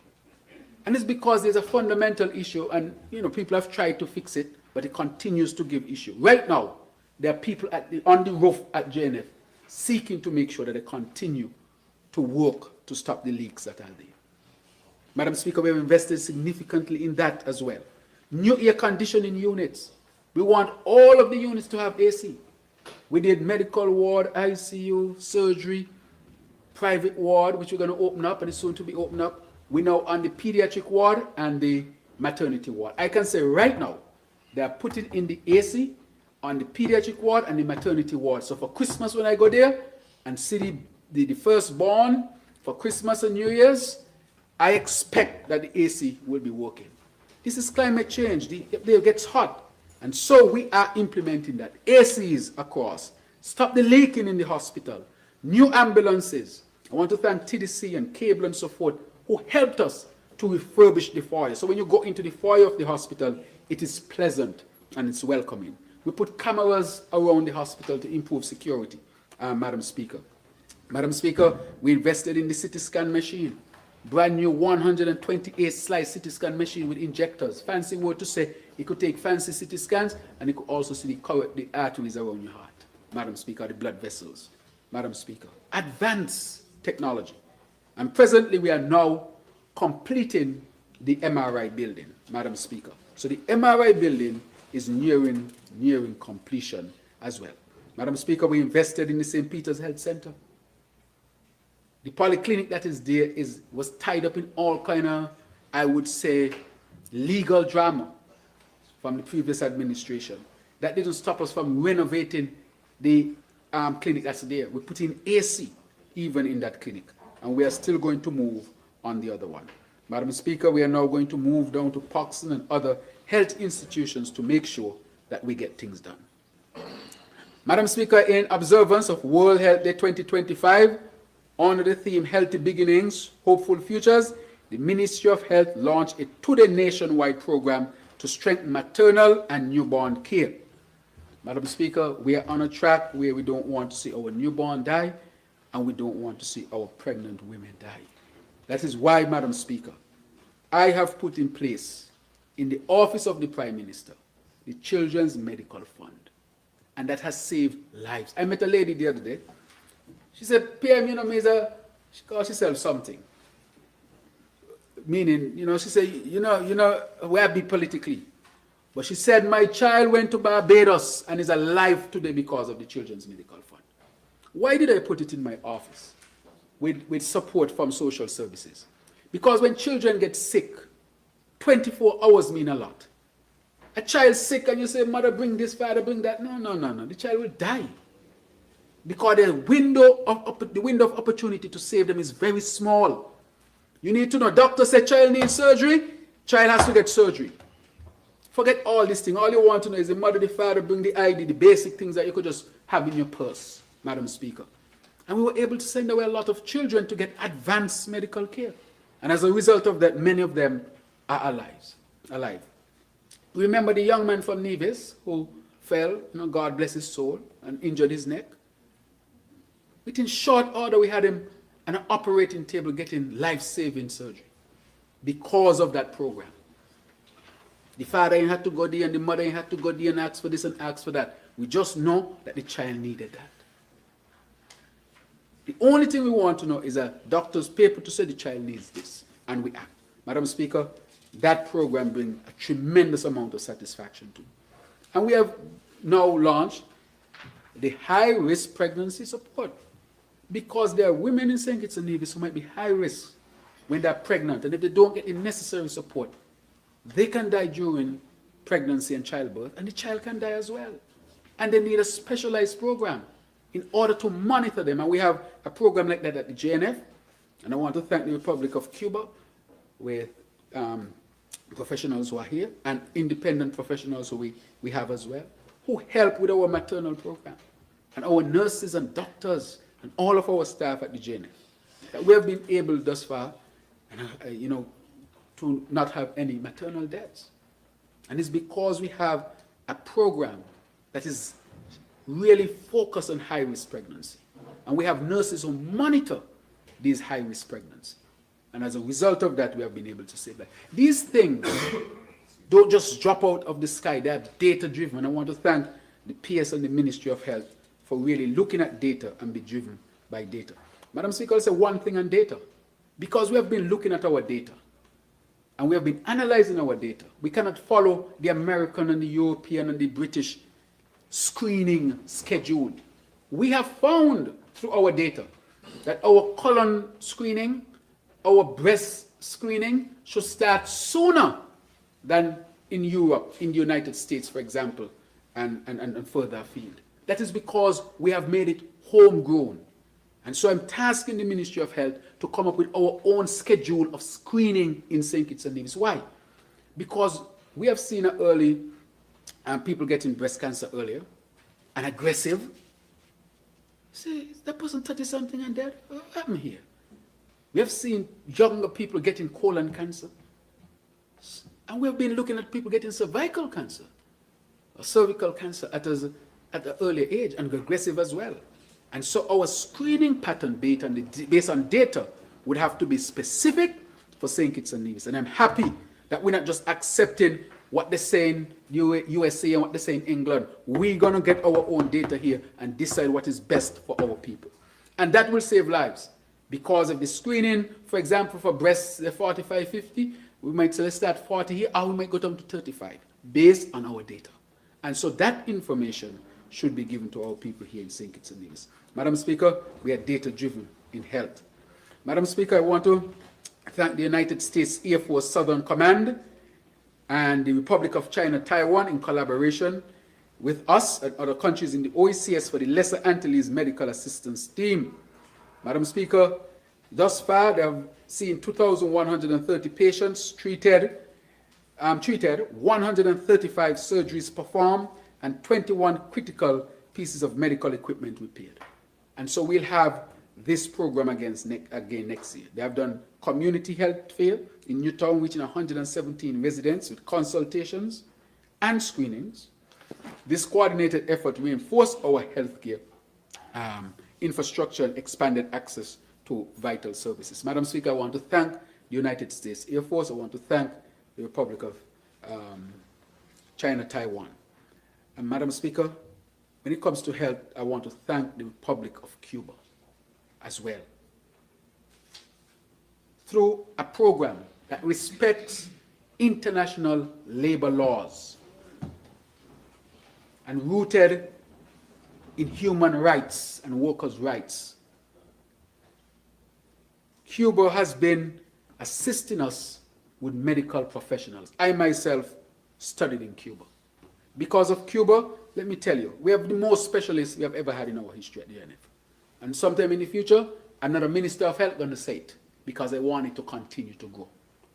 We have a urologist, That's one who deal with prostate, because we had a lot of prostate issues and men couldn't afford it. We have a doctor at the hospital dedicated to that. We have nephrologists, those who deal with kidneys. We have oncologists who deal with cancer. We have a neurologist that deals with strokes and seizures and epilepsy, headaches and so forth, right at the hospital. And we have an endocrinologist. Those are doctors who specialize in hormones, diabetes, and so forth. We have gynecologists. We have anesthesiologists. We have vascular surgeon. We have general surgeons. So, Madam Speaker, Cuba has collaborated extensively with us based on these principles that I just mentioned to ensure that our people can have access to specialized medical care. All of those specialties I just called are at Geneva at this point in time, all of them. And so we are thankful we are able to offer this high level of care. As a matter of fact, Madam Speaker, in COVID, the mortality rate went up. The mortality rate now has dropped significantly because I track the numbers with the team on a monthly basis. Mortality means the number of deaths. In and out of hospital, that has dropped. We have seen a drop off of the maternal deaths this year as well. And so we know we are moving in the right direction, Madam Speaker. And we are proud of what we have achieved as far. Healthcare will never be perfect. You're dealing with life and death. However, we have strengthened it to strengthen confidence in our people here in St. Kitts and Nevis. Madam Speaker, let's move on to the matter of justice and national security. National security, Madam Speaker, is a challenging area. It will always be. Because, again, we recognize that keeping our people safe is the most important, and we inherited a very challenging situation. We inherited a significant gang culture, and we inherited a corrupt peace program. I've done the audit. It was corrupt to the core of how it was practiced. And we decided that that is not the way to go. We need to support our young people, but support them to be better people as well. But a lot of what disappeared went down the tube. We'll hear about that later. But I said, and I want to give a little background on this, Madam Speaker. I met a doctor in the early 2000s, a gentleman by the name of Dr. Frank Irvin, God bless his soul. He was the first researcher that came to St. Kitts and Nevis in the 1970s and established what is called the first monkey farm. And he started to do research with our green velvet monkey. When I was interested in medicine, I went to see him, to be mentored by him, for him to really guide me. And he was in the behavioral science field, which means, psychology and psychiatry and so forth. And one of the first things he told me, he said, PM, he didn't call me PM then, he called me Terrance then. He said, Terrance, he studied at Harvard. He said, I did a research on prisoners in Boston. And he said more than half of the prisoners who were in there for murder and all sorts of things, more than half of them had an undiagnosed, treatable mental illness. He told me that. He told me had they been diagnosed and treated, it's very likely they would not have ended up in jail. That was my first introduction to health and its interaction with violence. And that, later on as I continued to study, came across the concept of health from a public health perspective. And I want to thank Dr. Isben Williams, who have been a champion of this for many years. Most people, when they think about crime and violence, they say bigger police, bigger gun, bigger this, because it brings a psychological satisfaction. But crime and violence is a social issue. It is partly law enforcement, but the root of it is based in society and health. So if you want to get to the root of it, you have to find a science that is so suited that it can study what crime and violence is about. And that is why the public health approach is a scientific approach to dealing with issues like this. That is why it is a scientific approach. It is not guesswork. If you apply a scientific approach, it will work if it has been shown to work. Just like gravity, if you go up on the roof and you jump off, you will drop down. Whether you want to drop down or not. I mean, you can use mitigating stick, a parachute, and all sorts of things. But the law is, if you go up and you jump, you should come down. If you go up, you must come down. In this, where gravity exists. It is the same thing. So I want people to see it from that scientific perspective and not see it as something far-fetched. I know the concept is sometimes difficult to handle. And so I want to thank the PS in the Ministry of National Security. I want to thank our NSA, our commissioner, our commander, our advisors, the police officers on all levels, and all those who are in this space and all those who collaborated to implement this. But most of all, the people of St. Kitts and Nevis, because it cannot be done without people. And to thank opposition members who participated in it as well. Because it has to be all of society, government, opposition, everybody. We have to take the decision as a society that we are going to deal with it comprehensively, barring none. So any politician who say, I got the answer, you alone can't get the answer. Because it has to be all hands on deck. So sometimes you hear some people say, all hands on deck, but have you consulted with the opposition? Just talk. How you can be saying all hands on deck and you ain't consult with the opposition? When I was in opposition, I said I would like to be a part of it. And so we went to work to implement it. The first thing we did is that we did a crime dynamic study that was funded by the Americans. And we understand clearly the gang culture in St. Kitts and Nevis, and that was presented publicly for everybody to see. It was not hidden. When we saw the numbers and we saw how bad it was, they asked me, they said, PM, you want this to go to the public? I said, yes. Because the public needs to wake up. They need to see how ingrained the gang culture is in St. Kitts and Nevis. And that is not an easy issue to deal with. That it has become culture. When we did this study, people were choosing gangs like they choose sport teams. I'm telling you, people who you don't expect. Like you said, Newtown is my team, Village is my team. People were saying, well, that is my gang. And they're not a member of the gang, but they're choosing the gang. Legitimizing gang culture. Any society that legitimizes gang culture is doomed to destruction. And therefore, you have to eliminate that and say to the people, you cannot accept a gang culture. You have to reject it. Not reject people, but reject the culture. Because you have to give people opportunities to rehabilitate and chart a new course. And that is why we introduced the Elevate program. Madam Speaker, I can go to the numbers. Right now, I can say for the year, there's probably an 80+% drop in homicides. And we've only had 3 gun-related homicides, I think, for the year. Or since last year, I think. Right? So a tremendous achievement, but we can only sustain it if we continue to work together. So I want to impress upon us, we must continue to work together. You don't have to develop any corrupt ways. Nobody can pay for peace. It is a fallacy. We should not accept that as a country. It was bad to accept it. In the first month or 2 or 3 months, you're going to see results. But what you are creating is a greater problem, a worse problem that was tried in countries. It was tried in countries in the Caribbean before. It was tried in Haiti. To the point where the gang said, well, time for us to take over because you give us enough resources to take you over. Look at Haiti. Pay for Peace program. Can't accept it. I'm passionate about it because we must reject it as a people. Go to Jamaica. Remember the Prime Minister say, done with that. Told me that. Said, PM, you can't do that. Look at where he led Jamaica. In Trinidad and Tobago. Look where it led them. They got so much resources that afterwards they said, we can now take over the society. That's what you were heading to. We were on the brink of that. And we must not accept that ever as a society. Come and be part of us. Be peaceful. We care about you. We want you to be part of us.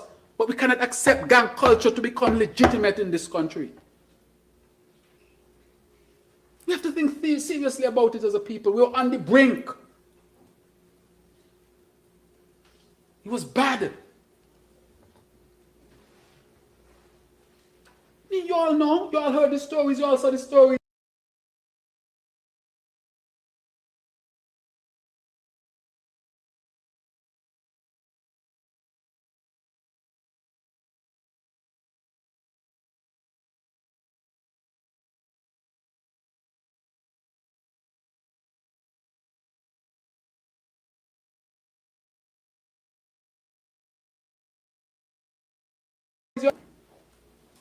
And nobody is saying it's a Nevis cudgelling and the science of this, not the evidence, not the data. Because they have it. The can culture had become so bad that it was just going through the society and becoming normalized. Normalized. And therefore, I'm happy that we have charted a different course. Let us give people real opportunities to reject gang life and gang culture. Give them opportunities to participate fully, to be in the communities, Madam Speaker. And bringing in a program like that, we have seen the biggest drop in homicides in the last 20 years. In the last 20 years. And therefore, I want to thank our people and all the professionals involved. Madam Speaker, as you can see, I'm passionate about it because I know we were on the brink of getting to where the countries in the Caribbean who are being beaten because they thought they could have paid for peace. Trinidad and Tobago, Jamaica, and the worst case being Haiti. And the other countries I will not mention at this time, but it's obvious that that method cannot work at all. What you do is that you set up a legitimate program that are transparent and really seek to help people. And through our Elevate program, do you know the Elevate building is now going to be a CXC certified center? I want to make that announcement. A CXC certified center. So the people on our Elevate program can do their CXC subjects right there. Because we have an educational aspect for it. And you know who teaching in it? Ex-persons who came out of prison are the teachers in the program. And the courses are free. Got people signing up for 4 subjects, 5 subjects, 2 subjects, all kind of range of subjects, but they start in some way. Some of them went to AVEC. We had graduates from AVEC, graduates from teaching. That's what we say. We want to give real opportunities and access. That is what we are talking about. Madam Speaker, we had initiatives that started us off. And the investments we have made have been significant as well. Madam Speaker, there's so much investments I can talk about in the national security space, but I wanted to spend some time on the principles behind what we are doing. Madam Speaker, you remember we started with the 90-day campaign, the 90-day campaign. We had the Day of Interruption, the Better Opportunity Summit. We engaged school, workplaces, communities. Madam Speaker, we did a lot of work in the prison as well. You know, we have a program in the prison where fathers can meet their children for Christmas. No prison closed, but it's an incentive. You have to be well behaved throughout the year. You come, you're with your child, you give your child a gift, they take pictures together. So the child now can have a picture and say, I saw my father for Christmas, and not a soul had to know that his father in prison. It's a powerful program. Do you know our prisoners are our best chess players in St. Kitts? We brought, the minister is here, a chess master, and I want to thank Dr. Isben Williams again, because he believes as well that chess can solve some of these issues. A chess master, I think he's from England. He was set up on Central Street, just by TDC. He put a tent, block off the road and so forth. And so the master was playing about maybe 10 players at the same time. You know who lasts the longest? Someone who is in the prison. I don't want, yeah? It's in our schools. And it's now in our schools. And the other thing that we have done, we signed them up for the International Incarcerated People's Competition. Around the world, set up the computers for them, put them in the room and they participate. I think they went to the Elevate Center where we set it up. And they performed exceptionally well. These are the type of programs we are running, because you can only solve these issues at those levels. By the time the police is looking for you, it's because a lot had been lost. And so therefore, even when the police catches you and you're going there, we still don't want to give up on you. We want to give you more opportunities. And that is why we said the Better Opportunity Summit. So I want to encourage our young people to take advantage of the opportunities. Go to CWIT, get a certification, get an NVQ or CVQ. That qualifies you to work in St. Kitts and throughout the region. You can get appointed in the civil service as a result. You don't have to have 10 and 20 subjects if you're not in the academics. Because we need electricians, we need plumbers. They say one job means, you know, AI yet you could do a plumbing job, you know. Can't take away your job easily. But I see AI writing articles and poems and all kind of things. But tell the AI come fix the toilet. Resilience. And that is what we are talking about. We're not going to give up on our young people. We want to give them real opportunity for them to uplift themselves. So, Madam Speaker, we are investing in the police force, the defense force, the customs, the immigration, fire and rescue, prison services, and so forth, Madam Speaker. This year, we are going to graduate just now almost 30 new military men and women. And for the first time, the full training is taking place on a base in Nevis. And I want to thank the Nevis Island Administration. First time in our history that the military full course is being conducted on Nevis. We'll have a second course that will start around February. And then we have recruited more police officers. They're going to start the training in January, and they're going to complete around June, July, and then we're going to start another course, so that in that year we want to have about around 60 new trained police officers.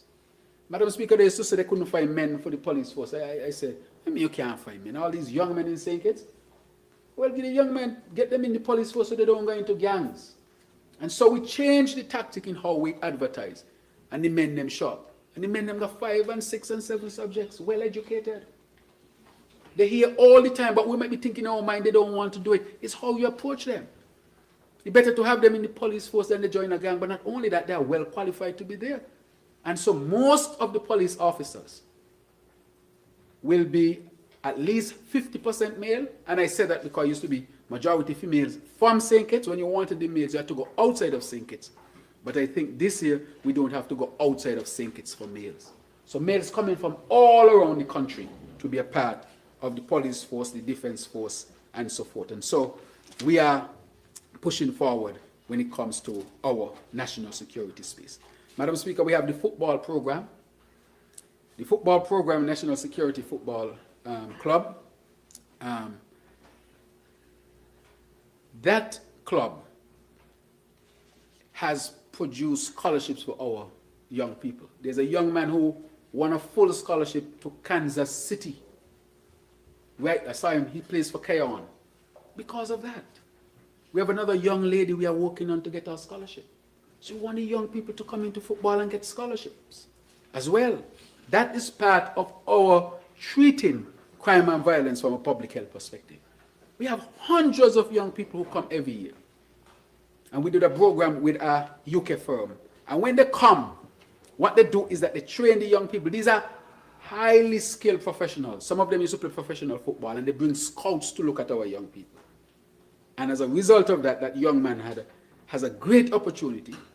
And we want other young people to get opportunities like he has had. And I want to therefore thank the security forces, to the football club, for the tremendous work they have been doing. All of this is being done. We have taps in the school that is geared toward young people. And I want to thank, of course, our collaborator from the United States who came down and trained our police to go into the school so that we can train our young people. And that helps to keep our young people out of gangs, Madam Speaker. Madam Speaker, let me just move on a bit now to our border security. We have, Madam Speaker, we are championing a bold transformation in border management, Madam Speaker. This, of course, is anchored by the Advanced Passenger Information and Passenger Name Amendment Act. That act was passed in 2025. And the launch of the Electronic Travel Authorization System, this initiative marks a defining step towards secure, seamless, and smart border management. It aligns our system with global standards set by International Civil Aviation Organization, ICAO, and the minister is here, Minister Henderson. She can attest to that. The International Air Transport Association and the World Customs Organization, while introducing biometric corridors and AI-driven risk assessment for travelers, thus making our borders both secure and tourism-friendly. Madam Speaker, if you have traveled recently, or anybody have traveled recently, you sign up, petitions. Once we hold a passport from St. Kitts and Nevis, you don't have to pay. And I'm sure you sign up, you go into the ETA, you put it, by the time you come on the airport, nobody harassing you at all. They say, just walk there. You go through, in 10 seconds, you already processed. And you walk downstairs. I had somebody message me and they said, wow, that was a visitor. They say, no place in the world they see something like that on the western side of the world. When you come to St. Kitts and Nevis, and because of this system, you basically just walk through the airport.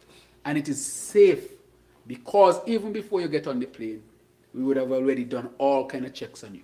We know where you were in the last 5 trips you made, the last few countries. Madam Speaker, I would say it is excellent. Let me put it there. There are things I can't say, except to say that it's friendly and it helps to protect our borders. Madam Speaker, that's the best, because you could go from Canada all the way down to Argentina. None of them have it like that. I can bet you. But that is not the end of our investments in our security. In June 2025, St. Kitts and Nevis won High Security Printing's prestigious Best New Passport award for our state-of-the-art biometric e-passport. Madam Speaker. Madam Speaker, that's international, The best. They ask our little country could have the best. This is what they're asking, the best. So no people have the passport, but they realize they got the best. When they go through our ETA system, they realize we have the best. But we are small, but we say we are tolerant. And we should not allow our smallness to dictate how big we can think. The mind is beyond size, right? And therefore, I want to say how happy I am. The CCTV system at Cockleshell Bay, because we know we had problems there. Underground fiber optic network we use to make sure that our systems are well connected, Madam Speaker. And therefore, Madam Speaker, I want to say we have done well on that end. When it comes to the road, I know that has stirred significant discussion. And we are listening to the people, and the minister is here. But between 2019 and 2023, our federation recorded an average of more than 1,000 accidents per year. Nearly 4 every single day.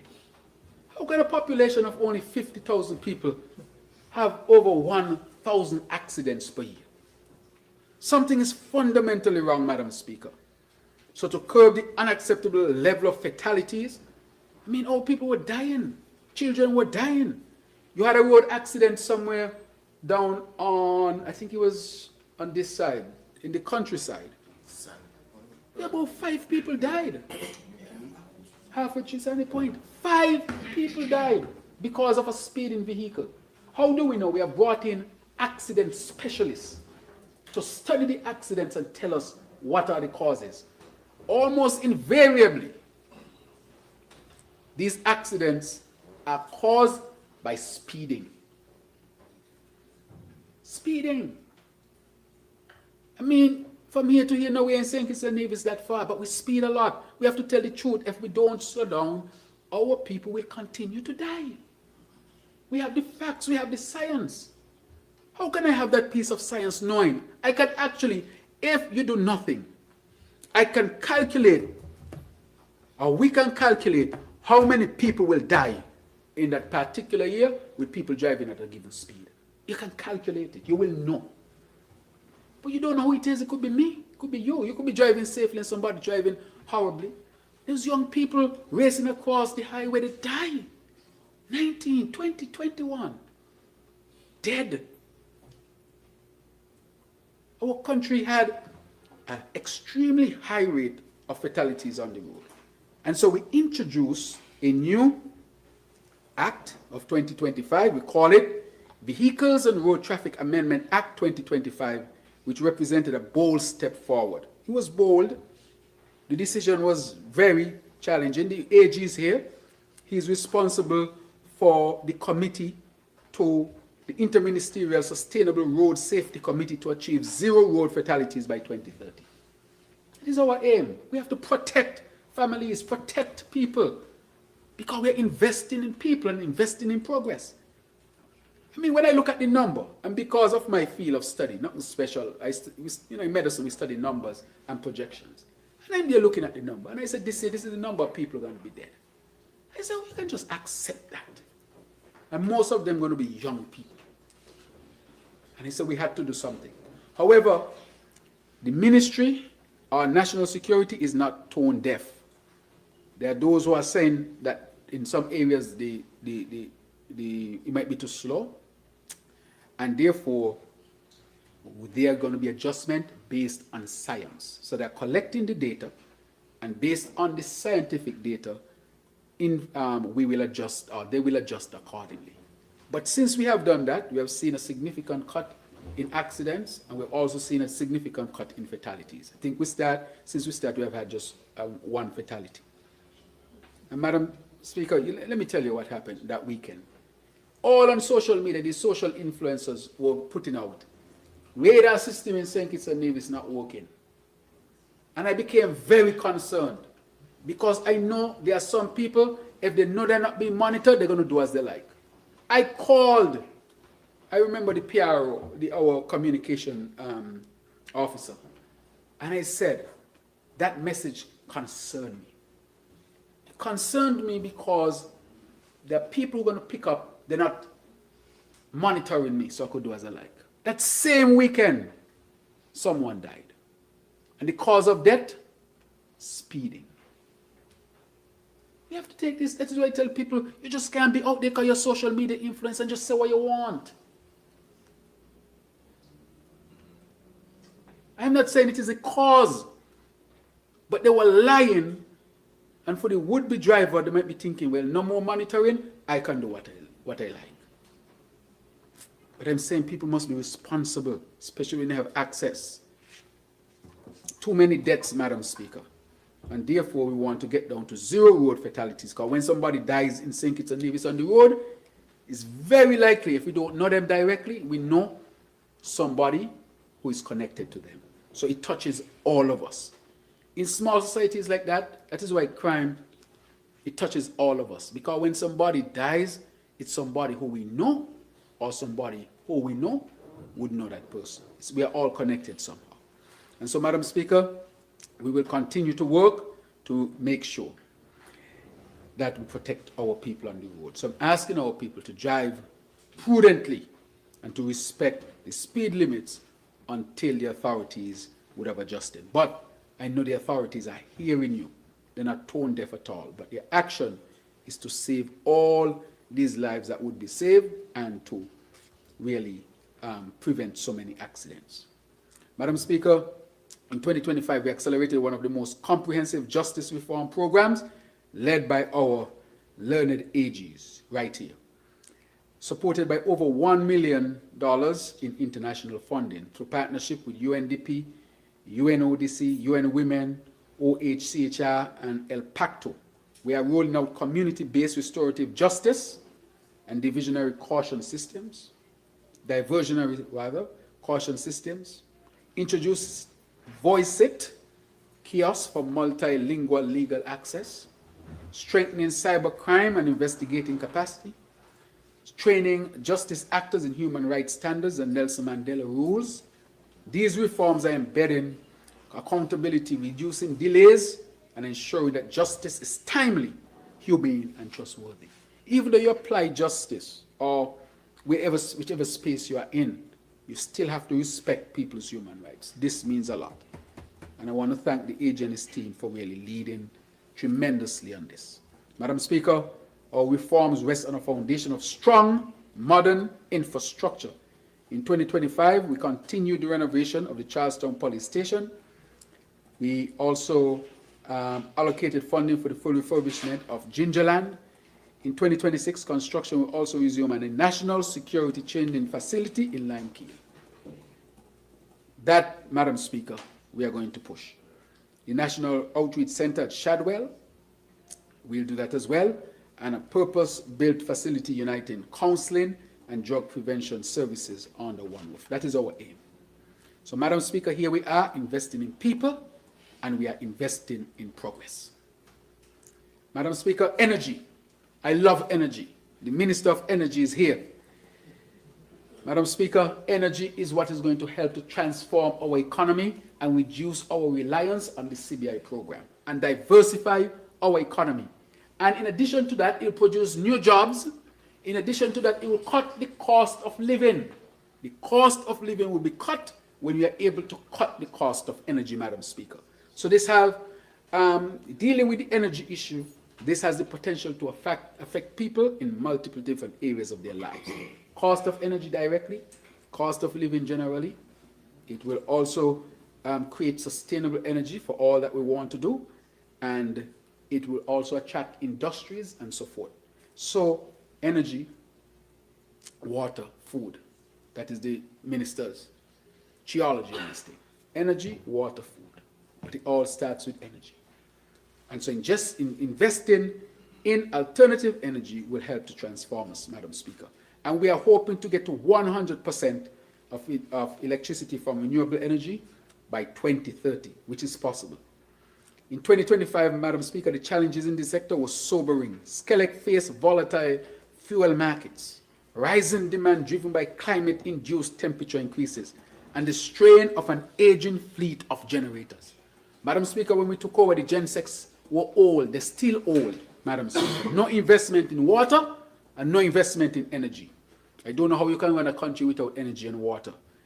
The major failure of the 34-year-old Merlis Blackstone generator underscored the urgency for modernization. See how old it is? It has run its time, Madam Speaker. Yet through resilience and innovation, Skelec's technical team kept the lights on, proving their dedication to our people. Madam Speaker, decisive action has been taken.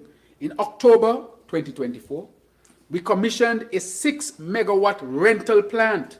Madam Speaker, we had to do it. We had to rent energy at Needmus to stabilize supply. Madam Speaker, we're in partnership with the Saudi Fund for Development, where we are securing US $40 million concessionary loan to facilitate the procurement of 18 megawatts dual fuel plant with battery storage. These are new types of gensets, Madam Speaker. 18 megawatts, which is more than half of our peak demand here in St. Kitts and Nevis. This project will continue into 2026 and is scheduled for commissioning in 2027. They're going to the whole procurement and all of that. They have to be built, custom built. So these things, you just don't go on a shelf and pick them up. You have to build them, plan for them, and all sorts of things, Madam Speaker. But this will help to transform St. Kitts and Nevis. So we know that these will be underway for 2027. Madam Speaker, we are also laying the legislative foundation for clean energy, which we have done. In 2026, the small-scale distributed renewable energy generator pilot will begin. Cabinet just met and approved this, incentivizing households, Madam Speaker. So it means if you have your own solar panels and you're producing more energy than you need, you have the ability to sell that energy to Skelec, and Skelec find a way to compensate you for your energy. They credit you. Can you imagine that? Tremendous achievement. And I want to thank the Minister with responsibility for energy and his team, Madam Speaker. So in 2026, we are going to start the pilot study. I want a solar on my rooftop as well to cut my energy costs, and maybe I could get some credit from Skelec. And that is the goal that we are striving for. So this will be, Madam Speaker, by a new arrangement that we will call a new net billing mechanism. You have feedback tariffs, net billing mechanism is one of them. So this allows you to use what you need, and what is left, you sell, or you get credit from Skelec. This, of course, Madam Speaker, would help us to get to the 2030 renewable energy goal that we have. Madam Speaker, utility scale projects are also advancing. A new independent power producer initiative will deliver 30 to 50 megawatt solar PV and battery storage facility at the Royal Bastia Valley National Park, reducing diesel consumption by 40% once operational in 2027. This is estimated to create approximately 350 jobs during construction and commissioning. Madam Speaker, that is going to start next year. We did not speak about it before because we were doing all the evaluation and studies. Now we have completed that with a reputable company that now we have taken the decision in cabinet to move forward. Madam Speaker, this is tremendous. Madam Speaker, therefore, investments in transmission and distribution we know are urgent. In 2025, we made a multi-million-dollar investment in feeder upgrades, and this will continue in 2026, Madam Speaker. Approximately $300 million will be required between 2026 and 2030 to fully modernize the grid. These investments are essential to ensure climate resilience, renewable energy integration, and the electrification of transportation. Madam Speaker, partnerships are helping to drive our progress. Through the Global Environmental Facility, GEF, we secured US $3.3 million for rapid decarbonization, including renewable retrofits across public buildings and development of curricula on sustainable energy finance at the CFBC.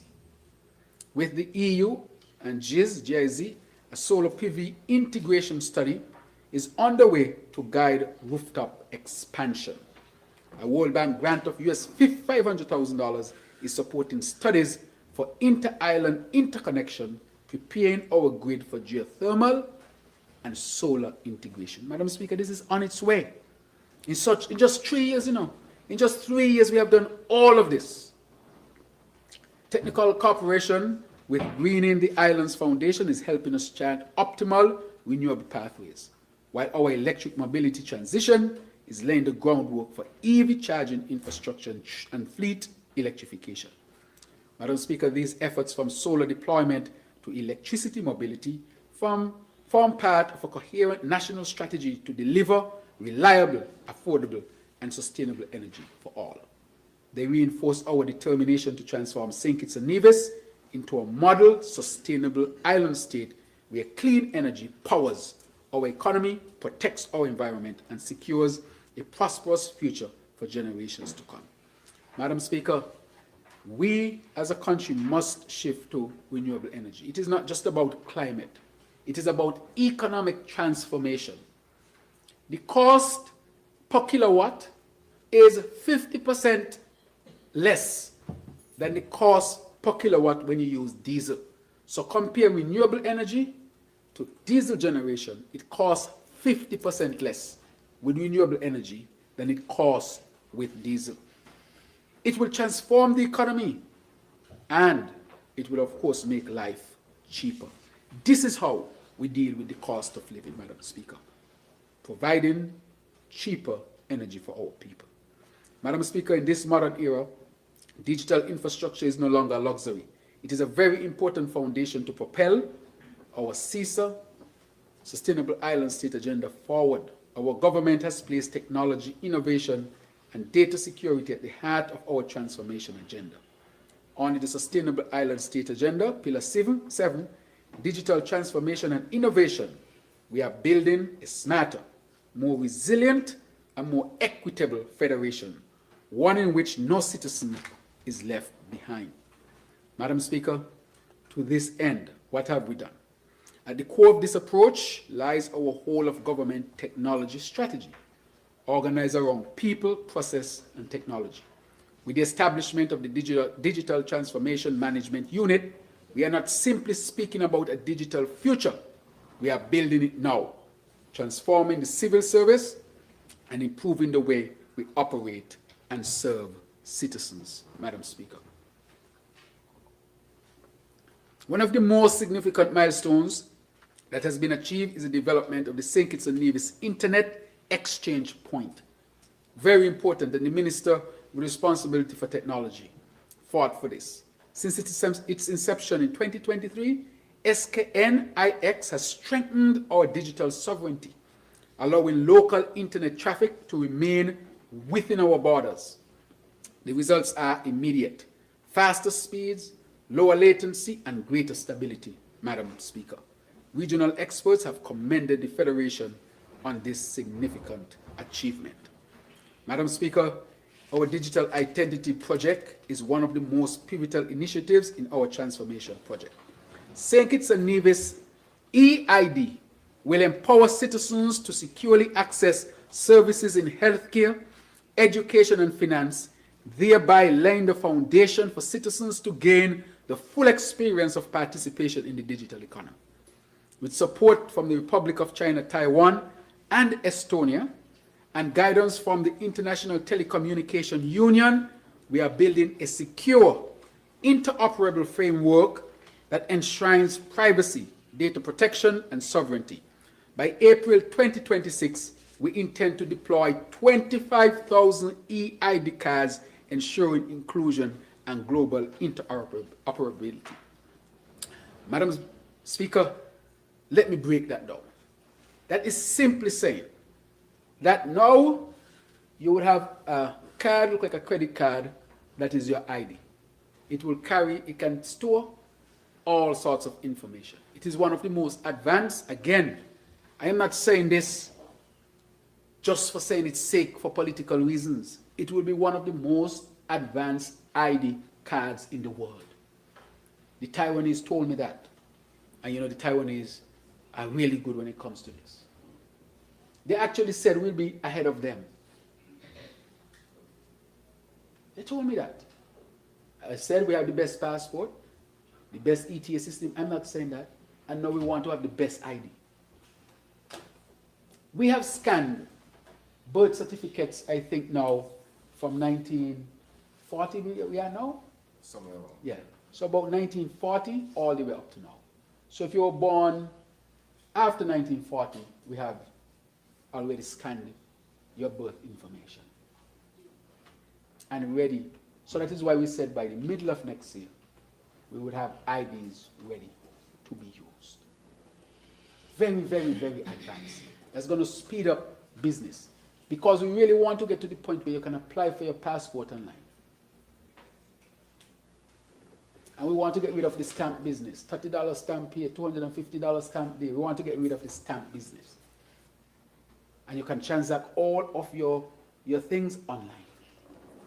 We are very close. If you look at it. This is actually here. This is it. The prototype is done. The pilot is going to start next month. That is how advanced we are. Because technology has to be part and parcel of the new St. Kitts and Nevis as we divest from depending so heavily on CBI to a more diversified economy where technology is a key part. We have also achieved significant progress in the civil registry digitization, as I mentioned before. Madam Speaker, our development and adoption of technology is moving apace as we continue to deliver tangible results. For example, our ETA, Madam Speaker, important. The Government Online Directory, new electronic tax administration system, and modernized system for consumer affairs and the land registry. Work is underway on an online passport portal, as I mentioned, and a single window system for the Customs and Excise Department, advancing our paperless trade initiative. And I want to thank the Minister of Trade, our Senior Minister, for pushing that forward. A government-wide electronic document and records management system will also help to safeguard official information and create a disaster-resilient archive. Madam Speaker, this is where we are. This is not talking about coming. This is actually happening. Already you all know you can renew your driver's license online. Already you know you can pay your taxes online. You have already been enjoying some of this, Madam Speaker.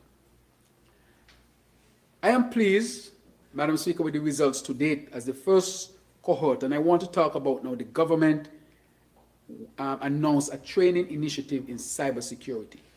In that first cohort, we had 21 trainees receive their certificates on the Cyber Nation cybersecurity program. Madam Speaker, this is a program out of Toronto.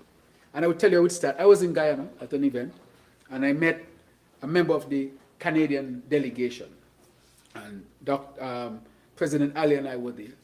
And he said, Joe, watch here. I want you to talk to this lady, colleagues. And I spoke to her. And she told me what her company does. What they do is that they have a program that is certified to the Canadian level for entry-level cybersecurity training. And from that conversation, in short order, we already had 21 people graduated, and now they can work in the cybersecurity space. Because this is a space around the world where they just don't have enough people to work, and they need people. And so, Madam Speaker, we're going to start another training in this field in 2026. Why are we training so many people in cybersecurity? Because when the IB goes online, we have to protect people's data. So we want a robust cybersecurity sector here in St. Kitts and Nevis to protect the country and to protect people's data. And so we have already started the training, and we just don't want to shop for some wishy-washy training. We want this to be a hardcore certified training to the first world, advanced economies level. Madam Speaker, this is a tremendous, tremendous achievement. And I want to thank Cyber Nation for collaborating with us, and of course, to the Canadian government for this connection as well. So, Madam Speaker, the Ministry of ICT will continue to work to transform St. Kitts and Nevis into a digital space. Environmental stability, sustainability, Madam Speaker.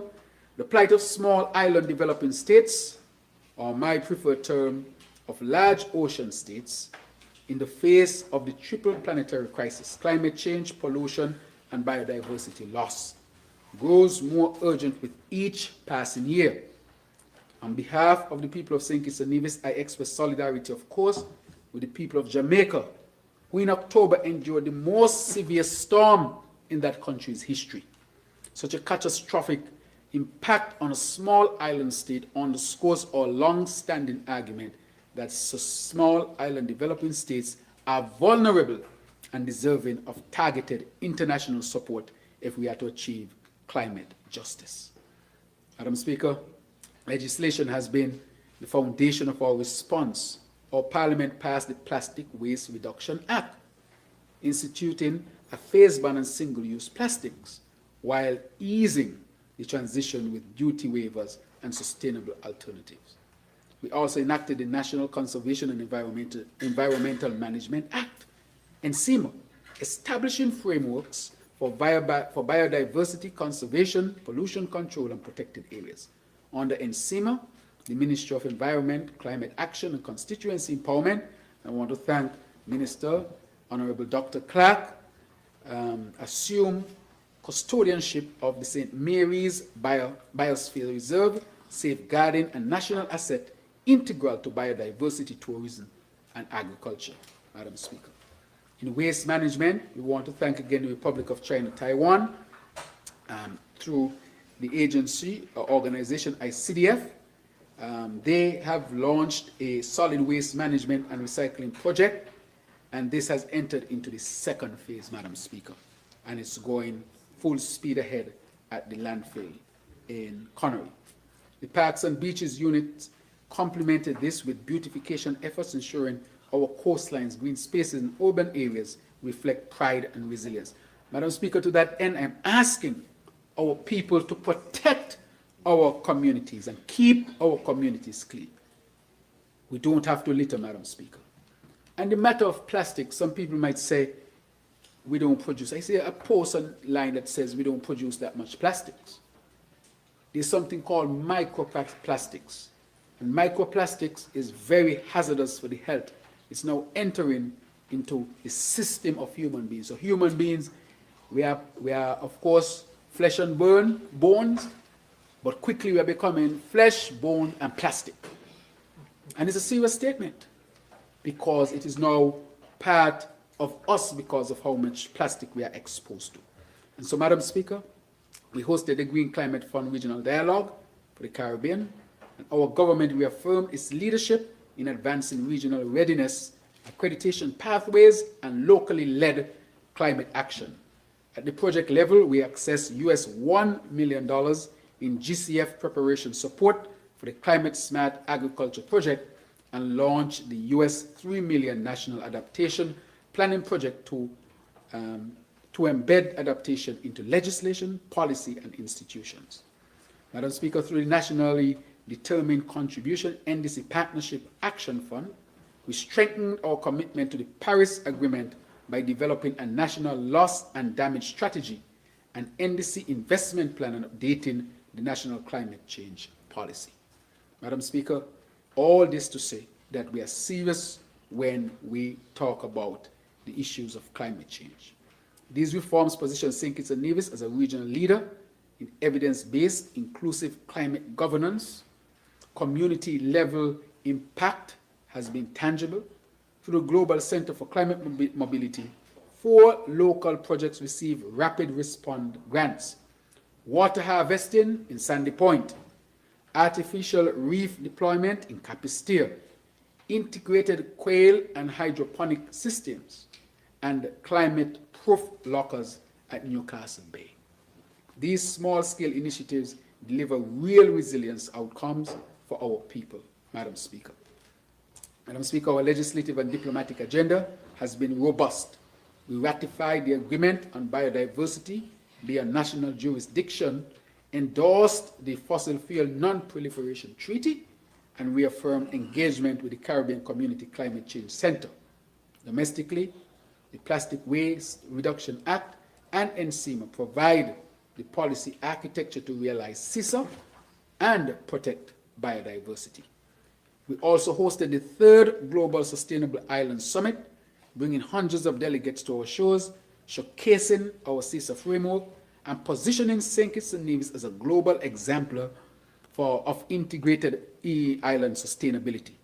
To operationalize CISA, the ministry established a CISA advisory committee and convened interministerial sessions to align proposals with portfolios and realities, strengthening coordination and delivery.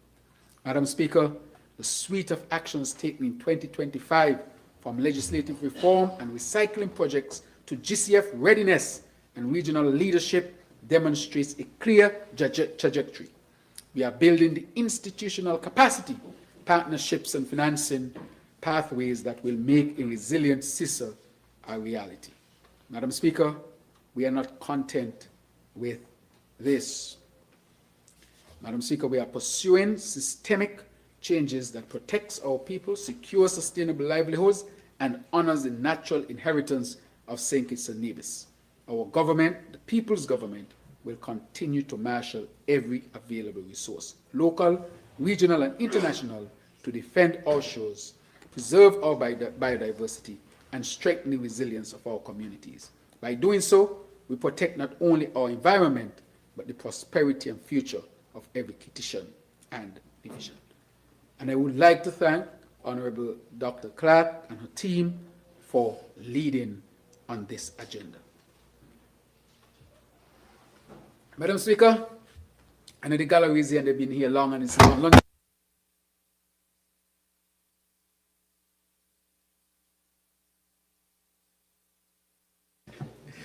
We're almost at the end.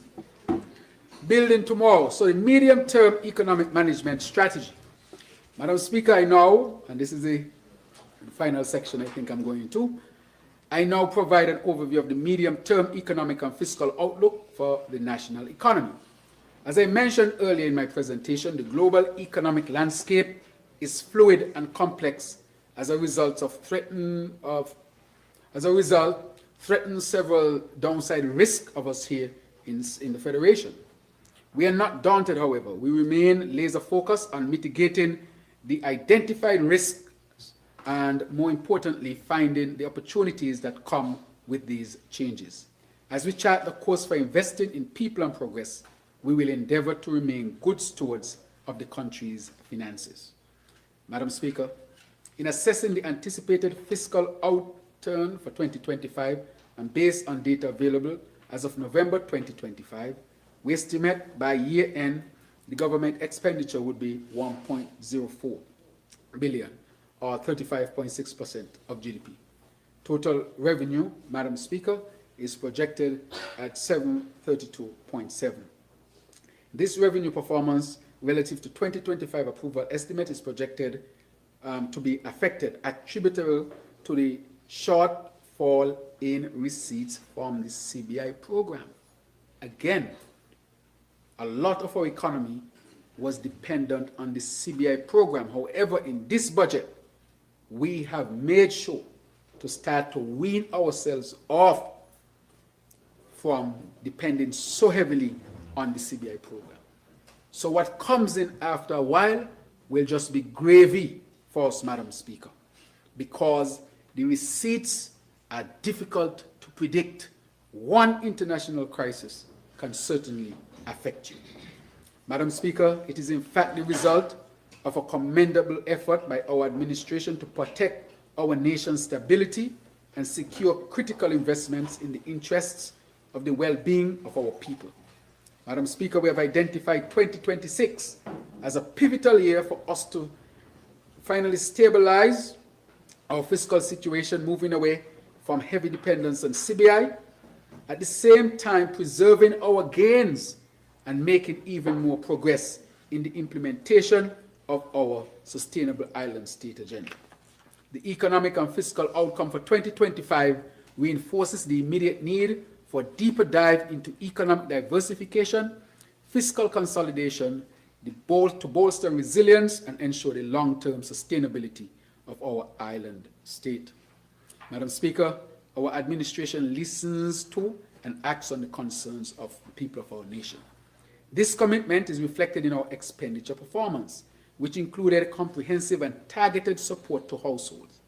As prices within our major trading partners rose, we heard the voices of our people and took decisive action to cushion the impact by swiftly implementing timely measures to ease the squeeze and financial burden on citizens and residents as our economy was still in recovery.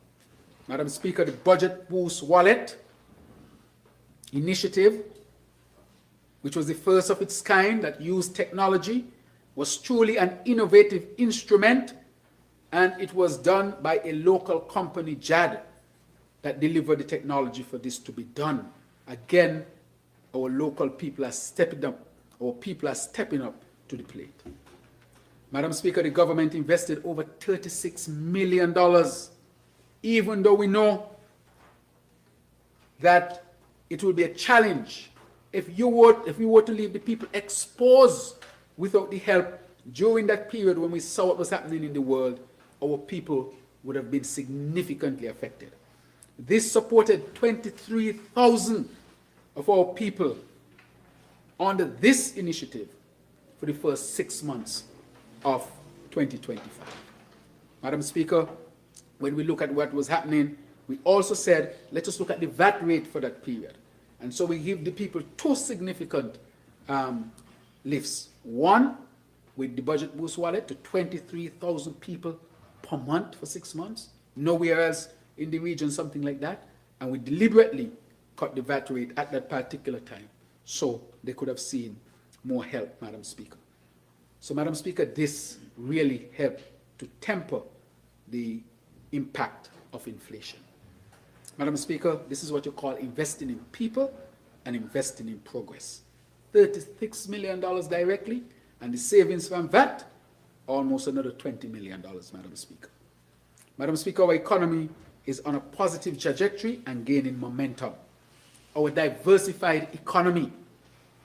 The Statistical Department at the Ministry of Sustainable Development projects real GDP growth of 2.8% for 2026, outpacing 2025 significantly and stabilizing at 2.3% in the medium term. While this expansion is expected to be led by key sectors such as construction, wholesale and retail, public administration, hotels and restaurants, the financial sector, the energy sector, agriculture. It's a broad base, Madam Speaker. It is expected to generate wider economic activity that will translate into jobs, jobs, and income for our people. Madam Speaker, that is why we are saying to our people, and we want them to take advantage of the jobs, the construction jobs. I talked to a lady in St. Peter's, she can't find nobody to build her house. Challenging. Where the plumbers, where the electrician there, very occupied, Madam Speaker. The Nature's Farm we're trying to launch, you need, as I said before, 30 people per 10 acres. And we're not sure if we will have enough people. And that project has basically gone forward. Over at Safe Harbor, 561 interest yachts want to come to St. Kitts. We don't have the capacity yet to accommodate them. If you go over there now, you'll see the biggest yachts in the world. Right here, people don't even notice that yet. One person texted me and said, this will put a cruise ship to shame. I don't think it's that big, but it's massive. And therefore, we'll have the startup weekend and bring out all of the communities for them to see how they can fit into the yachting business. Because this port, or this marina, will be one of the busiest in the whole region in terms of super yachts. It will be a super yacht, and the company that is running it, Safe Harbor, is the biggest marina company in the world, period. That's the kind of people we're attracting here. And there's a whole industry, there's a whole sector that can be as impactful as the cruise sector, as impactful as the hotel sector. And therefore, I'm saying that this is certainly exciting, Madam Speaker. Madam Speaker, of course, when there's growth in the economy, the government also benefits from increased tax revenue, and this is reflected in the current medium fiscal framework, which is the blueprint for our 2026 estimates. We are guided by a robust framework which sets out the government's fiscal strategy for the next 3 years, 2026 to 2028. Guided by this framework, we will place emphasis on strengthening public financial management across the public sector. We have to be responsible, increasing transparency and accountability, institutional strengthening, and improving delivery of service to our people. The framework prioritizes accurate costing of government services and advances tax policy reforms designed to deliver a more equitable and modernized tax system supported by stronger compliance measures. Madam Speaker, guided by this framework, our government is positioned to generate revenue in line with the projected GDP growth. Total revenue and grants are estimated at $894.8 million for 2026. The current revenue is projected to yield $855.7 million for 2026 and $899.1 million for the medium term. The amount for recurrent expenditure is expected at $879.8 million for 2026 and an average of $892.4 million for 2027 and 2028. We are projecting, Madam Speaker, $167.2 million for capital expenditure and net lending in 2026, while an average of $115.8 million is forecasted to be expended for the medium term. Madam Speaker, this is so realistic. As a matter of fact, we tempered our projection for the CBI. So that is why I said anything that comes above that is going to be gravy. We have to create a realistic picture here in St. Kitts and Nevis that we can sustain. Because if you are hit at any time by any crisis in any sector, especially that sector that is not totally dependent on us, we want to be in a position to be able to safeguard and sustain us, Madam Speaker. Correct. Resilience. It's important, Madam Speaker. However, we'll continue to strengthen our CBI because it is a fundamental avenue for revenue and to help to develop St. Kitts and Nevis. Madam Speaker, equally important, we are keeping a watchful eye on the management of the public sector debt. In terms of the outlook, as at end December 2025, the total public sector debt is projected to be $1.7 billion, which represents an increase of $58.7 million. That is the investment that we made in our people, or 3.6% as compared to 2024. The rise in the debt stock was mainly attributed to an increase in central government debt, which rose by 97.4 million or 15.8%. The medium-term outlook, Madam Speaker, shows a slight increase initially in the debt to GDP ratio. At the end of 2025, it is forecasted to be 58.7%, still below 60%, a 1.1 percentage points increase compared to 57.6% for December 2024. However, over the forecasted period, 2026 to 2028, the debt ratio is expected to remain below the 60% benchmark set for the ECCU member countries to achieve by 2035. We have already achieved what they say we should achieve in 2035. We have already achieved it, Madam Speaker. So even with the challenges, we are still maintaining that significant achievement. The debt to GDP ratio is forecasted to decline in 2026 to 57% and continue its downward trajectory to 54.9% in 2027 and 51.9% in 2028. And this, Madam Speaker, is where we are creating an economy that is diversified, that is a real picture, that is resilient, less vulnerable, more realistic as we deliver for our people, Madam Speaker. So our government is committed to maintaining the debt stock at sustainable levels.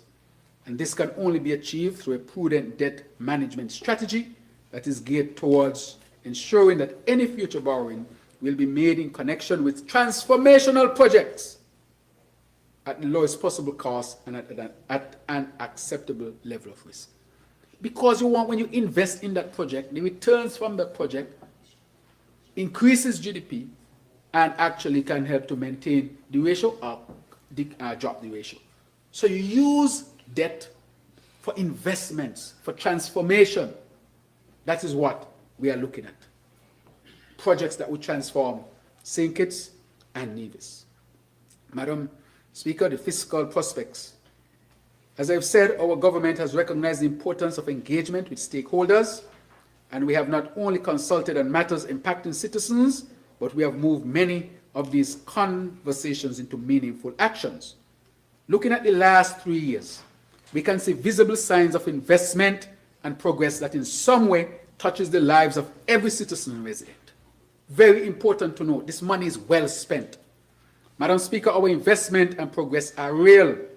Our plans are real and our future-looking actions are clearly documented and shared with our citizens and the global community through the Sustainable Island State Agenda. That again from the Ministry of Sustainable Development, and I want to thank the Minister, of course, for helping us to put this vision together.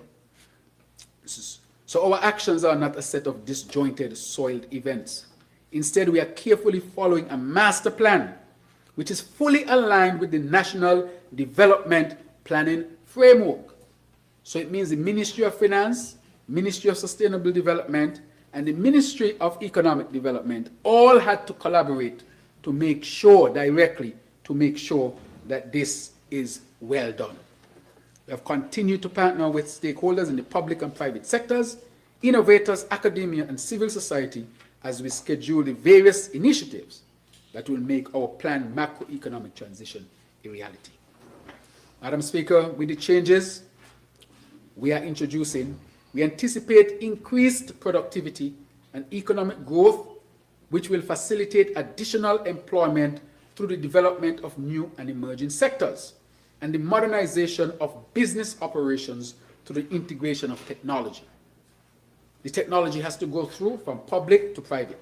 It is projected that over the medium-term investment in major public and private sector projects will continue to stimulate growth in the construction sector with positive spin-offs in the tourism, wholesale and retail trade, transport, storage and communications, and financial services sectors.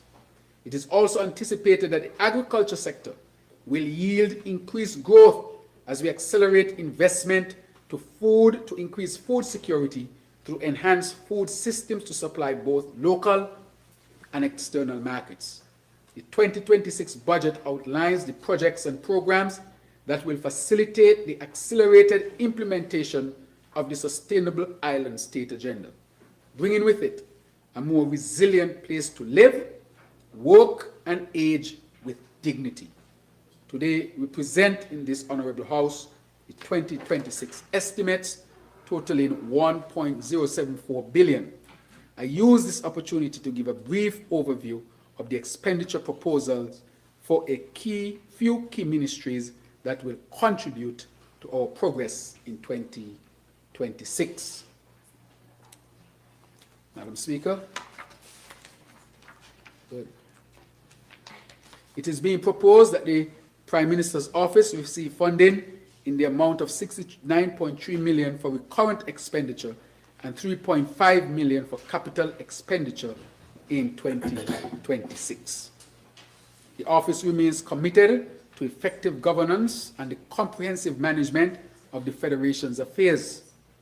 These resources will be expended to facilitate civil service modernization, citizen engagement, strategic leadership, strengthen service delivery, enhance interministerial collaboration, and improve the effectiveness of government programs and initiatives.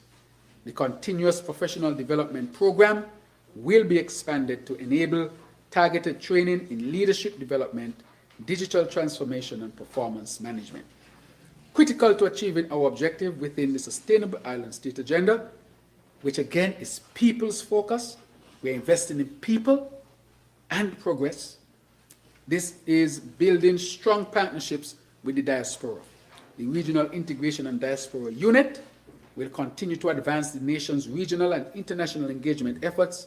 In 2026, the unit will continue its outreach missions to strengthen ties with diaspora organizations, encourage investment, acknowledge exchange, and provide support for returning nationals to ensure smooth reintegration. A key pillar in the Sustainable Island State Agenda and the National Development Planning Framework is food and nutrition security. Continued investment in the agriculture sector rests at the core of building our resilience as it facilitates economic diversification, creates decent employment, and reduces the loss of foreign exchange earnings through the reduction of the food import bill. In this regard, a total of $14.6 million is proposed to facilitate recurrent expenditure. These resources will assist with the development of a resilient agri-food industry, the advancement of the food import reduction program, the management of our marine resources, and the integration of new technologies. In 2026, research will be given even greater priority as we place emphasis on climate-smart agriculture, pest and disease management, soil and water conservation, and the diversification of crops and livestock. The development of the cannabis industry will remain a priority as the authority undertakes continued engagement with potential investors and facilitates avenues for research and development. Capital expenditure totaling $6.7 million is proposed to continue investment in a number of projects identified to scale up development of the sector. Madam Speaker, the tourism sector has multiple roles in the Sustainable Island State Agenda, including a means of transformation and regeneration of key locations, communities, and culture, a path for our people to become prosperous while accessing career opportunities and advancement, and foster an improved quality of life. In 2026, ongoing initiatives will be expanded following global standards such as the Global Sustainable Tourism Council criteria. Implementing these initiatives will provide a more authentic tourist experience, as the more discerning visitors are primarily interested in participating in the activities that help to protect our natural heritage. Madam Speaker, the Ministry of Tourism, Civil Aviation, and International Transport will continue to give requisite support to one of our largest events in the activities calendar, namely the St. Kitts Music Festival. This activity is complemented by the ongoing support provided to facilitate the expansion of airlift and marketing in new and established source markets. In support of these efforts, a recurrent expenditure of 53.2 million is proposed for 2026. The ministry is cognizant that resilient infrastructure is critical to achieving positive outcomes within the sector.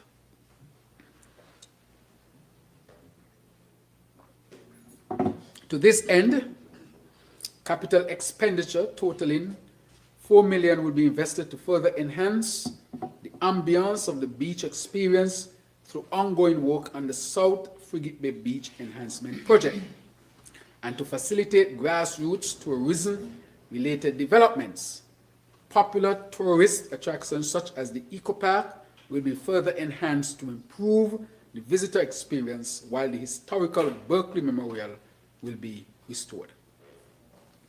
Madam Speaker, the Ministry of Public Infrastructure, Energy and Utilities has made significant strides in progressing with our sustainable development agenda through the design and construction of resilient road infrastructure, the implementation of new approaches to ensure the supply of reliable, safe, potable water, and by providing critical technical advice in support of the continued expansion of the energy sector.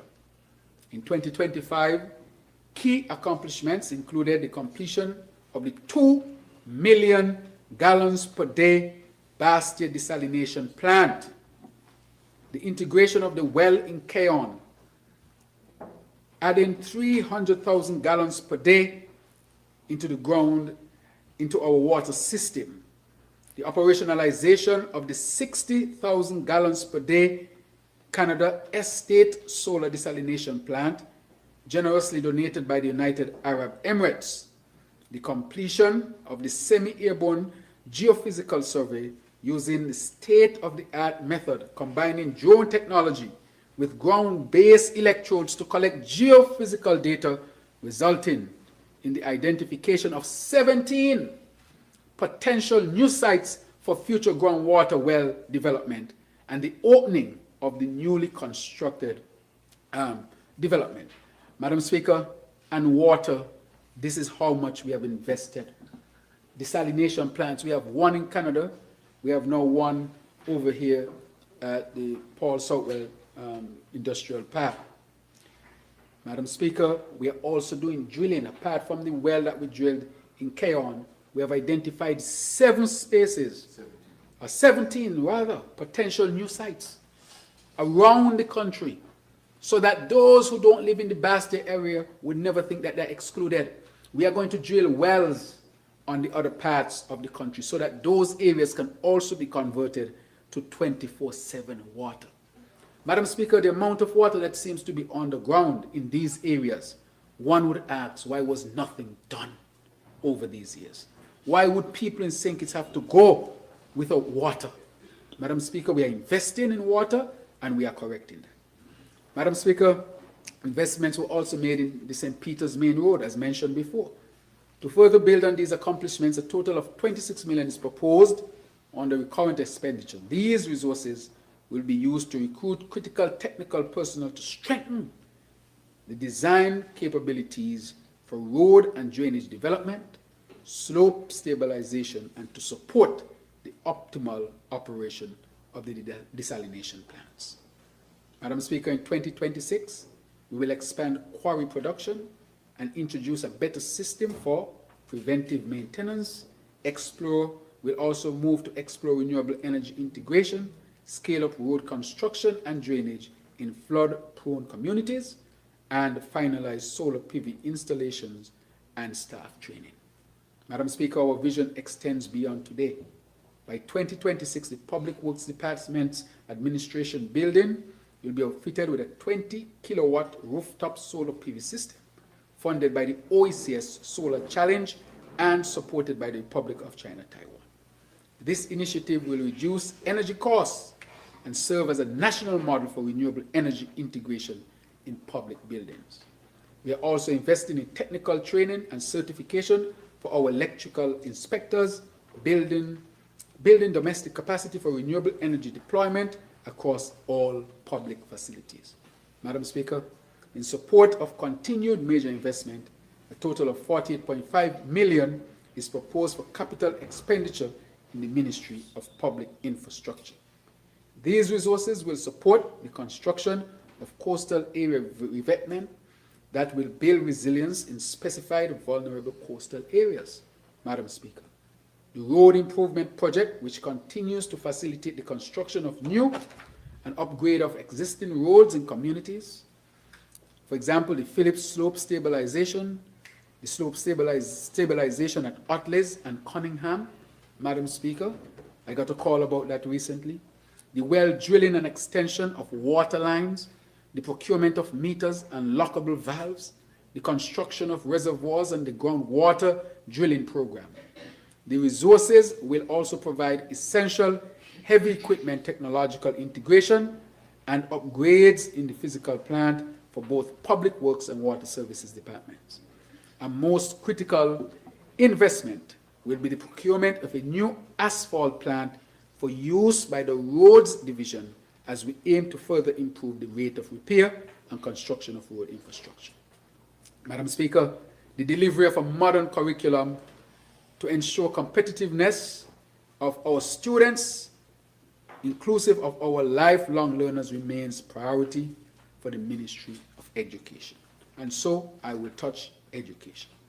Work will continue to provide access to relevant training for educators and support staff across various institutions under the remit of this ministry. Areas of priority include updating curricula, facilitation of remote teaching, and classroom management, taking into consideration the options to integrate technology in the teaching and learning environment. Resources will also be prioritized to strengthen the operations of the newly created Christopher Wilkin Institute of Technology. Therefore, the ministry proposes recurrent expenditure totaling $108 million for the Ministry of Education. It is proposed that the Ministry of Education be allocated $14.8 million to support capital investments. Madam Speaker, this reflects how important it is to invest in education.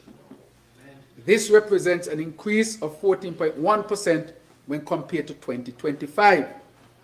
These resources will support work being undertaken to maintain safe, healthy, and secure learning environments.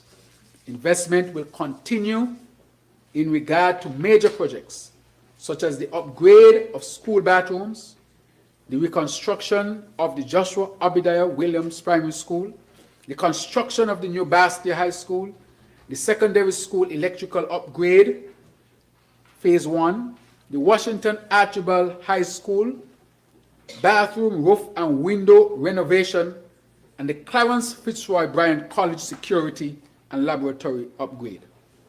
As the ministry endeavors to utilize technology as an aid in the delivery of educational programs, efforts will continue to upgrade. College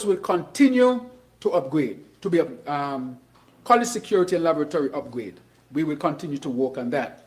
As the ministry endeavors to utilize technology as an aid in the delivery of educational programs, efforts will continue, as I said, to upgrade the information technology system through implementation of the enhanced education network, the procurement of additional furniture and vehicles to ensure all students report to school, she says she's okay, will remain a priority in 2026.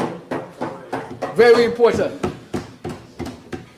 Madam Speaker, the health demographics of the Federation signals that the population is aging. That's a good thing, you know. It means that people living longer, but it also have another aspect to it. Because birth rates are declining, I want to say today that those of you who can, please add to the birth rate. Because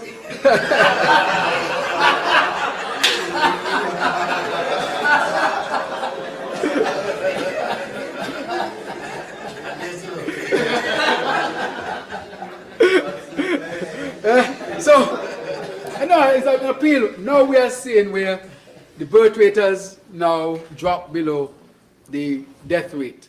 Not because most people are necessarily dying because the mortality rate has dropped. It is that we are getting less babies at this time. So I want to really congratulate Minister Iselin Phillip for adding to the birth rate increase.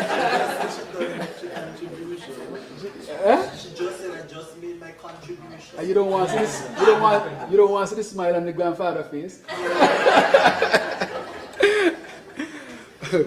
Madam Speaker, in addition, there is need for vigilance as we observe a resurgence in vaccine-preventable illnesses such as measles in our tourism source markets. Very important. These public health concerns require responses that are targeted and inventive. During 2025, the Ministry of Health made significant progress in strengthening community and clinical health services, the enhancement of research, education, professional development through partnerships with reputable universities and development partners, the strengthening of data-driven decision-making through improved health intelligence and surveillance, Madam Speaker, the establishment of structures to facilitate advanced policy, governance and multi-sectoral leadership, and the investment in major upgrades to infrastructure and procurement of essential equipment in support of the expansion of services. So in 2026, Madam Speaker, resources will be provided to facilitate the recruitment of additional critical medical and specialized support personnel to improve services at both primary and secondary healthcare facilities, Madam Speaker. Madam Speaker, in support of these efforts, with current expenditure totaling 83.8 million is proposed for the upcoming year. A total of 15 million has been proposed for the 2026 fiscal year to continue capital investment in the health sector improvement. Madam Speaker, the St. Peter's Health Center, which was abandoned from before, will be looked at. But I must say, the purchase of medical equipment and the construction of the new hospital and the institutional enhancement projects will be the cornerstone of the spending of this amount, Madam Speaker. Madam Speaker, I want to say today that we will continue to invest heavily in health to protect our people. And so I want to thank all of the nurses, all of the doctors, everybody in the health sector who have worked tirelessly hard to advance health in St. Kitts and Nevis. Madam Speaker, high priority will be given to maintaining the appropriate levels of personnel within the various departments of the Ministry of National Security to ensure an efficient response to the needs of community. So how are we going to do that, Madam Speaker? We are going to propose, we have placed in this budget for the recurrent budget, $84.1 million in national security, and we have also proposed that we will invest a further $3.2 million in infrastructure to provide additional equipment and supplies.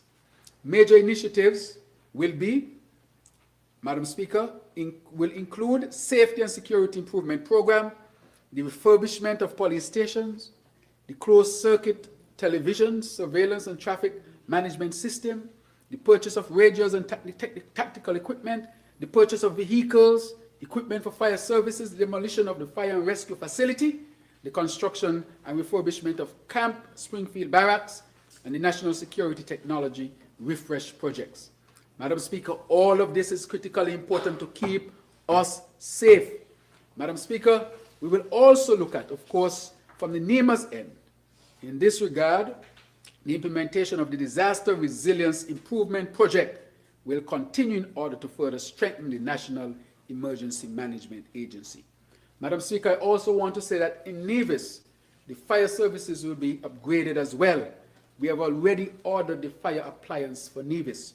We are going to open a second fire station in Nevis, and I'm hoping that we can get firefighters from Nevis to be trained right here in St. Kitts.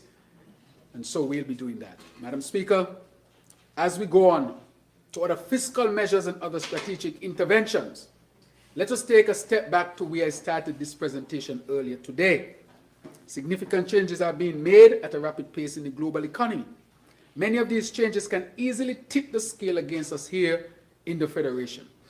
We have already observed the negative impact of past external shocks, some of which we are still trying to recover from. As a small independent nation, we cannot sit idly by, Madam Speaker, and lament all the negatives of the present day. Instead, we must continue to put our heads together to innovate and make our individual contribution to the building of St. Kitts and Nevis we want to live in, and a country we would want our future generations to inherit. Madam Speaker, all of us must participate in this grand, I will call, vision of creating the St. Kitts and Nevis that we all deserve. Therefore, I'm appealing to all citizens, residents, and business enterprises to join our government in building a resilient and prosperous country. The government cannot do it alone. It has to be in concert with our people. Therefore, in this context, there are a number of structural and transformational interventions that we must address in 2026 to maintain a stable and thriving country. We must move the conversations regarding major reforms to a point of action so that there is a more realistic reflection of the world our people now live in. As we continue the sacred task of building a stronger, safer, fairer St. Kitts and Nevis, a nation where every citizen can prosper, your government will take the necessary action to modernize the tax system, introduce the long-awaited Social Security pension reforms, and the National Health Insurance. Madam Speaker, this is fundamental. We have to save our Social Security. Since 1978, when it was established by the then Labour administration, there has been no real program to advance our Social Security. It is the largest, most secure social safety net that we have. And as a people, we have to sit together, talk it out together to make sure we make the necessary adjustments so that Social Security will be solvent by the time all of us become pensionable and our children and their grandchildren become pensionable.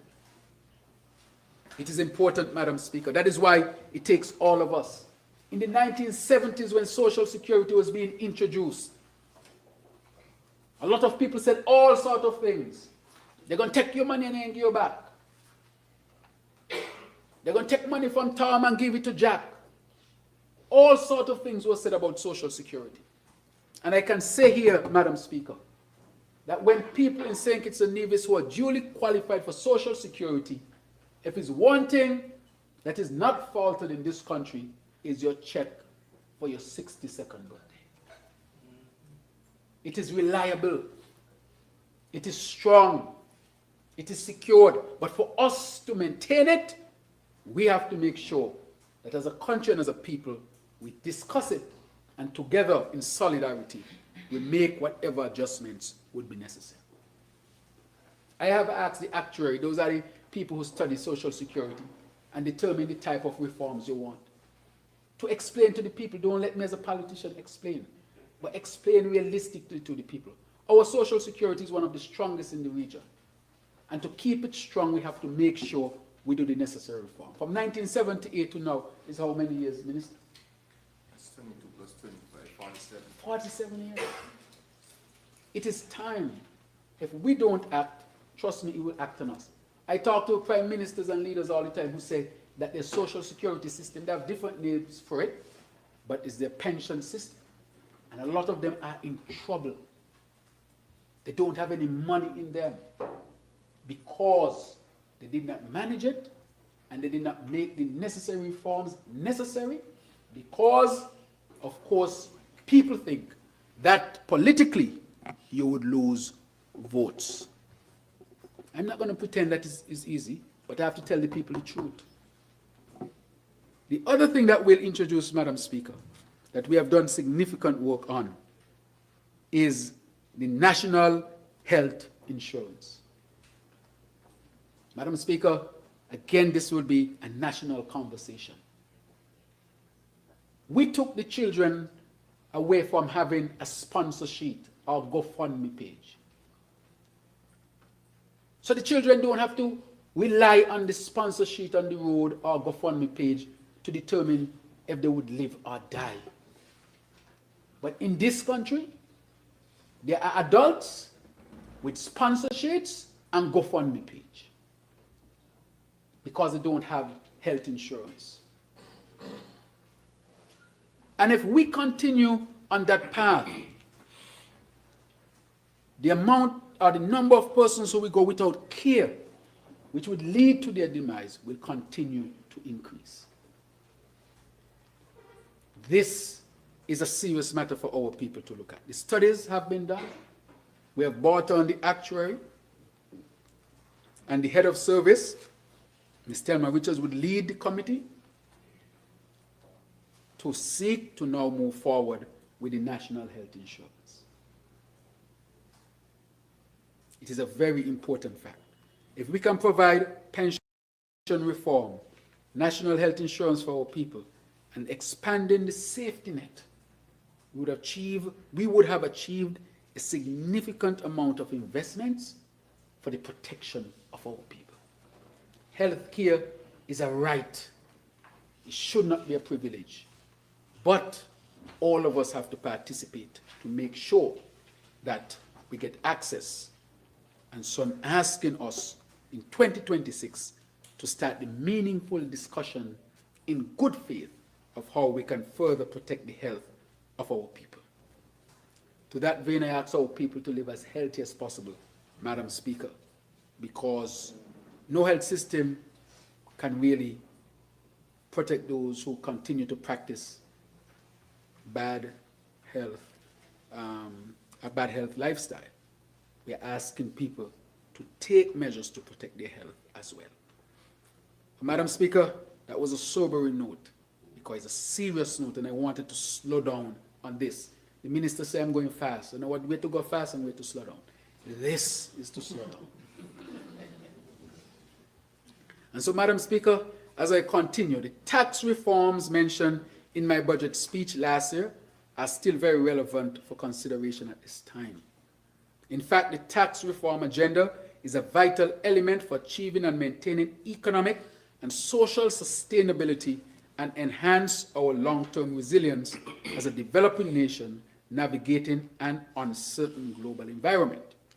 Modernizing our tax system can create a more stable and predictable source of revenue and cushion our vulnerability to external shocks. These reforms will help to promote fairness by ensuring that the burden is shared more equitably while also improving business competitiveness via a simpler and more transparent process. We hope to leverage these reforms to support the economic diversification process and encourage innovation while at the same time creating fiscal space for investments in infrastructure, climate resilience, and social protection. Our tax reform agenda, therefore, is not only a technical exercise, but a strategic step towards safeguarding our future, protecting vulnerable citizens, and securing a more sustainable path for development of our country. Madam Speaker, we have reinstated a fully functioning Income Tax Appeals Commission and a Property Tax Valuation Review Board. These independent bodies will begin work in earnest early in the new year. Let me be clear though, tax compliance is not a technicality. It is the lifeblood that sustains our schools, our hospitals, roads, social programs. If we don't collect what we should collect in a fair way, how are we going to sustain schools, hospitals, roads, and social programs? It's impossible. If left unchecked, chronic arrears and loopholes would weaken our ability to deliver on the mandates entrusted to us by the people. That is why in 2026, our primary focus will be to collect outstanding tax arrears. Madam Speaker, just the arrears. No increase here. All we are saying, what is due, is due. That's it. And to close the gaps that permit the build-up of arrears and avoidance of outright evasion. Madam Speaker, we are asking here for solidarity. We are asking here for fairness. Because if everybody pays what they're supposed to pay, it will make it better for all of us. So we are not discussing increasing taxes here. We are just discussing arrears and basic compliance, Madam Speaker. Every country on this earth, every country on this earth, I know, have to collect taxes. How else are they going to pay for education? How else are they going to pay for schools? How else are they going to pay for hospitals? A brand new fleet of ambulances, where do you think that come from? A $50 million desalination plant. Where does that come from? New hospital to be built. Where does that come from? New school to be built. Gratuity, pension, aspire. All these innovative things and things we are bringing for our people. Where can we get the money? Through revenues, but it has to be fair. And therefore, that is all we are saying. So, Madam Speaker, we are calling on our people to make sure that there is compliance with whatever is there. Madam Speaker, these reforms will be rooted in a simple but powerful principle: fairness. Fairness. I remember I was told once when I came in as Prime Minister, Minister of Finance, that if you don't have fairness, you know who suffers the most? The most vulnerable. That disproportionately tax more than those who can really pay more than them. It is not fair to them. So to improve our tax collection capabilities, the Ministry of Finance will operationalize a business intelligence dashboard and a risk-based audit modules within the tax management system to enhance closer collaboration between the Inland Revenue Department and taxpayers that require support to meet the required obligations under the tax legislations. In addition, steps will be taken to facilitate the implementation of the electronic interface between the Land Registry and the Inland Revenue Department. This feature will enable the department to access real-time information on property in reference to sale, inheritance, mortgage, and subdivision records, which will support the property assessment process. Madam Speaker, the Customs and Excise Department will utilize enhanced technology and data analytics to effectively make sure that a fair tax is paid. So, Madam Speaker, there will be no increase in taxes. No increase in taxes. We are saying whatever the arrears are and what is the law at this particular time, to seek to comply with that. This will help us to do all that we seek to do and make sure that there is no increase in taxes, which I think is a good thing, Madam Speaker. Madam Speaker, the plan for reform is much more than revenue. It's about positioning St. Kitts and Nevis as a digitally ready nation, a nation prepared to engage confidently with international markets, global technologies, and new business models by strengthening definitions, rules, expanding registration requirement, and creating pathways for non-resident suppliers. Madam Speaker, so that is all we're asking for: a modern system that allows us to communicate with our partners across the globe and to make sure that it is fair to our people. For example, if somebody's taxed, they need to be able to go and say if they were taxed too much. You can't just tax people and then they don't have a place to go. That is why we set up the board. Look, Inland Revenue, this tax too high. They can come to the board and present as to why they think their taxes are too high. That's part of the fairness. So it's not about the government taking, but people must have an opportunity to appeal and say, okay, this is so and that is so, and we are putting that in place so that people can have access to justice within the tax system. So that is why those are there to protect our people, Madam Speaker. And if they don't agree, they can appeal, and they should appeal if they feel aggrieved, Madam Speaker. Madam Speaker, 2025 was a significant year for government employees. This year, we turned conversations into action by bringing one of the most vital upgrades to the Pension Act. History will record that it was in St. Kitts and Nevis Labour Party administration that ushered in the award of a gratuity and pension to all government employees. Not some, Madam Speaker, all. This, Madam Speaker, is pension justice.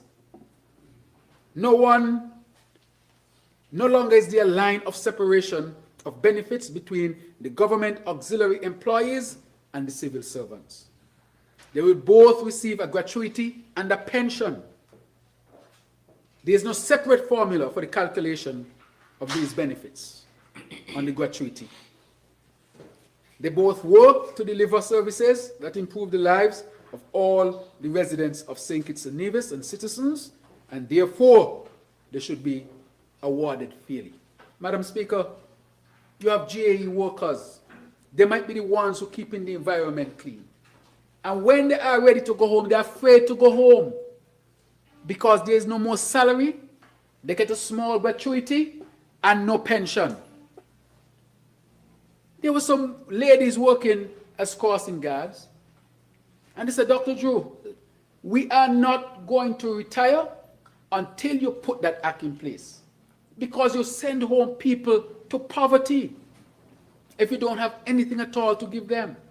And that is why I said that the last government erred badly when they reduced the gratuity for the GA workers.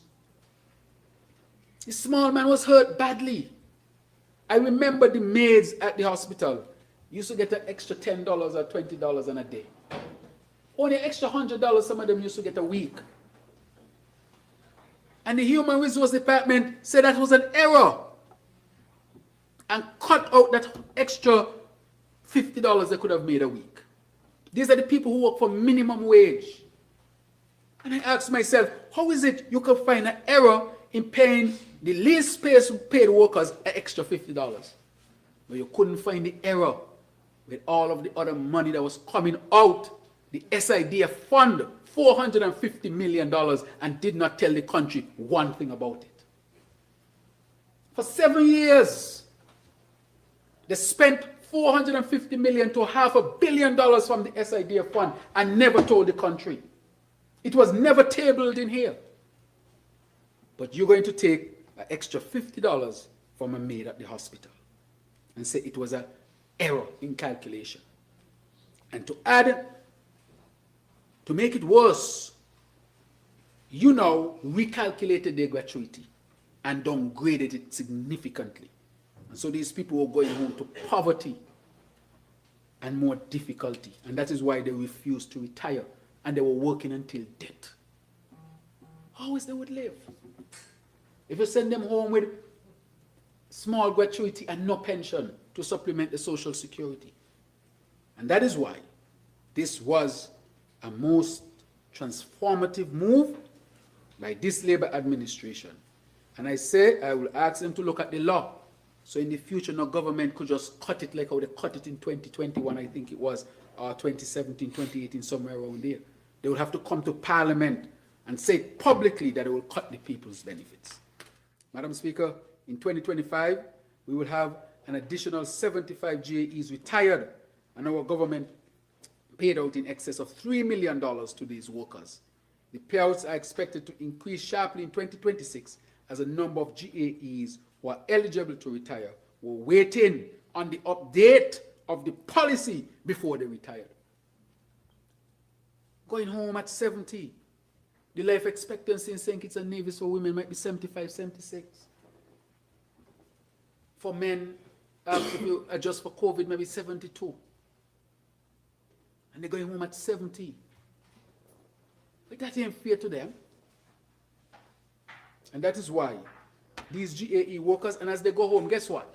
They're going to get a full benefit, their pay, and they're going to create space for new people to come in. More people to come in and get their jobs because they have now retired with a better peace of mind. Madam Speaker, this dovetails to a larger picture of expanded benefits for all citizens. The team has received the report from the actuary on the National Health Insurance, as I said.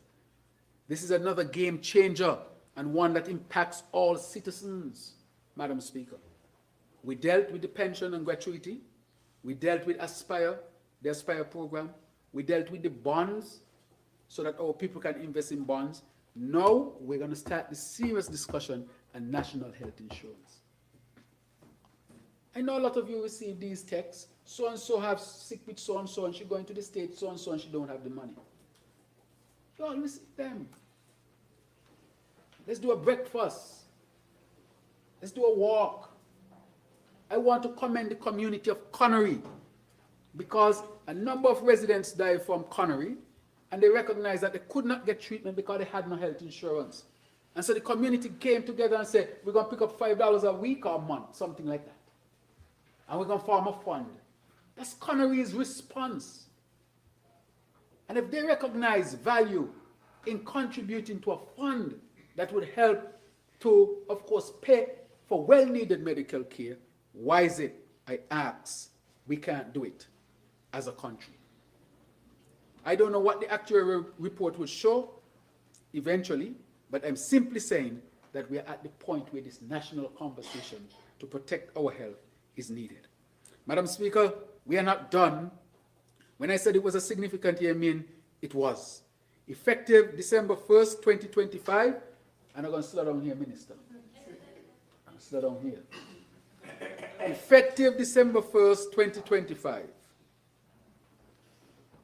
This is not the end yet.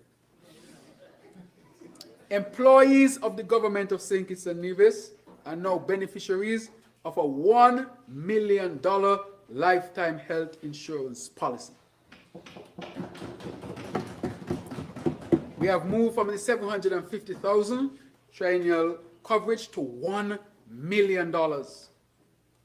Our government has maintained that active employees will continue to receive health care coverage as a no-cost employee benefit, as a benefit to work in the civil service, and no additional cost for their medical visits.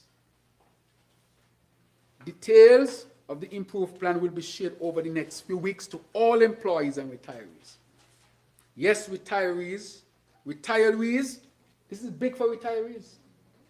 Big for retirees. And at this point, I want to thank the head of the civil service and her team for really working on this.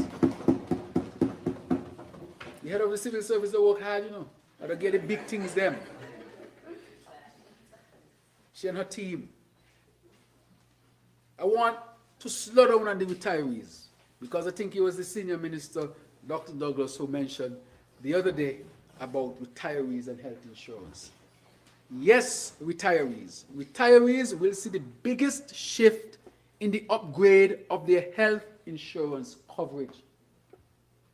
When people retire, that is when they are older and they now start to worry about what is going to happen to their health.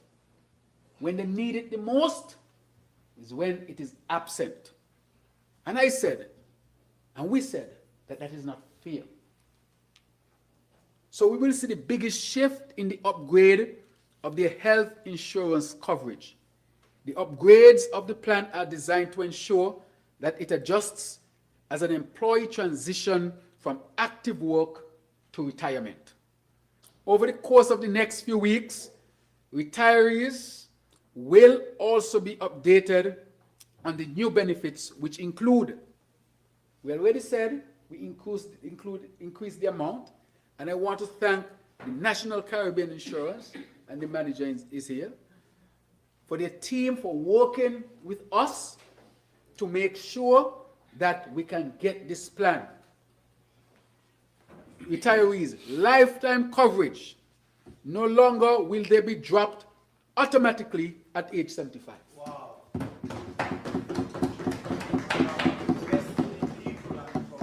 Investing in people and progress. I have a constituent who is also a professional, who is very healthy at her age. And she is concerned that she will no longer have health care coverage. But in addition to that, she can't even go and get new coverage because at 75, some insurance company is going to tell you no.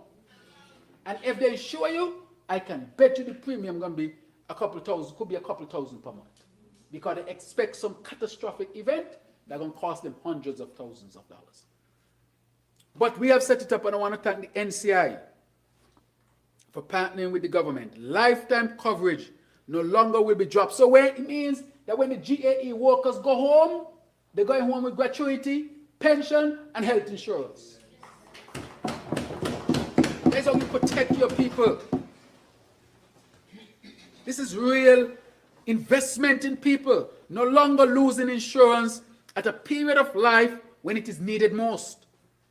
Increase in coverage amount, listen, from 100,000 to 500,000, which is 5 times the previous coverage amount. Continuation of qualified dependents beyond retirement. So if you have dependents, they can continue even when you retire.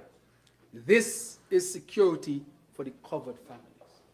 Gratuity, pension, health. These are the things that matters most to people at that stage of their life from a financial security standpoint, apart from the spiritual life. This is next. They're going to ask how we're going to eat and pay the bills. Whatever gets sick. There are people who save up their money. I see people save their money. And they save it up.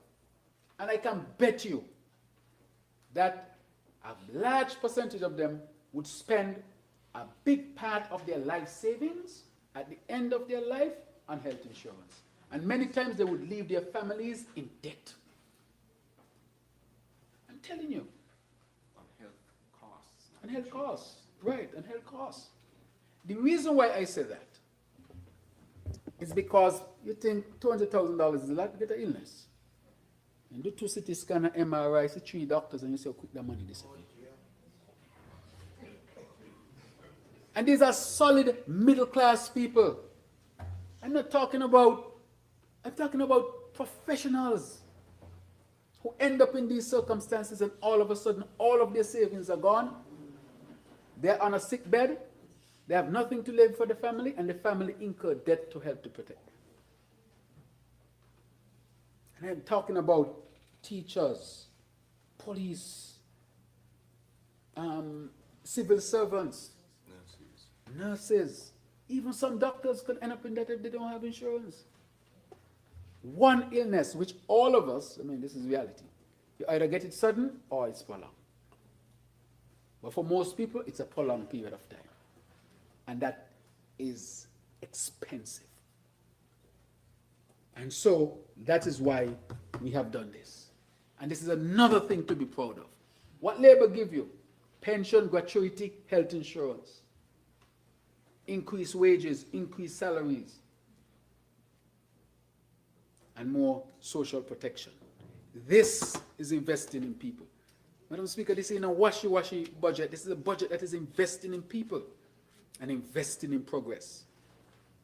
Madam Speaker, we have ensured that the plan is affordable and we'll be introducing a new equitable payment structure in 2026. No longer a blanket payment of $75, no matter how much pension a beneficiary is paid. The new payment structure will allow for pension recipients to pay as little as $25 per month, and some will pay nothing at all. Why did we do it? You might have a worker who is a GAE worker, working for minimum wage.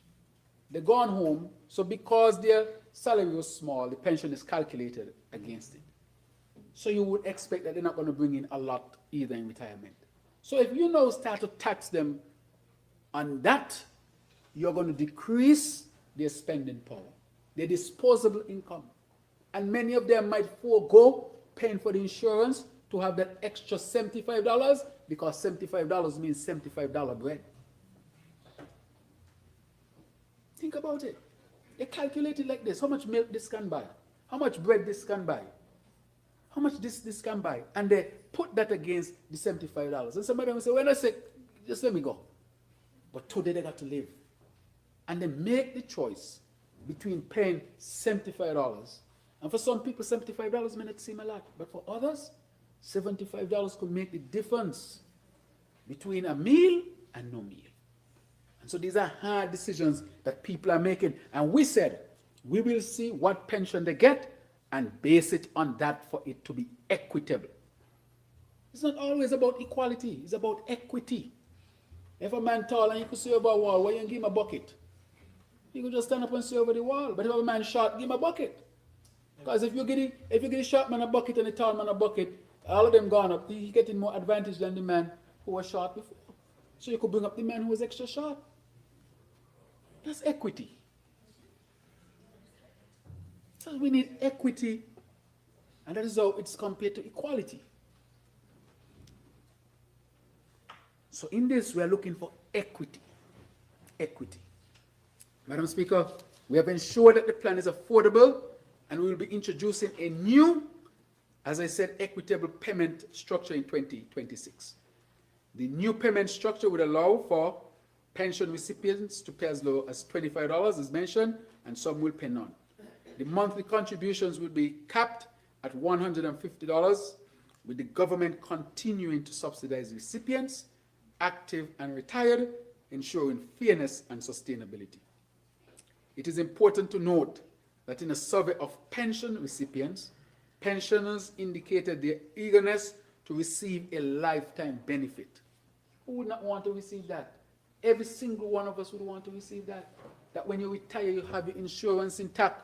Every civil servant going to benefit from that. Think about it. That's a tremendous achievement. I just looking at it and thinking about it, I can see how beneficial this will be for people. They understand, Madam Speaker, the significance of health insurance coverage at this age of their lives, and they are willing to prioritize their health and that of their dependent. December 1st, 2025 marked a major step for all of us, Madam Speaker. It reflects the continued commitment of this government to honor our citizens who diligently serve the people of St. Kitts and Nevis. Madam Speaker, I feel happy for all those who will benefit. A gratuity, a pension, and health care. That to me is worth it. Well, Madam Speaker, I now will say the word conclusion. Conclusion. Our democracy is alive and active. In 2025, the St. Kitts Nevis Labour Party administration convened Parliament 15 times. But the AG has us on a treadmill here. 15 times. Huh? To attend to the people's business. And we passed 15 times in 12 months, more than one time per month. And we passed 23 acts and amendments, a record of responsiveness and productivity. AG, you're doing it. The days when the people's business was neglected are behind us. The suite of laws we enacted strengthens safety and security, integrity and governance, sustainability and development, and social protection. These are not abstract measures. They are practical tools that protect families, strengthen institutions, and safeguard our environment. Notable acts include the Road Traffic Amendment Act, Integrity in Public Life Amendment Act. You remember that? The big song and dance, Integrity in Public Life, 7 years and nada. Nada, nada, nada. In less than a year, we passed it in this honorable house, because we ain't got nothing to hide. We ain't got nothing to hide, Madam Speaker. We passed the Pensions Amendment Act, the Banking Amendment Act, the National Conservation and Environmental Management Act, and the Architects Registration Amendment Act. Each of these reforms brings real benefits to everyday lives and communities. They are further proof that this government is focused, decisive, and compassionate, of course, investing in people and progress, so every citizen can share in the country's advancement. Not just some, but all. That is why we say the GAE workers, they might work for less, or you might think what you want, but they must be treated with equity. Not just some, even those who are on the peace program, or those who are incarcerated. You just don't throw them away like that. You give them a real opportunity. The elderly, you don't keep them locked down in your house. You create a program to pull them out. Let them go movies. If they want to change the channel, let them change it. But what we are simply saying is that we are pushing to have the full inclusion of all of our people in our development. Madam Speaker, these laws are about protecting lives, strengthening trust, building sustainability, and caring for our people. In many respects, they are the building blocks of our thriving democracy and form part of the foundation necessary for sustainable island state to flourish. Madam Speaker, our robust legislative activities are helping to bear fruits. I am pleased to share some good news relating to a recent achievement of St. Kitts and Nevis. As we have won, I want us to listen to this, because this is not just words. Minister, I'm slowing down. We have won the prestigious Best Regional Anti-Money Laundering Counter-Terrorist Financing Case Award at the 61st plenary of the Caribbean Financial Action Task Force, which was held in Barbados during the last week of November. A lot of words to say that when it comes to money laundering, St. Kitts ain't playing, serious. And we are leading. Right? Oh. This federation is not playing at all when it comes to that. And I want to thank the AG that he led on this, brought us together as cabinet, brought us together in here, even when some members ain't want to come, and still ain't coming. And when they come, they don't come to make noise and confusion. Nobody's supposed to miss the Minister of Finance presentation. That's part of the governance. You come and you listen. And then you formulate your response. But when some people don't care about the governance, that is what they do. But I want to say we passed these bills anyway, and I want to thank those on the other side who supported these. And even though the member is on the other side, he said Nevis. So it means that he voted for these as well. All right, excellent. You say Nevis, the age you come from. Oh, the age from Nevis? But we are one people, you know. Oh, one people. So I want to say, and can really thank the AG for his significant work on this. You know what this says when people see this? This is a serious jurisdiction. This is a place we can trust to invest. When other countries see this, they say this is a serious country. Look at this. You just can't come in here and use us and do all kind of nefarious things because you think we are small. As you know, as Honorable Congressman, as a member from number 3 would say, we're small, but we talawa. Madam Speaker, I am proud of this. Madam Speaker, is significant, and it demonstrates the rigor of the targeted systems, legislation, and coordinated mechanisms in place in our country to detect financial crime and deter money laundering and terrorist financing. The case which was submitted for this award not only showcased the efforts utilized to detect, research, investigate, analyze, and prosecute financial crime in St. Kitts and Nevis, but also demonstrated the effectiveness of the AML/CFT systems in St. Kitts and Nevis and the commitment of all of the relevant agencies. Madam Speaker, this award set the stage for our continued efforts in preparation for the next round of mutual evaluations by the CFATF, which would largely assess the effectiveness of the Federation system in combating financial crime. St. Kitts and Nevis is therefore on the right path for achieving excellent results in this process. Madam Speaker, for those who understand what this means, it is a tremendous achievement. Madam Speaker, let me address a particular matter that has become national discussion.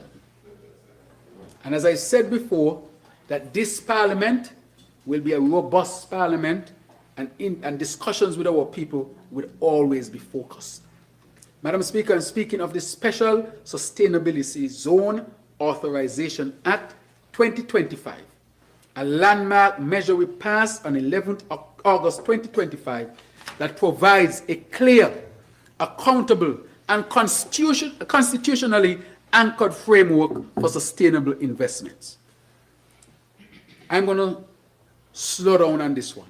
The Act creates legally designated zones where developers must commit upfront to strict standard of sustainability, climate resilience, infrastructure, and public services, including reliable water systems, robust renewable energy targets, climate resilient construction, health access, and dispute resolution mechanisms, and where any concessions granted are proportionate to the demonstrable public benefit.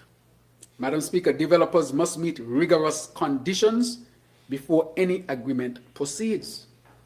Independent economic analysis, detailed infrastructure and environmental plans, proven technical and financial capacity, and secure their own land. The law preserves our sovereignty. As a matter of fact, when I put this law in here, I said one thing that must not be violated is our sovereignty. And I brought it here because I want it to be clear and open. I've discussed this here in town hall meetings, wherever I have discussed this. And so I want it to be clear.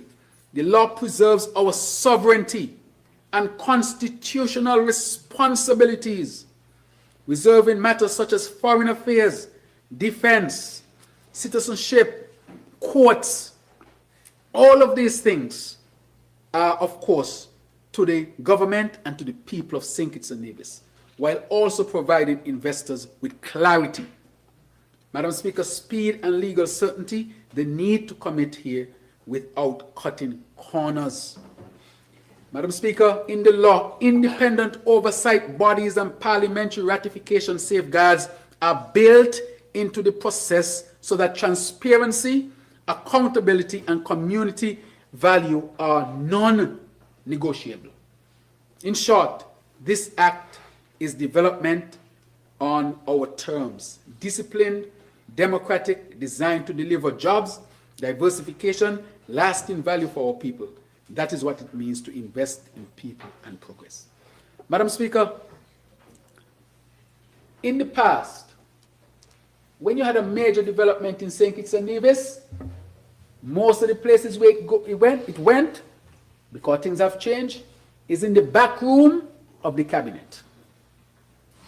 It is agreed to, and then all you hear is that this major project is now going to be implemented. It did not have to come to the parliament. I am hearing that persons are discussing, and of course, in Nevis, a particular project.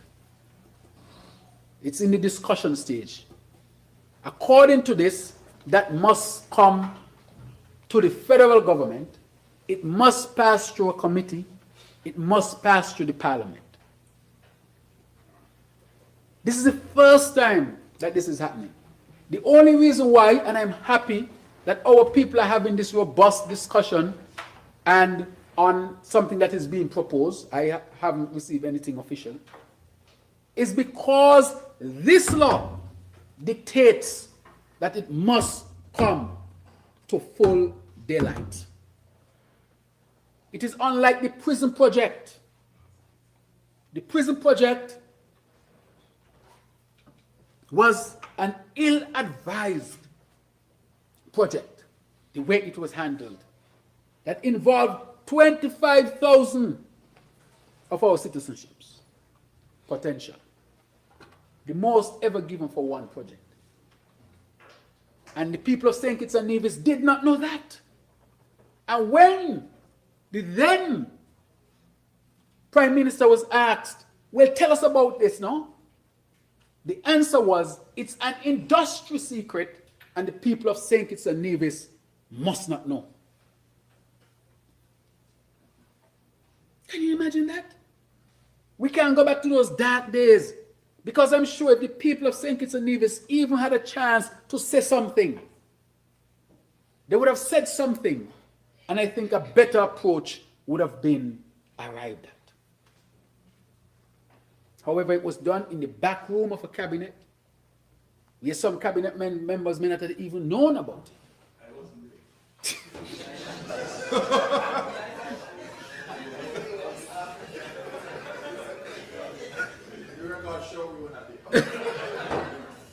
I'm telling you. The opposition has said. The opposition has said they weren't there. Well, we're hearing that opposition members who were in the cabinet then said they were not at that cabinet sitting. They were out in the yard. It is serious like that. And so we have put this together so that any other major development to come, it must come to the people. But in addition to that, it cannot just come to the people. There have to be an oversight committee that is broad-based. And I told the people from day one that that a committee would be put together, which we have done. This has always been the plan, go to the law. So this is not reaction to anything. It is well thought out and prudent that the people must have an input on different levels. And so yesterday, I announced aspects of the committee. AG, you have the list? I'll get the list. Because I want people to see how serious a matter this is.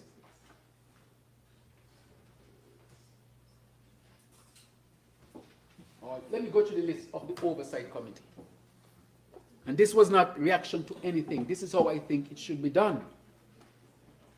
Members of the Advisory Committee on this matter, which was the intention all along, St. Kitts Christian Council, St. Kitts Evangelical Association, St. Kitts Nevis Chamber of Industry and Commerce, St. Kitts Nevis Trades and Labor Union, Bankers and Financial Services Association, Caribbean Confederation of Credit Unions, Eastern Caribbean Central Bank, Organization of Rastafari in Unity, St. Kitts and Nevis Medical and Dental Association, St. Kitts and Nevis Bar Association, Institute of Chartered Accountants of the Eastern Caribbean, St. Kitts Nevis Branch, St. Kitts and Nevis Institute of Architects, St. Kitts and Nevis Building Contractors Association, and St. Kitts and St. Christopher National Trust. We have also invited organizations from the region, the Organization of Eastern Caribbean States, OECS Authority, the OECS Bar Association, and the Caribbean Development Bank. This is what was always intended. Never before in our history has this been done. The Four Seasons established, you only heard about it after it was signed in cabinet. Of course, it's a very good investment. I'm just simply saying that the people did not see it before. The prison project, industry secret. So I'm simply saying that this law is intended to bring everything in the daylight for our people to see. And then from that committee, everything is submitted, and they work together and bring something forward to me, as the law says. And then, even then, it still has to come back to Parliament, debate upon, to be passed. Not just the law, each development must go through those stages. So it's not just word of mouth and people out there talking and making politics out of this and that. Those who are making politics out of it. But for those of our citizens who are seriously concerned, I take their concern seriously. I do not brush them off because they're hearing all sorts of the things, and of course some of these things are influencing them. And as I've said from the beginning, I welcome this. This was embedded in it. Tell me how I can improve it. Make it tighter. That is why we have the Bar Association in there as well. We want to hear from the layman perspective all the way up to the legal luminaire. and everybody else in between. So that never again would we see a major development in St. Kitts and Nevis or potential not come to the full view of the public. And through that, the committee will help to decide how it will interact with the population as well, because I've held a town hall meeting, gather that information and recommend to me. And I'm looking forward to those recommendations. Because that is how it has to be. I was determined that no other major development going to take place in the back room of a cabinet, not even my cabinet, without the full view of the people and the participation of our people in any decision to be made. And that is what the law does. So all this discussion is because the law allows that. In the normal state of things, come sign here, bam, bam, bam. Or two back or down there, development. What going on down there? Boy, they sign something, said development going on. And we have an example of it, the prison project. And that, I think, should never happen in St. Kitts and Nevis again. And so we'll continue to that. So I'm happy we're able to put our committee together and get our people in further discussion so that we can arrive at the best position. So there's a good balance between what we seek as a country and to make sure we don't turn away investments. So that is in balance that as a country we'll discuss and see where the best position is. Protect our constitution, protect our sovereignty, protect our way of life as a people, while at the same time, how can we attract investments? That is what we are seeking. And in these type of things, we need our people. So our people would always have the say. And you know why? Because the law was intended that our people would have the say. So I'm happy when I see the discussion on one hand, because that is what the law intended. But when you see people who know better trying to mislead people, that is where the issue becomes. But for those of our people who are genuinely concerned, I take your concerns seriously. You have a right to ask. You have a right to question. At any given point, because you're a citizen of this country, you have a right. That law, normally how it is set up, before you pass anything into law, it is, you have a first reading. And the AG has stuck to that principle. And when you do the first reading, you disseminate the law so that everybody gets a chance to see it. That is what the method, the process is. So when citizens say they didn't see it, I accept the fact that maybe the way it is set up in the law is not giving them the best chance to see it. But their representatives So maybe we need to reflect on it, right? And I might even talk to the voter who is not interested in politics in general, but would like to know what the laws are. So those people, let's see how we can straighten or create a process so that all of our citizens can have full access to laws at any given time. I know we are putting a portal in place to help that. For this particular, I put copies, free copies downstairs so that people can come and collect. SKNS published it so that people can have further access to it. We had a town hall meeting on it. And therefore, we sought to give as much access as possible. So maybe we might have to think of other type of processes which will give our people an easier access to propose laws. However, the opposition is being disingenuous, those who are talking against it. They are brought here, are sent here by their people to specifically participate in debate and look at laws. And those who are now out there talking all sorts of things, had the law, and during the debate said nothing, had no input to give. That is why I said they are disingenuous and they're playing petty politics. You know what I mean? They're not real. A game them a play. Because they had access to the law before the sit-in. They could have sit with their people and they didn't do it. How many weeks? 2 weeks. And then all of a sudden, they're all over jumping up and down. So don't take them seriously, but our people I take seriously. And that is why this committee that we have, this advisory committee that was always intended, it is, you see how broad-based it is, from Rasta to Christian,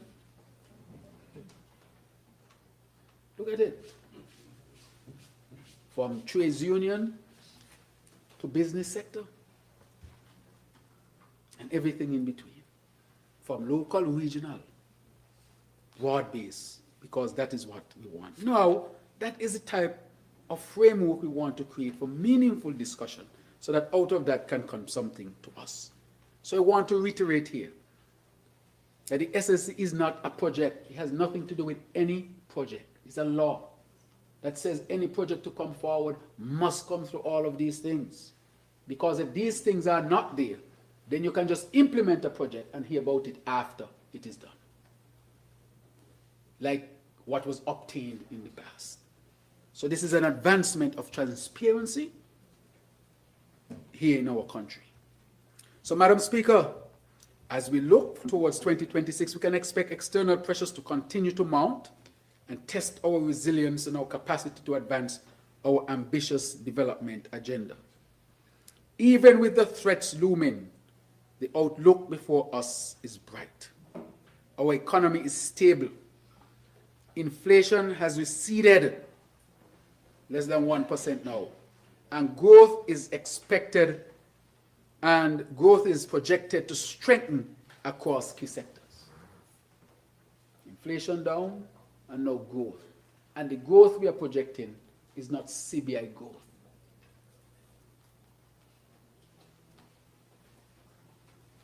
So we are creating a more resilient economy.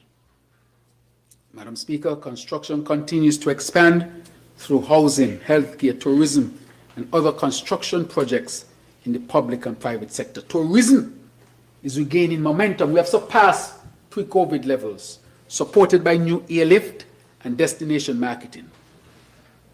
Agriculture and fisheries are advancing with renewed energy and is projected to grow annually. These are not abstract ideas. Each initiative represents jobs, jobs, jobs that will be created, families supported, and communities empowered. This budget, Madam Speaker, is therefore a people-centered budget. It is designed to ensure that every citizen feels the impact of growth in their lives. It invests in education so that our children are equipped for the future. It strengthens healthcare so that every family has access to quality services. It supports small businesses and entrepreneurs, recognizing that innovation and enterprise are the engines of prosperity. And it prioritizes climate resilience, ensuring that our island state is prepared to withstand the impact of natural hazards while protecting the heritage of generations to come. Madam Speaker, the 2026 budget is a declaration of confidence. It reflects the St. Kitts Nevis Labour Party's proven record of service and the government's determination to build a nation that is fiscally strong, socially just, and environmentally sustainable. It is a budget that says to our people, we see you, we hear you, we are working for you. We envision a St. Kitts and Nevis where every child has access to quality education, where every family enjoys food security, where every community is protected from the ravages of climate change, and where every citizen has the opportunity to contribute to and benefit from national progress. We envision a nation that is fiscally solid, socially united, and spiritually grounded, a nation prepared not only to endure, but to excel. Madam Speaker, this budget is more than a financial plan. It is a vote of confidence in our people, a covenant of responsible leadership, and a clear pathway to a brighter tomorrow. Under the National Development Planning Framework, anchored in the Sustainable Island State Agenda, we are laying foundation stones for resilient, innovative, and inclusive St. Kitts and Nevis. A nation where prosperity is shared, opportunity is real, and progress is visible. This budget is a budget of purpose. It is about jobs, jobs, jobs. It is also about justice, schools and health, homes and hope. It is about cost of living. It is about practical measures that change lives, and it is above all about investing in people and progress. Let us be deliberate. We will manage our resources prudently, invest boldly in our people, and lead with integrity and compassion. We will protect the vulnerable, reward effort, and open doors for the next generation. We do this not for headlines, but for households, not for applause, but for outcomes. Madam Speaker, this 2026 budget is our collective pledge to govern wisely, to invest courageously, and to deliver results that lift every community, Madam Speaker. Madam Speaker, we have sought over these years, these 3 years, to create an economy that serves our people. I think I have an abstract here. Yes, I have an abstract here. Boy, I'm telling you.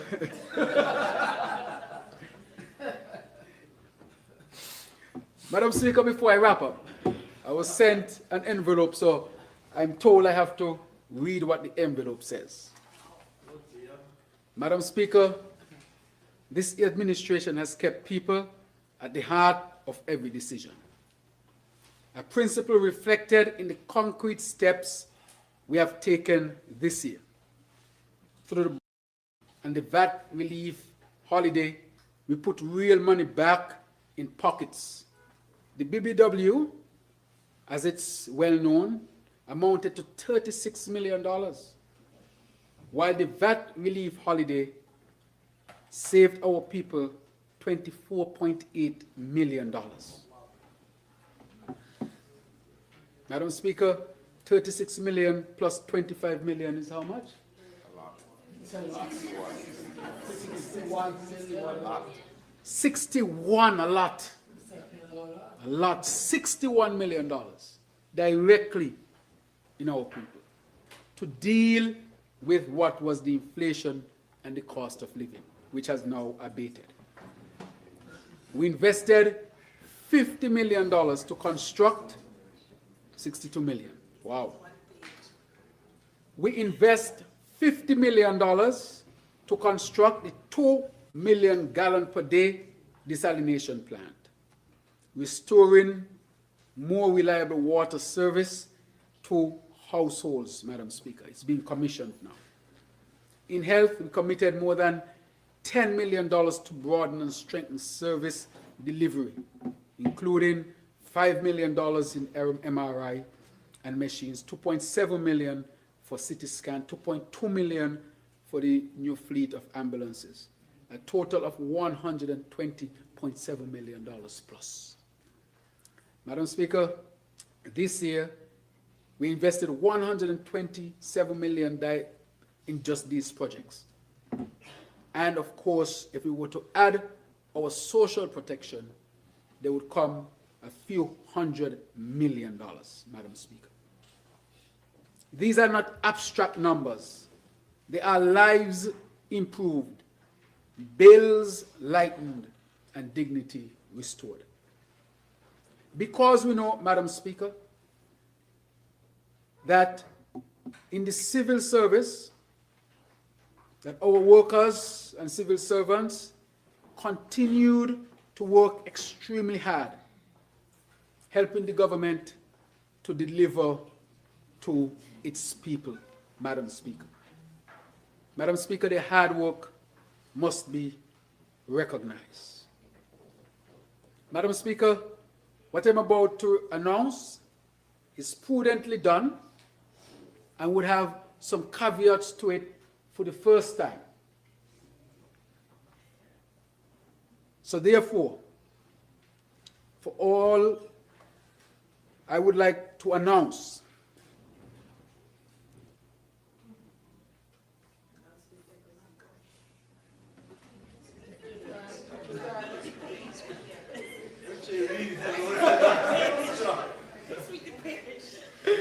the anticipation is here. Okay. I will say this now. I am pleased to announce an extra payment of 1 month's salary, commonly called double salary. This additional payment will apply to our people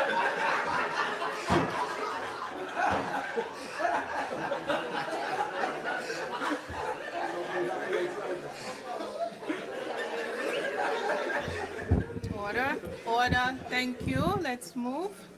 I am pleased to announce, Madam Speaker, that an extra payment of 1 month's salary, commonly called the double salary.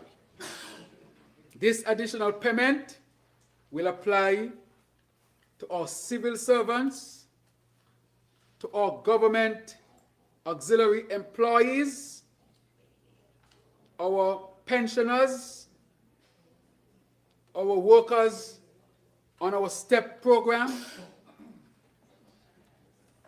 And I would like to say, Madam Speaker, that this payment will be issued on Friday, 19 December 2025.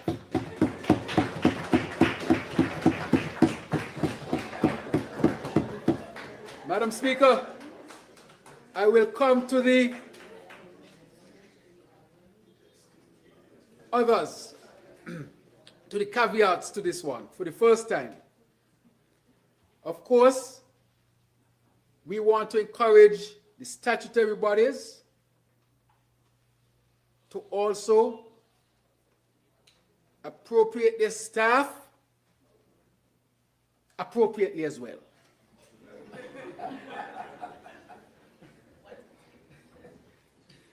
And this is a caveat.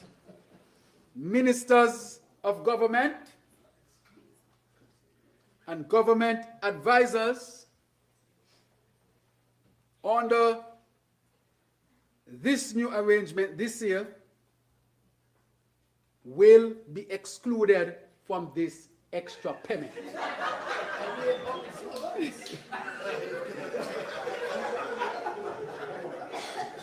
Madam Speaker, I will repeat.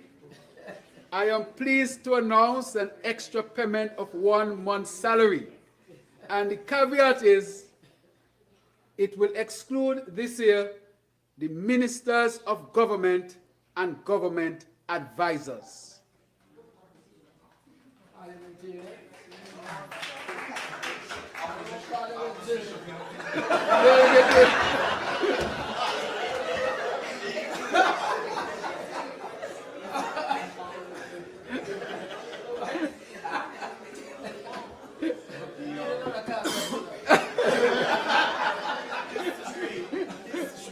Madam Speaker,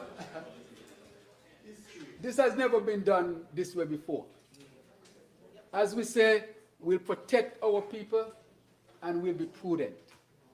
We know that I am foregoing it, the ministers are foregoing it, the advisors are foregoing it, and it will help to save the government some money as well.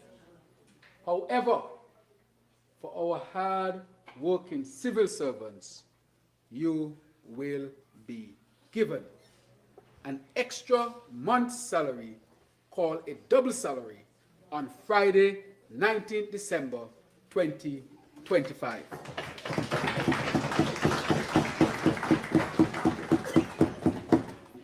And Madam Speaker, as I finally conclude,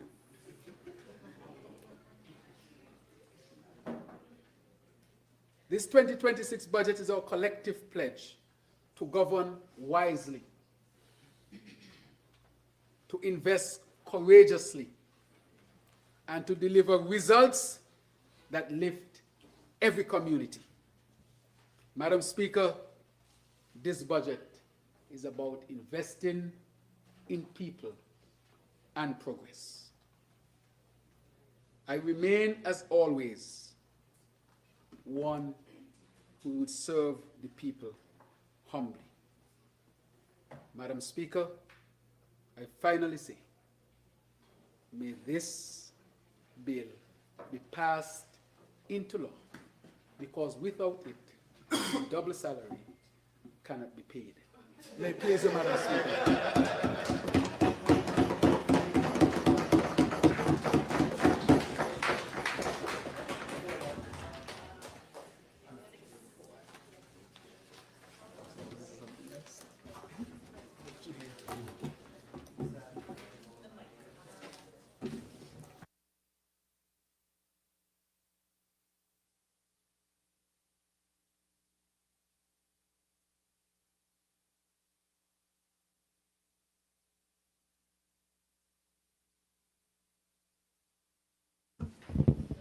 Seconder.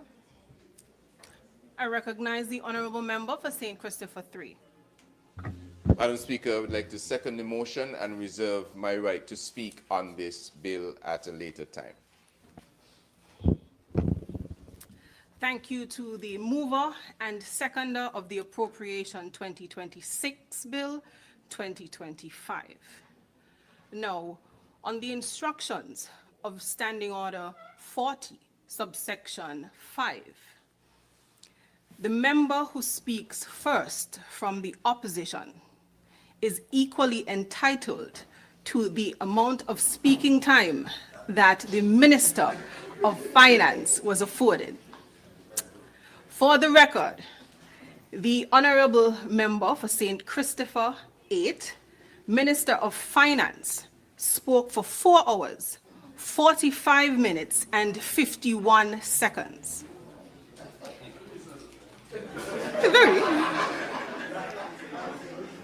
It therefore follows that the first speaker from the opposition is automatically entitled to speak for a period of 4 hours, 45 minutes and 51 seconds. Needed to place that on the record. Now that we have set our matters in order for tomorrow, this honourable House stands adjourned until tomorrow at 10 a.m. Wait. The 7th. Honourable Minister of Finance, member for number 8. 10 a.m. tomorrow? Yes, 10 a.m. tomorrow. Very well. 10 a.m. Can you place that on the record? 10 a.m. Just rise and place that on the record. Yes, with your leave, Madam Speaker. Yes. I rise to adjourn the debate move. And to move a motion that we adjourn at this time and we reconvene tomorrow at 10 a.m. for the debate on the second reading of the bill. Very well. Yes. Seconder. I second the motion, Madam Very Speaker. well. I recognize the honourable member, St. Christopher 3. The question is that the House stands adjourned until tomorrow, 10 a.m., 17th day of December 2025, at this honourable House. Those in favour? Aye. Those against? The ayes have it. House stands adjourned. You can now rise.